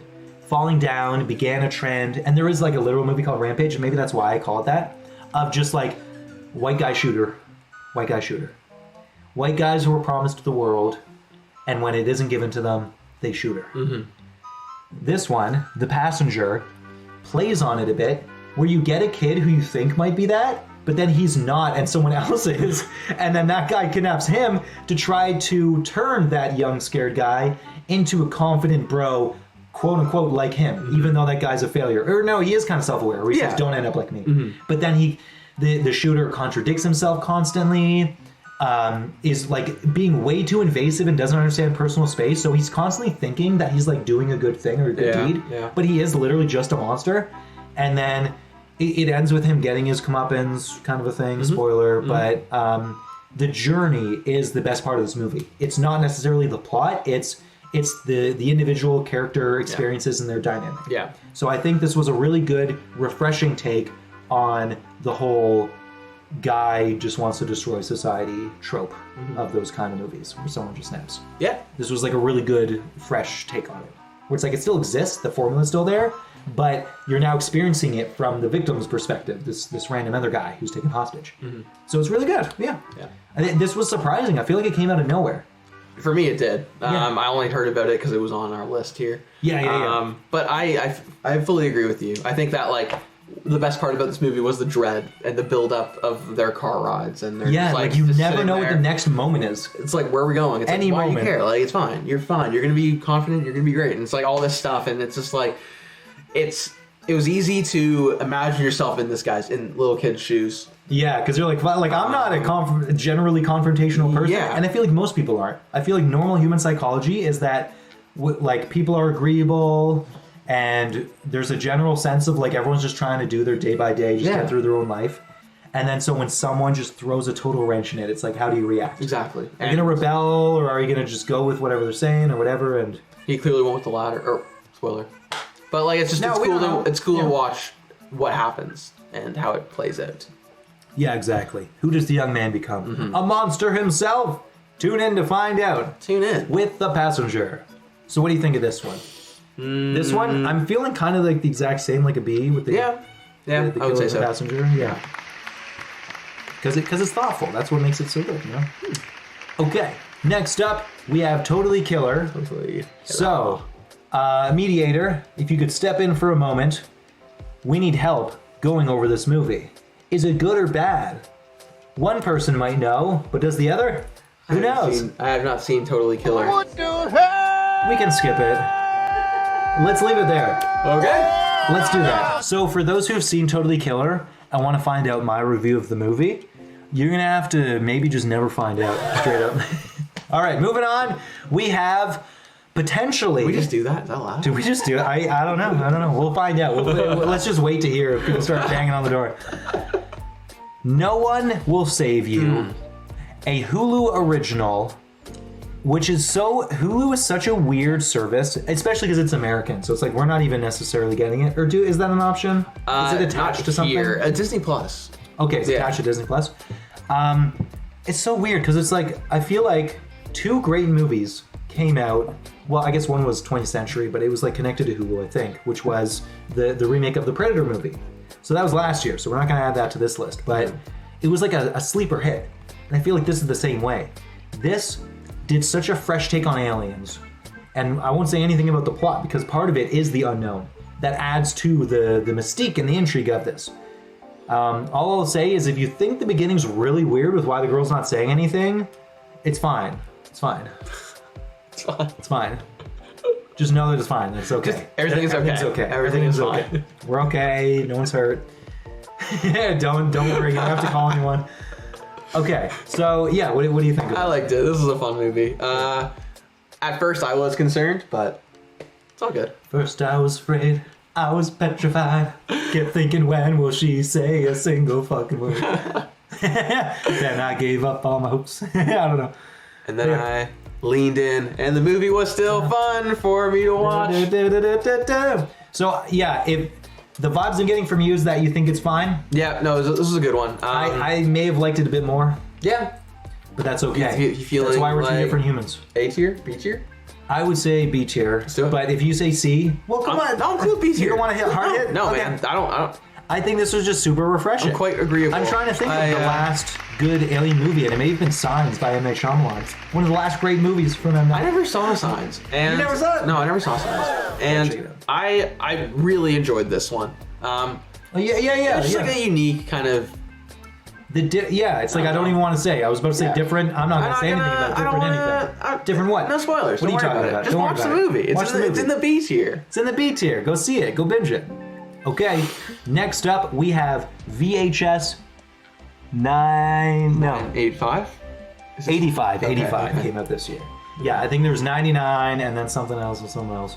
So, this one. I haven't seen something yet. No. You haven't seen this one? Okay. I'm not. Sorry. It's okay. Viewers, guys. It's okay. Because I will say this. So embarrassed.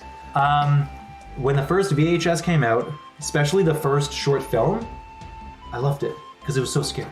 The vampire lady, the boys who get their comeuppance, crazy. I was like, holy! I love the concept of anthology stories.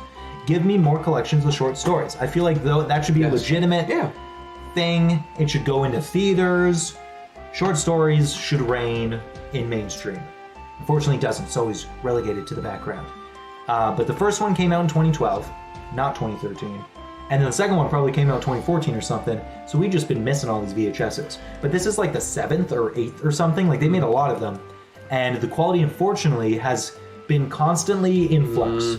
We've never really gotten just a solid good one.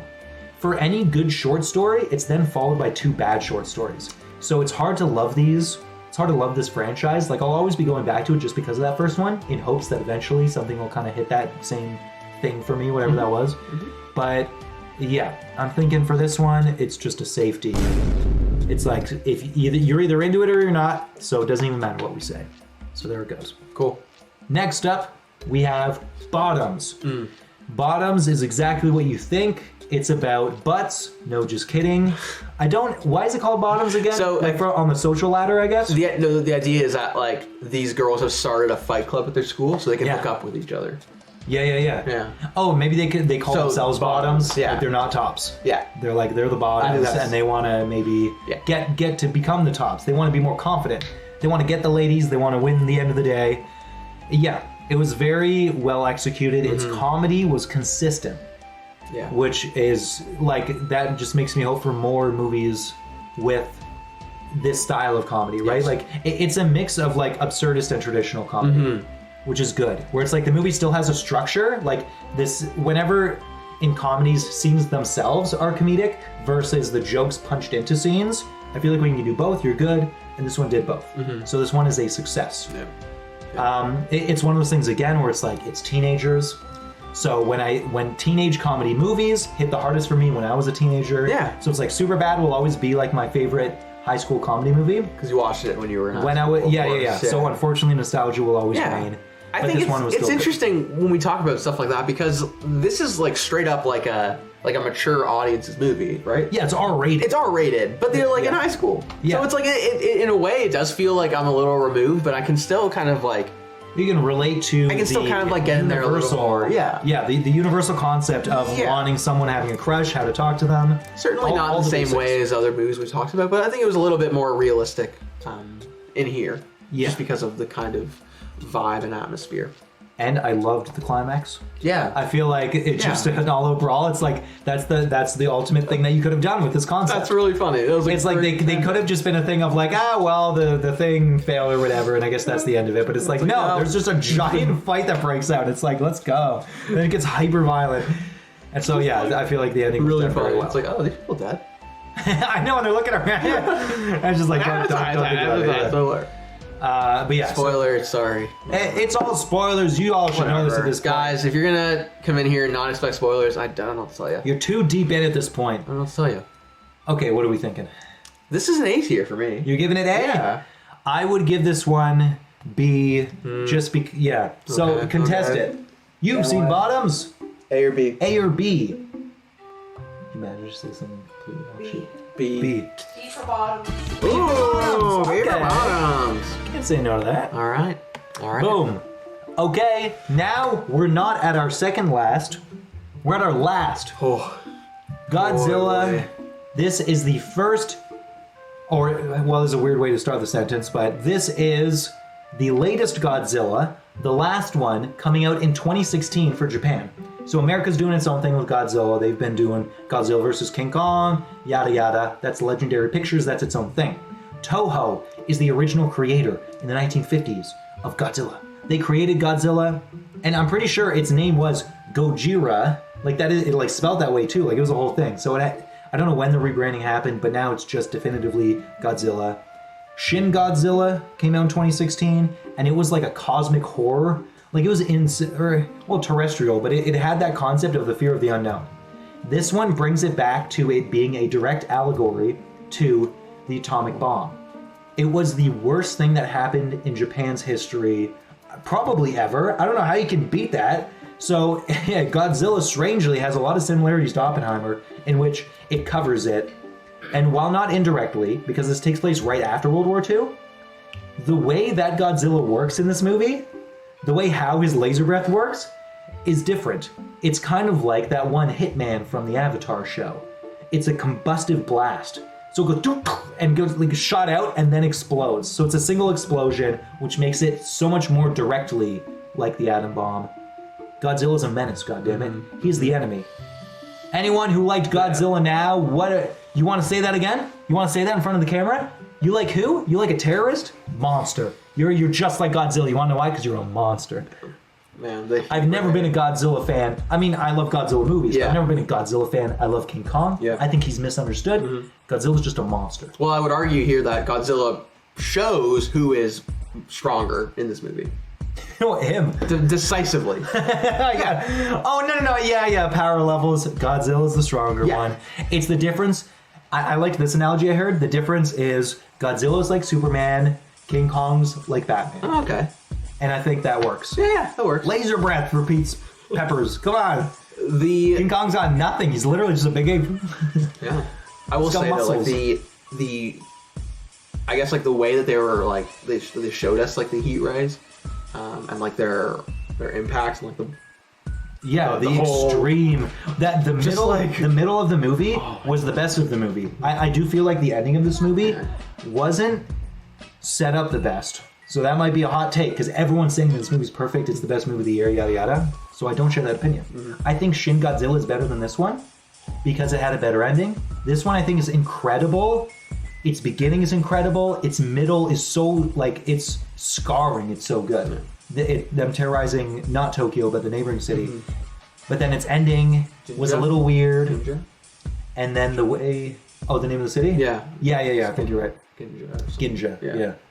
But then the way it ends is like the lady's got a Godzilla veins, and then he also isn't dead. That's like a crystal thing of what's left of him, and it starts to pulse. Yeah. I'm like, don't cliffhanger this. That's just a way to like, hey everyone, don't worry, like, but it's like more Godzilla's coming. That's like, not how you end a movie. How else do you introduce another Godzilla movie without that? I don't know of a safe way to do it without introducing like more Godzillas. I just feel like the whole this new Godzilla -1. Yeah. Even though there's a lot of Godzilla and it does a lot of things right, because you know how everyone always complains, being like, "Oh, it takes an hour for Godzilla to show up." He shows up like right at the beginning. I really appreciated the start. Really appreciated like how we got right into it. And the humble beginnings. Yeah. This dude was grinding. He was working out. Yeah. The dude was small and he got big. I was like, okay, Godzilla, I see you glow up. But yeah, the focus was on the characters though.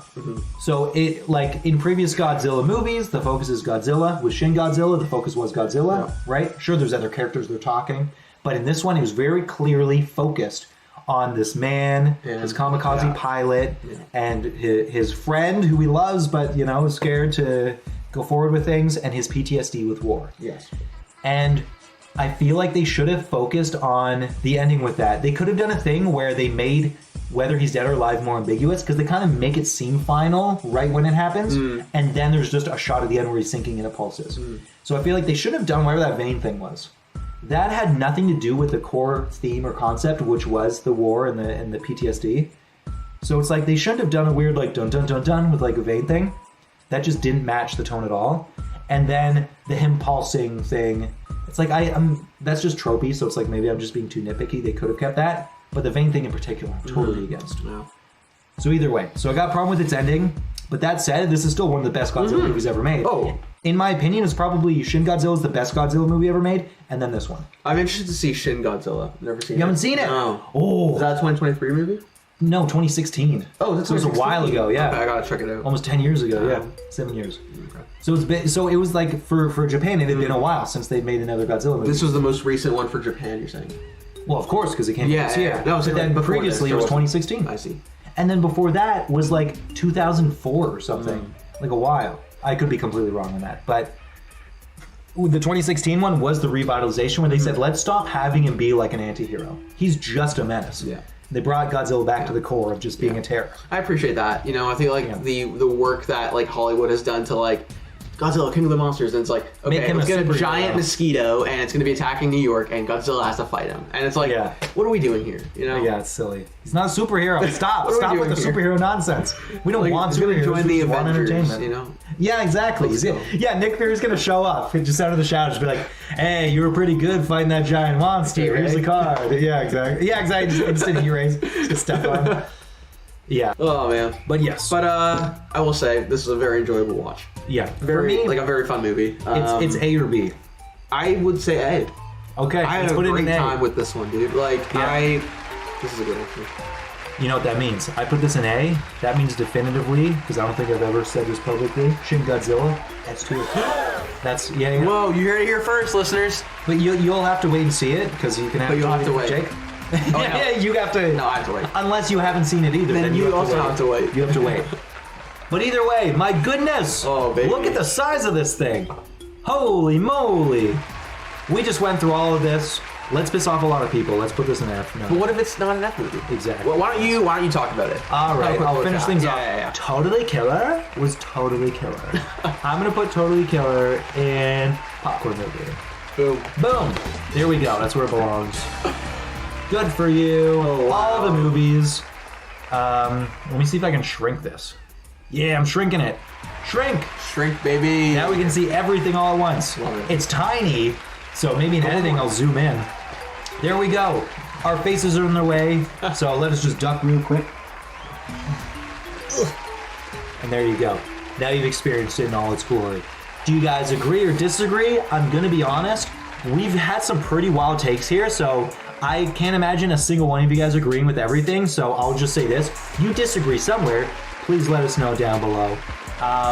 Yeah, this has been a hell of a fun, like, run around going through everything. 3 is king. If you were born in any other year of any decade, you lose, you're a loser, you're second tier. If you ain't first, you're last, and 3 is first. So to all the 3 heads out there, let's go. Let's go. A hell of a year within each decade to make a movie, I must say. Because these are all been just amazing movies. I feel like we got a nice, good list here. Me too, man. Look at that. I can't wait till 2033. I feel like that's the ultimate one, because you get, it's a 3-3. Yeah. It's 30 years of having 3s in decades after 2000. That's pretty specific. You think we're getting any sequels in 2033 for any of these guys? Oh, specifically with these ones? Oh, that's a good question. Okay, this will be our final little guessing game. I'm going to say Just Married 2. You know what? It's about time. It's been long enough. It's been long enough. They said too soon, but 10 years from now, it'll be long enough. I could see them doing an Evil Dead in 2033. For sure. And literally just every 10 years doing a new Evil Dead. Well. A new Monsters one, unfortunately, so I don't agree with it, but they're going to do it. The Mario one, it'll be a spin-off, but they're going to keep going. So there's going to be a proper trilogy, and then they're going to start doing Luigi-only movies. Oh. So I don't know which Mario one, but there's going to be a Mario 10 years from now. Let's see what else. John Wick. He really wants to stop, but they're going to keep going 10 years from now. They should. He's going to be old and he's tired. Never let him sleep. No. And never let him rest. There's going to be a Barbie spin-off for sure. It's just a matter of if it's going to be the Bratz dolls or if it's going to be Polly Pockets or anything else owned by that company. Mattel or whatever it is. Another Creed we talked about. Yes, yeah, for sure another Creed 10 years from now, though. Who knows? Yeah. And then the only other one that I'm going to risk putting my finger on is a Free Willy. There's a few Free Willies, though. Yeah. There have been at least 2 or 3 other ones, but 10 years from now, it'll be high time. We'll see. If no one else makes it, I'll make it. God damn it, I'll make a Free Willy movie. And I'll eat the whale too. I was gonna say, if you need someone to act as the whale, I can help. Okay. I'm gonna get you on a strict regimen, a Christian Bale regimen, but not the skinny kind. The heavy set time. Of course. I gotta put on some weight here if I want to look like a whale. Here we go. Okay. Well, thank you guys so much for watching. Again, please let us know how you disagree. And until next time, this is Joe Van signing out, and Van Joe. We appreciate your patronage, wish you nothing but love in your lives, and ask you to remember to keep on thinking. This has been another tier list. Let's just keep talking, and then this never ends. I hope you guys had a fun time checking this one out. We're in Toronto. Come slowly hunt us down and find out where we are. We're one of 9 million at any given day. We're out here. There's other YouTubers that exist in Toronto, so hunt them down too. The world's a scary place. As AI continues, general security seems to weaken. If I ever have a kid, I'm going to make sure that they get into programming so that they can save me. Now I'm just going to be this old disheveled person who doesn't understand technology. And I'm going to get my credit card stolen. Hasn't happened yet, thank goodness. If you think you might be at risk, check out pwned.com. It's a website, and you punch in your email address, and it lets you know whether or not your email address is compromised. What is this? It's never going to end. That's what I said. So this is just a trail on it. It's just going to keep going. Add to it. What do you think? What's a good ending? Stay hydrated, kids. Perfect. All right, bye guys. Ciao for now. Ciao for now. That means we'll be back really soon. Oh!